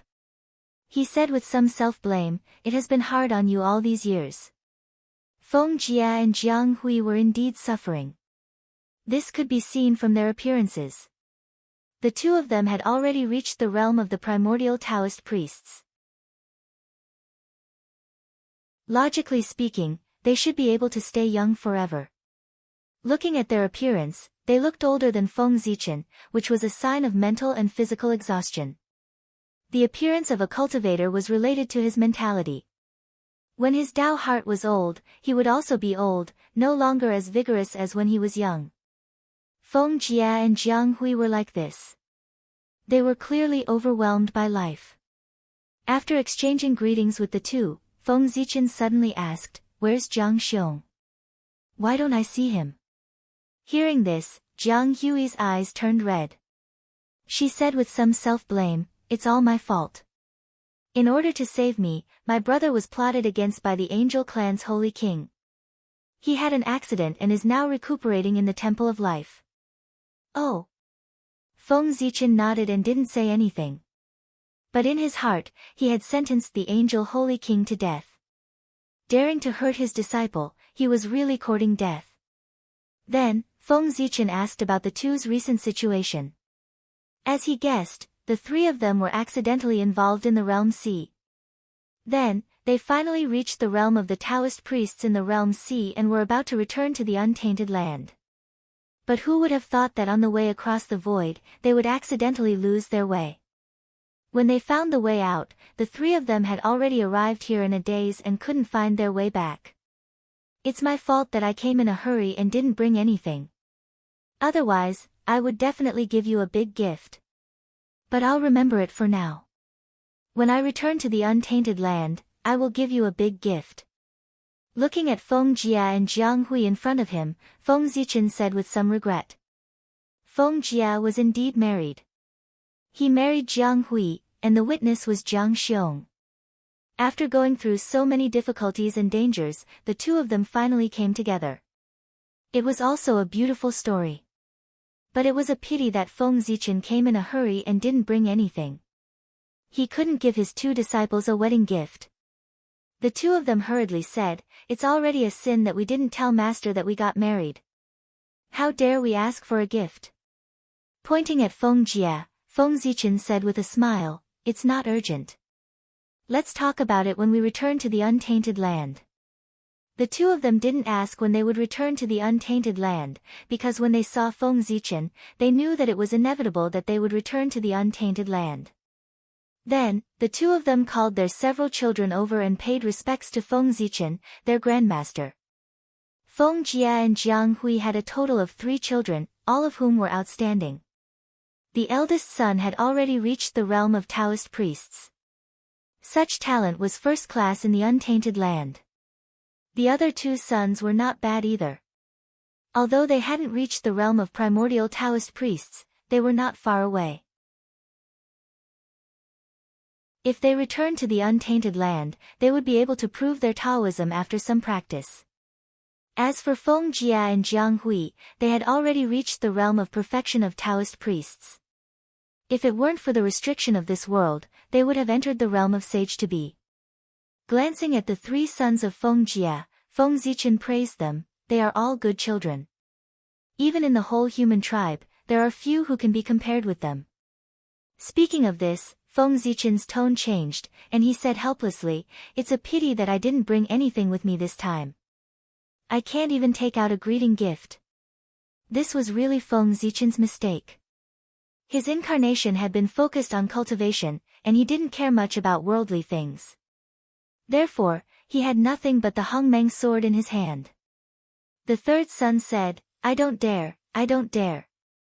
The younger generation didn't need it, but Feng Zichen had to give it to them. He secretly remembered this in his heart, and decided to make up for it when he returned to the untainted land. After chatting for a while, Feng Zichen proposed to see Jiang Xiong. The two of them didn't have any objections. They gladly accepted the order and took him to the Fane of Life. Feng Zichen didn't ask why Jiang Xiong was recuperating in the Fane of Life. There were only 2 reasons.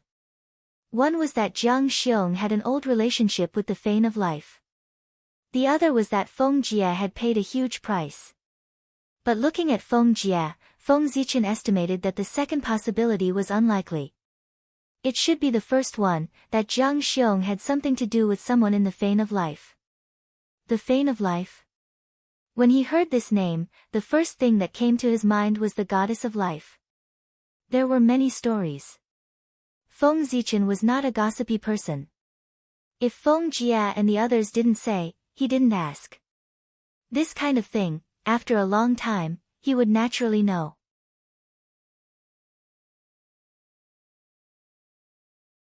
Chapter 897. The Temple of Life was located in the north of this world. It was a huge forest known as the Forest of Life, where the elves lived. The Goddess of Life was the deity that the elves believed in. However, according to Feng Jia, the Goddess of Life he was going to take Feng Zichen to wasn't the first Goddess of Life, but her descendants several generations later. The most ancient Goddess of Life was incredibly powerful, far beyond the realm of primordial chaos, and even more powerful than many chaos demon gods. Unfortunately, even such a powerful existence had fallen in that calamity that destroyed the heavens and the earth. The next few generations of goddesses of life were eroded by the gas of death because they broke through to the sage-to-be level, and thus died. The previous goddess of life also died because she forced herself to break through to the sage-to-be level. The current goddess of life had learned her lesson. Although she already had the strength to break through, she still resisted. Feng Jia and Jiang Hui were in the same situation. They were really pitiful. They could break through to a higher realm with just a thought, but because of the threat of death, they couldn't break through. This feeling must be extremely torturous. On the way to the Temple of Life, Feng Zichen also learned a lot about this world. First of all, the cultivation system was completely different from the primordial world. The cultivation levels in this world, from high to low, were apprentice, mage, demigod, lower god, middle god, superior god, sky god, master god, ancestor god, creation god, supreme god. Among them, lower god was equivalent to heaven immortal of the primordial world, sky god was equivalent to Khanate Tao Lord, master god was equivalent to Khanate Taoist priests, ancestor god was equivalent to sage to be, and creation god and supreme god were respectively equivalent to primordial chaos and Wuji. Daoyuo Jingxian. As for higher realms, according to the inheritance of this world, there must have been, but they were all destroyed in history. In addition, Feng Zichen also learned that the situation of the mortals in this world was extremely worrying. Once, Feng Zichen thought that the primordial world already valued one's background and birth very much, but until he came to this world, he realized that he was wrong, very wrong. Compared to this world, the primordial world didn't value one's background and birth at all. At the very least, you can slowly become stronger and improve your background through your hard work in the primordial world, such as cultivation. He could even turn karma into karma and become an innate god. But in this world, from the moment one was born, one's fate was determined. The descendants of mortals could only be mortals. As for the descendants of the gods, they were still gods. As for cultivation, there was no such thing. Your bloodline will determine your future accomplishments. For the descendants of demigods, the highest level of accomplishment will be the demigod level. As for the descendants of sovereigns, they could easily become sovereigns. It was a terrifying world. Mortals could only be mortals. They had to be enslaved by God forever and serve God for the rest of their lives. Even if they were chosen by the gods and ascended to heaven, they could only exist as servants of the gods and not as gods. Similarly, gods were gods, forever high and mighty. They oppressed mortals, enslaved them, and enjoyed their service. As for the magic and Do Qi in Feng Zichen's memories of his previous life, they did not exist at all. They should not have been created yet. In this world, Xiantian determined everything. There was no way to advance postnatally. It seemed to be blocked by a powerful rule. Yes, that was it. An extremely powerful existence had changed the rules of this world, making it impossible to advance postnatally. This rule was engraved in the origin of this world, and no life could violate it. The existence who set this rule seemed to be abnormally powerful. Even though he had fallen for countless years, his power did not weaken at all. Even Feng Jia and Jiang Hui, who came from the outside world, were affected by the rules of this world. However, it didn't matter. The blood of Nuwa flowed in the human's body, and the blood of Pangu flowed in the Nuwa's body. According to this, the human was Pangu's descendant. The blood of Pangu flowed in the bodies of Feng Jia and the others. Although the rules of this world affected them, it would not affect their breakthrough. After all, Pangu was a half-step Great Tao realm existence, and the upper limit was there. It was just that this world was abnormally ancient and had once produced people who far surpassed the Chaos Demon God. However, no matter how strong they were, they could only be on par with Pangu. Looking at it this way, the bloodlines of Feng Jia and the others were also top-notch in this world, and there were very few who could be on par with them. As for Feng Zichen, the rules did not affect him. After all, he had the Hongmeng Dao body, and his potential was limitless. His bloodline was even more powerful than Pangu's, and he was on par with the Great Tao. How could he be affected by the rules? It's really a world full of oppression and without any hope. As expected, it's better for such a world to be destroyed. After understanding the situation of this world, Feng Zichen was even more determined to destroy this world. In this hopeless world, destruction was its final destination. At the same time, Feng Zichen also guessed why there were no magic, Do Qi, or other cultivation systems suitable for humans in this world. Under the powerful rules, no progress was allowed at all. Even if there were such cultivation systems, mortals could not cultivate. Without a place to live, these cultivation systems naturally did not exist. As for why there were legends of magic and dochi in the later generations, it was even simpler. It must be that after this world merged with the untainted land, its rules were broken, and the path of advancement was opened. With a place to live, those cultivation systems naturally appeared. What a world full of darkness! After a moment of silence, Feng Zichen and the others arrived at the Forest of Life. The Fane of Life was not the top in this world, but it could be called top-notch. Anyway, it was stronger than Feng Jia and the others. In this world, there were only two forces that could be called top-notch. One was heaven, which believed in God, and the other was the Church of Truth, which believed in the truth. In the past, there was the Fane of Destiny in this world. It was the top force in this world, and it deserved to be called the Overlord. Heaven and the Church of Truth were all ants in front of it. Unfortunately, the Fane of Destiny was destroyed by the Samsara tribulation and completely turned into ashes. That was how the God of Truth and God of God rose. Under these two overlords, there were more top-notch forces like the Fane of Life. For example, there were Asur gods, Warner gods, Olympus gods, Hell, giant dragons, goblins, dwarves, and so on. This was also the composition of the forces in this world. As for Feng Jia and the others, they were the most powerful ones among the second-notch forces.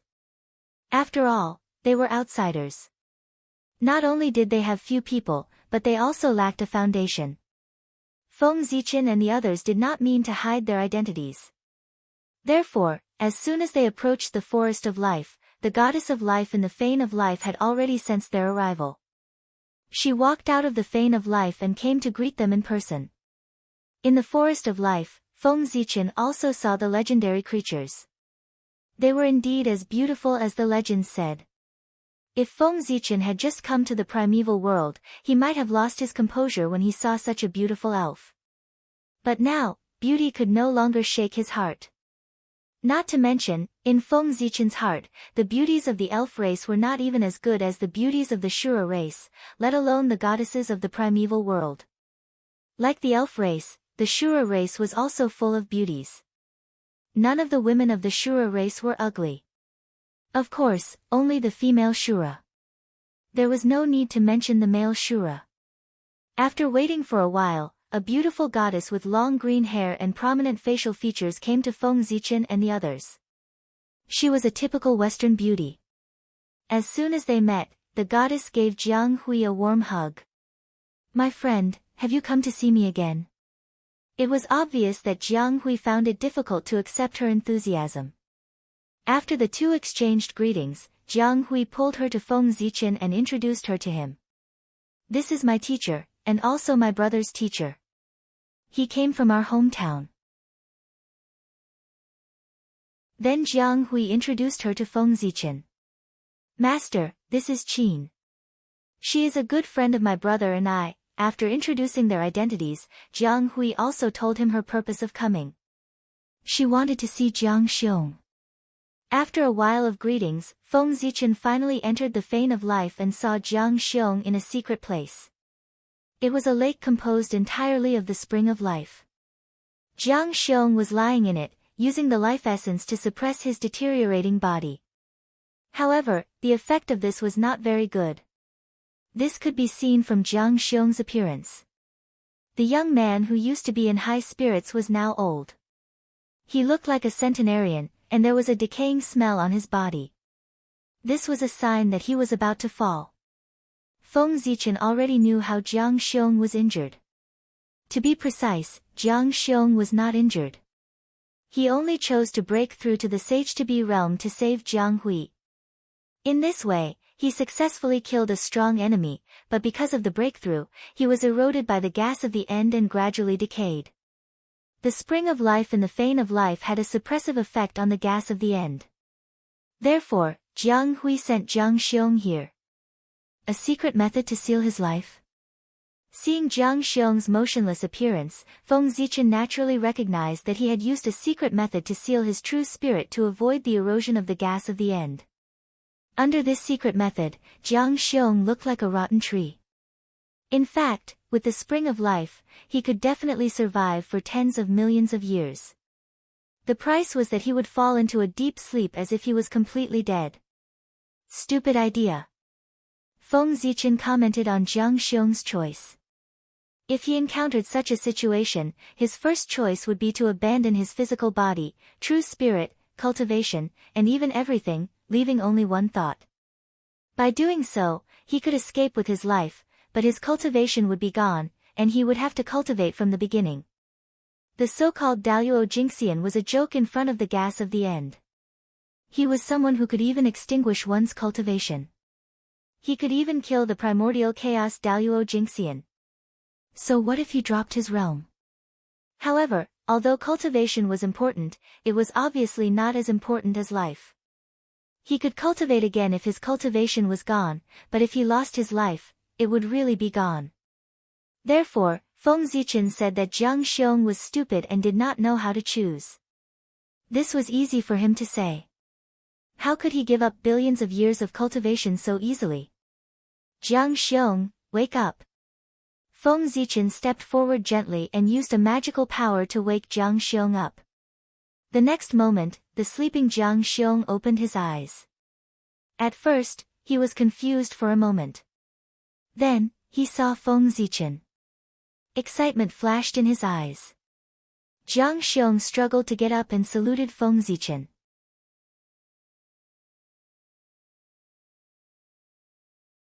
Chapter 898.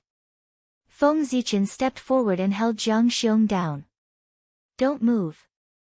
Let me heal you first. As he spoke, the Hongmeng qi around Feng Zichen surged and poured into Jiang Xiong's body. Obviously, Feng Zichen wanted to use his own Hongmeng qi to wash away the qi of termination in Jiang Xiong's body. Feng Zichen had already tested it before. As long as there was enough Hongmeng qi, which was several times more than the qi of termination, it could definitely wipe out the qi of termination. Rumble.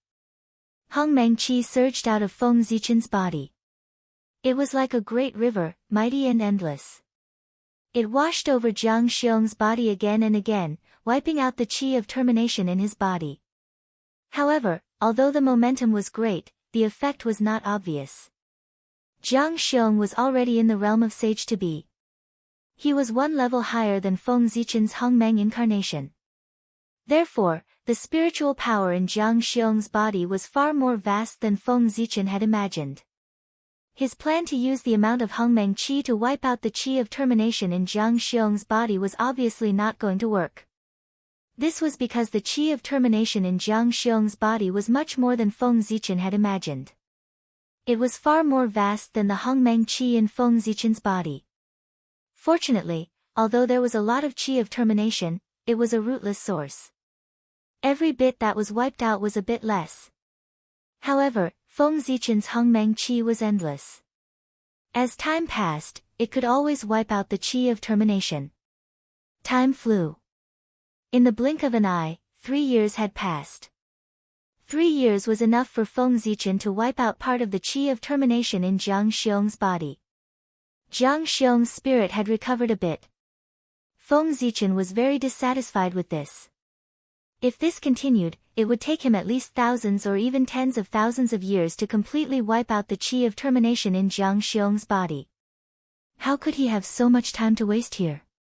Compared to Feng Zichen's dissatisfaction, the goddess of life, who had been watching this scene from the side, was dumbfounded. He was a native of this world, so he understood the aura of destiny better than Feng Jia and the others. He knew that there was basically no cure for this aura. Even experts above primordial chaos could not escape death if they touched it. Jiang Xiong had been infected by the qi of doom.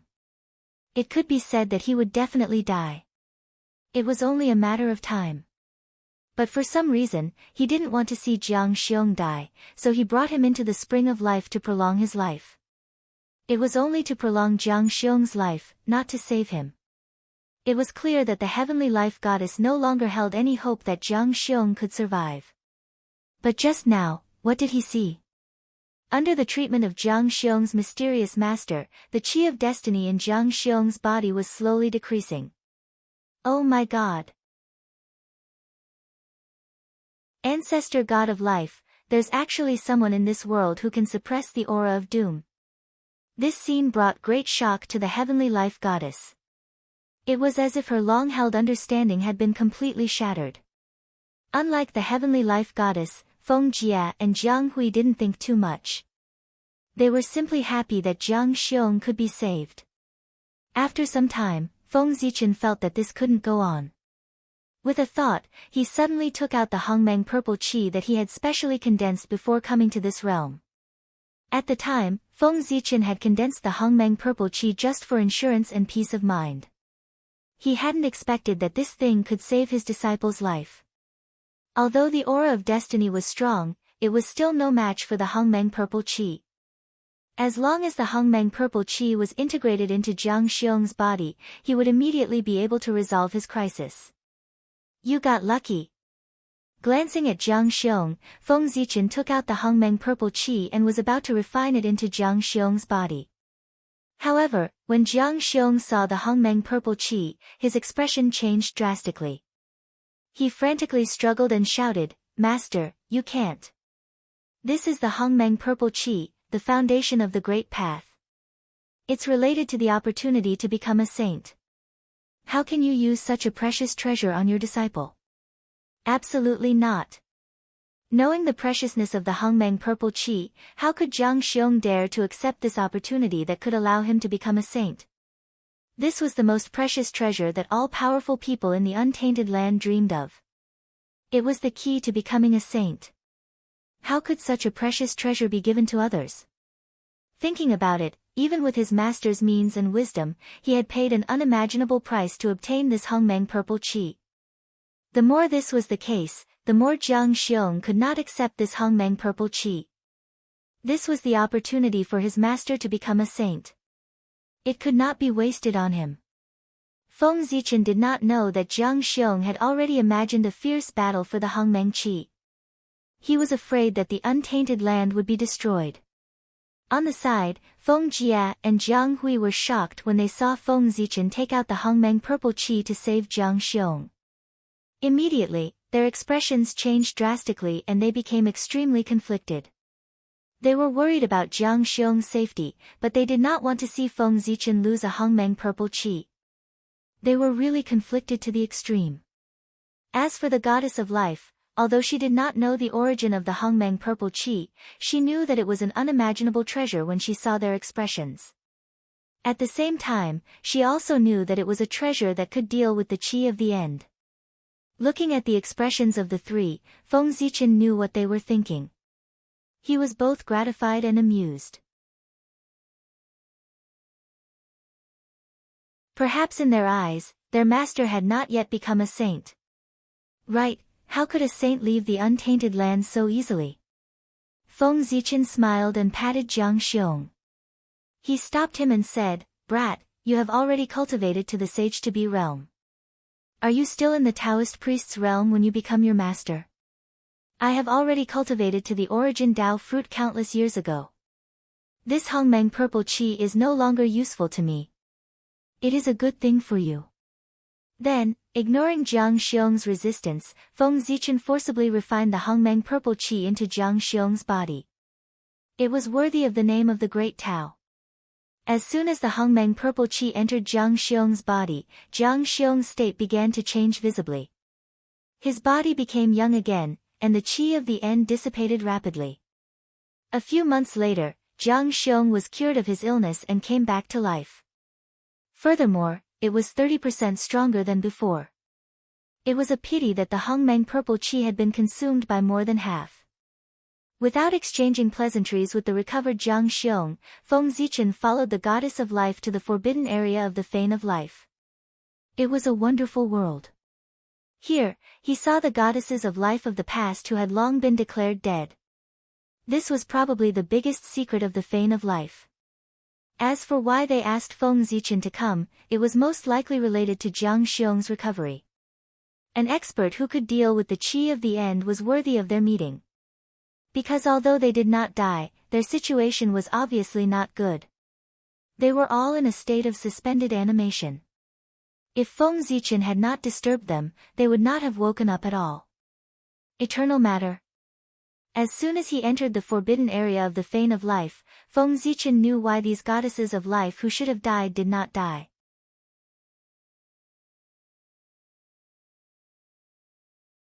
Chapter 899. Everything was related to the eternal matter here. That's right, Feng Zichen felt the existence of some eternal matter in the forbidden area of the Temple of Life. Although it wasn't much, it was enough to suppress the qi of destiny in the bodies of the living beings here. Suppressing, but not solving, it showed the lack of eternal matter here. An old voice suddenly sounded in Feng Zichen's ears, "Expert from another world, the Temple of Life welcomes you." Feng Zichen looked up and saw 3 old men, all of whom were sage-to-be, lying quietly in 3 wooden coffins.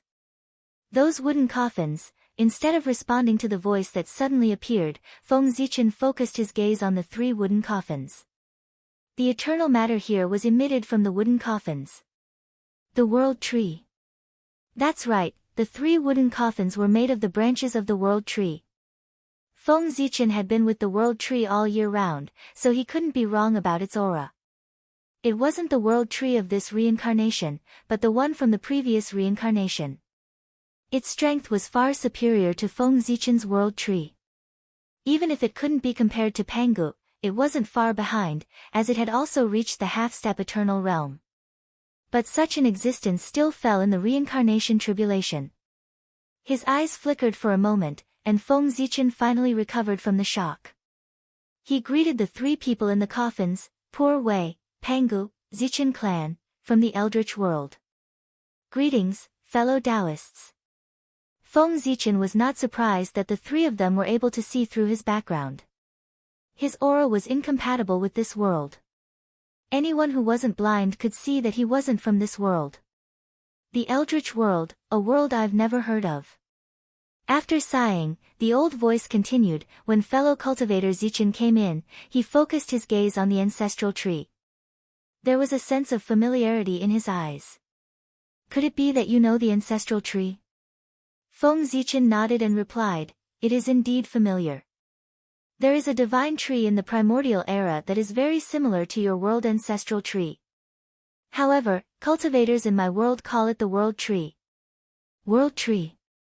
The ancient voice paused for a moment before continuing, "My world was created by the ancestral tree. Therefore, it can also be called the world tree." At this point, the old voice suddenly began to recount the history of the world. Countless eons ago, the ancestral tree took root in the chaos. As its roots spread out, it created this world.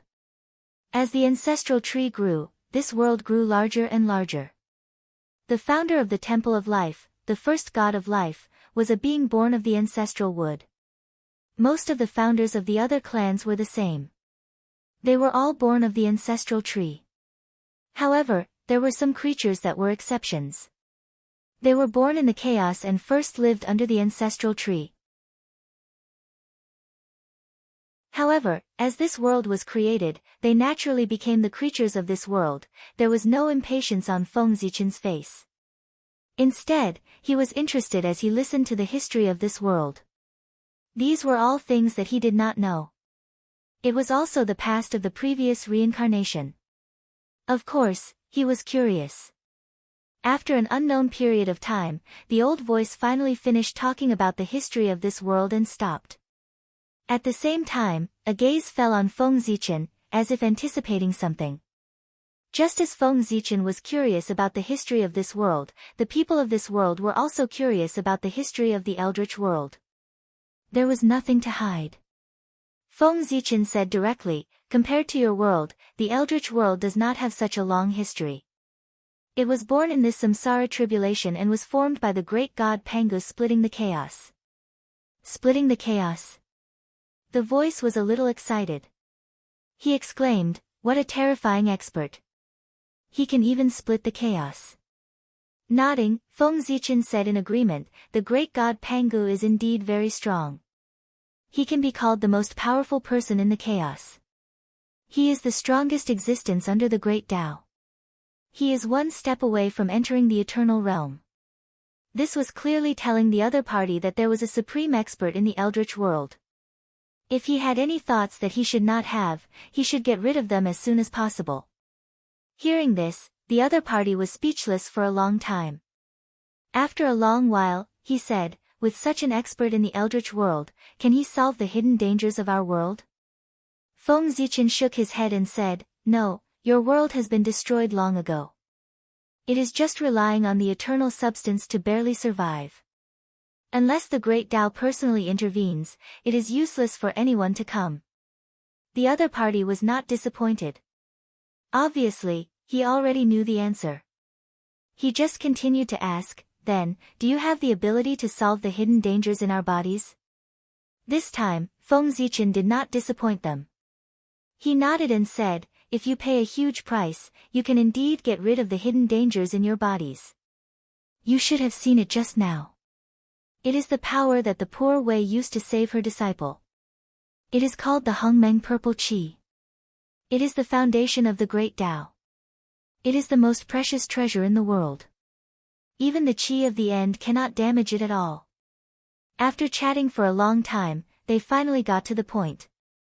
The reason why the three former life goddesses called Feng Zichen over was not because of the Hongmeng Qi in his hands. Although the coffin made by the world tree could suppress the Qi of the end in their bodies, it could not solve the hidden dangers in their bodies. Otherwise, they would not be aging day by day. After a long time, they would also die. Therefore, they had their eyes on Feng Zichen. They wanted to ask for a wisp of Hongmeng Purple Qi from him to solve their hidden dangers. Another old voice sounded. It directly asked Feng Zichen, do you have any other Hongmeng Purple Qi in your hands? It was time for the transaction. Feng Zichen said, poor Wei does not have any Hongmeng Purple Qi in her hands for the time being. However, she has a lot in the untainted land. If you can take out suitable treasures, poor Wei is willing to be the middleman and exchange for 3 wisps of Hongmeng Purple Qi for you. Feng Zichen did not lack Hongmeng Purple Qi. Every 1,000,000 years, he could create a wisp of Hongmeng Purple Qi. After a moment of silence, another voice said, fellow, if the Temple of Life leaves this world, will the untainted land accept it? Hearing this, Feng Zichen did not answer immediately. Instead, he began to think seriously. It was not a big deal to let the Temple of Life join the untainted land. However, why? You are an outsider. Firstly, you have no merit. Secondly, you have no contribution. What right do you have to enter the untainted land? What right do you have to join the untainted land? Therefore, after a moment of silence, Feng Zichen shook his head and refused, I'm afraid that's not possible. Moreover, even if poor Wei agrees, it's useless. I'm not the only one who has the final say in the untainted land. Feng Zichen lied. He, who was about to become a celestial emperor, was actually qualified to let the Temple of Life join the untainted land. It was just an outsider. If he joined the untainted land as his vassal, no one would refuse him.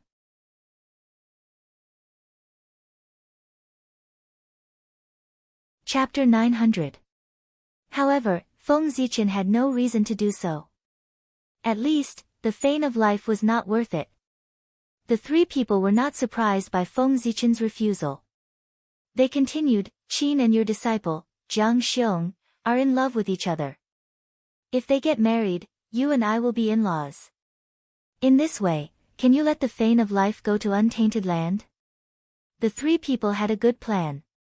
If they had no relationship with Feng Zichen, they would like to see how Feng Zichen could refuse.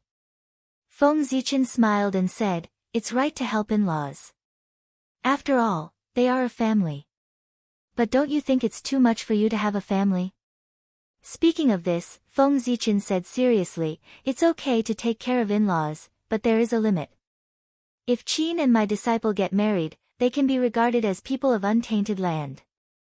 In this way, the poor Wei can make the decision to bring her immediate family into untainted land. As for the rest, the poor Wei can't do anything. Another voice came from the void, with a little helplessness, "You are right. This request is indeed too much." However, the three people obviously did not give up the opportunity to enter untainted land. They continued, "If we can give you a benefit, can you let us integrate into untainted land?" This time, Feng Zichen did not rush to refuse. Instead, he asked, "What is the benefit? Tell me. If it's really valuable, the poor Wei still has some face in untainted land." Hearing this, the voice was silent for a moment before continuing to speak. However, he did not answer Feng Zichen's question. Instead, he asked him, "Do you know why my world has not been destroyed in this situation?" Hearing this, Feng Zichen's heart moved. Did he ask this question because he knew where the eternal substance was? Thinking of this, Feng Zichen suddenly became excited, but his expression did not change. He replied in a normal tone, "Of course I know.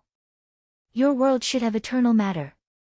It is this thing that maintains the existence of this world, preventing it from being destroyed by the gas of the end." From the void of space, the voice replied, "That is indeed the case. Within the world's origin, there exists a mysterious purple light, and it is because of its existence that our world is able to exist for so long." Speaking of this, the voice paused, and then said what he wanted to hear in Feng Zichen's excitement, "The benefits we want to give you are related to this. If you are willing to help us integrate into the untainted land, we will tell you where the origin of heaven and earth is." The eternal substance was Feng Zichen's goal here.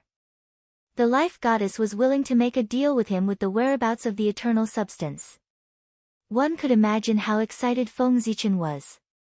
Before entering this world, Feng Zichen had used countless methods to try to find the whereabouts of the origin of this world. Unfortunately, without exception, he had failed. The origin of this world had been hidden by someone with great magic. No matter how hard Feng Zichen searched, he could not find it. He had no choice but to take the risk to enter this world. Otherwise, Feng Zichen would have directly taken action outside the world and left after taking the thing. There was no need to go through so much trouble. Although he was excited, Feng Zichen did not let it get to his head. Instead, he asked calmly, "Since you three know where the origin of heaven and earth is, why don't you go and get the eternal substance yourselves? You should know that since that thing can protect your realm from destruction, it will naturally be able to solve the problem in your body." Feng Zichen suspected that there should be some danger in the place where the origin of heaven and earth was. Otherwise, the origin of heaven and earth would not have been preserved until now. It would have long been taken away and devoured by the masters of this world who were on the verge of death.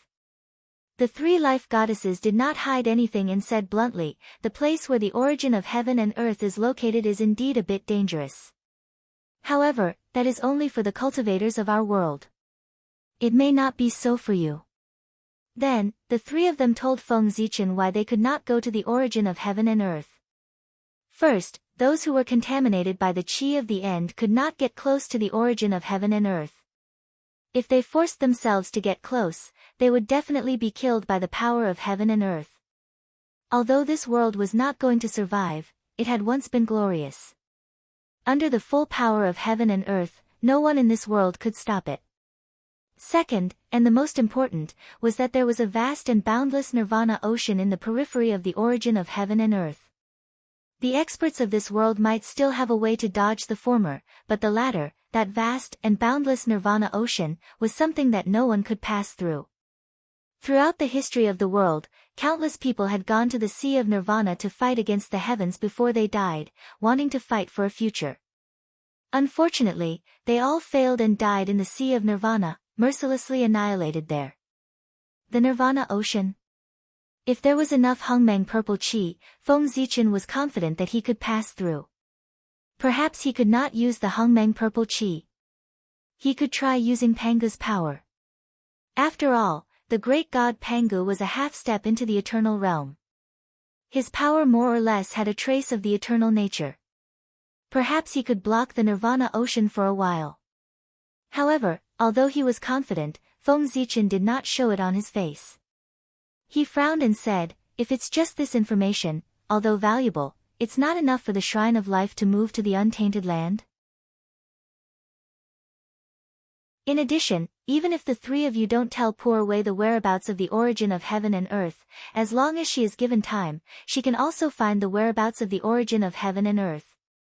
However, with Feng Zichen's ability, he could also find the whereabouts of the origin of heaven and earth after staying in this world for tens of thousands of years. The Goddess of Life was not angry. She continued, we naturally believe in your ability, but so what if you find the origin of heaven and earth? The origin of heaven and earth has been jointly set up by God and the God of Truth. Once someone goes there, they will sense it. In your current state, I'm afraid you are no match for them.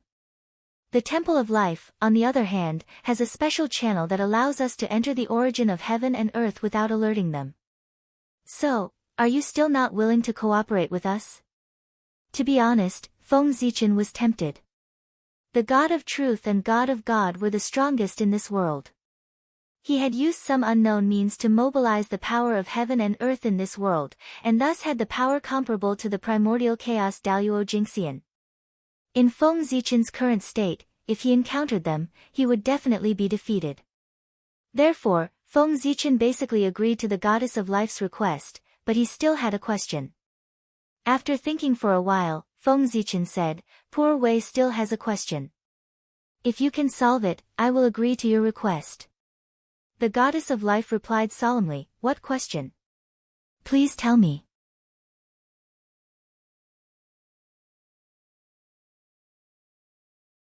Chapter 901. If the poor Wei takes away the eternal substance, this world will inevitably be destroyed. Do you guys really not care at all? This was what Feng Zichen was most confused about. After all, this was the world that gave birth to them. If it was destroyed just like that, would their hearts really not be affected at all? At this time, the helpless voice of the Life Goddess sounded, fellow Taoist, if you stay in this world for millions of years, you will also be like us, wishing for it to be destroyed immediately. After hearing what she said, Feng Zichen understood a little. These three were probably tortured by the environment of this world. No matter how deep their feelings were, it was difficult to resist such erosion. Not to mention that going to the untainted land could let them live. People, no matter how high their cultivation was, were all selfish. Then, another voice said, as for the creatures of this world? Since the beginning of our world, there have been more than hundreds of millions of races. Now, there are only so many left. Fellow Taoist, do you think this is all a natural disaster? In order to compete for the resources of this world, our world has been in constant war all year round. It can be said that there is a deep blood feud between the races. If they all die in this world, it can be considered as revenge for our ancestors. Feng Zichen had nothing to say. The Life Goddess really had no place to stay in this world. Thinking about it, if Feng Zichen was born in this world, he would also find a way to leave. Nodding, Feng Zichen said, poor Wei already knows what you want. In the untainted land, poor Wei will also be responsible for the arrangements. But how to cut off the connection with this world is your own business. Poor Wei has no ability to intervene. Heaven and earth gave birth to you and raised you. Now that it is dying, you want to leave just like that. How can there be such a good thing? You must pay the price. However, that was when the world was at its peak. If it was in this world, it was not too difficult to cut off this connection. When the world was about to be destroyed, it was the best way to escape, and there was no need to pay any price. After all, the world was destroyed. He didn't have the extra energy to fuss over those fleeing lives. However, there was a prerequisite for that. One had to have the cultivation level of primordial chaos Daluo Jingxian and transcend the river of time and space. Otherwise, they could only follow the world towards extinction. After Feng Zichen said that, the Life Goddess immediately replied, that's only right. The Church of Life has long been prepared. It's not difficult for us to leave this world. Feng Zichen was not surprised to hear this. From the previous conversation, he knew that the Temple of Life had once produced a great figure. Although he was not as good as Pangu, he could be considered a well-known figure among the Chaos Demon gods. Such an existence could help the Church of Life leave this world with just one or two backup plans. Next, the Life Goddess told Feng Zichen the location of the origin of heaven and earth as promised. Feng Zichen, on the other hand, made an agreement with them. After the poor Wei takes away the eternal substance, she will take all of you away. After the agreement was made, Feng Zichen left. After telling Feng Jia to go back and prepare to return to the primordial world, Feng Zichen rushed in the direction of the origin of heaven and earth according to the coordinates sent to him by the Life Goddess. It was no wonder that Feng Zichen could not find the origin of heaven and earth in this world. It turned out that it was not in this world at all, but in a broken world. This was also a part of that world, but it was destroyed by the reincarnation tribulation. It was no wonder that the origin of heaven and earth was hidden here. After traveling in this world for a while, Feng Zichen saw a huge light curtain from afar. According to the Life Goddess, this was left behind by the strongest people in this world, the God of Truth and God. Its purpose was to prevent anyone from getting close to the origin of heaven and earth. Feng Zichen quietly went forward to confirm and found that the Life Goddess was right. This was left behind by the two people. If he rashly went in, he would definitely be sensed by the two people. After thinking about it, Feng Zichen went around this place and walked toward the secret passage told to him by the Life Goddess. It was left behind by the first-generation Life Goddess. It could have led directly to the origin of heaven and earth, but because of the reincarnation tribulation, half of the passage was destroyed. He could only come close to the origin of heaven and earth, but could not enter it. According to the method passed down by the Life Goddess, Feng Zichen searched in the void for a long time and finally found the passage. It was not called a passage, but a section of the world tree's roots that seemed to extend from the origin of heaven and earth.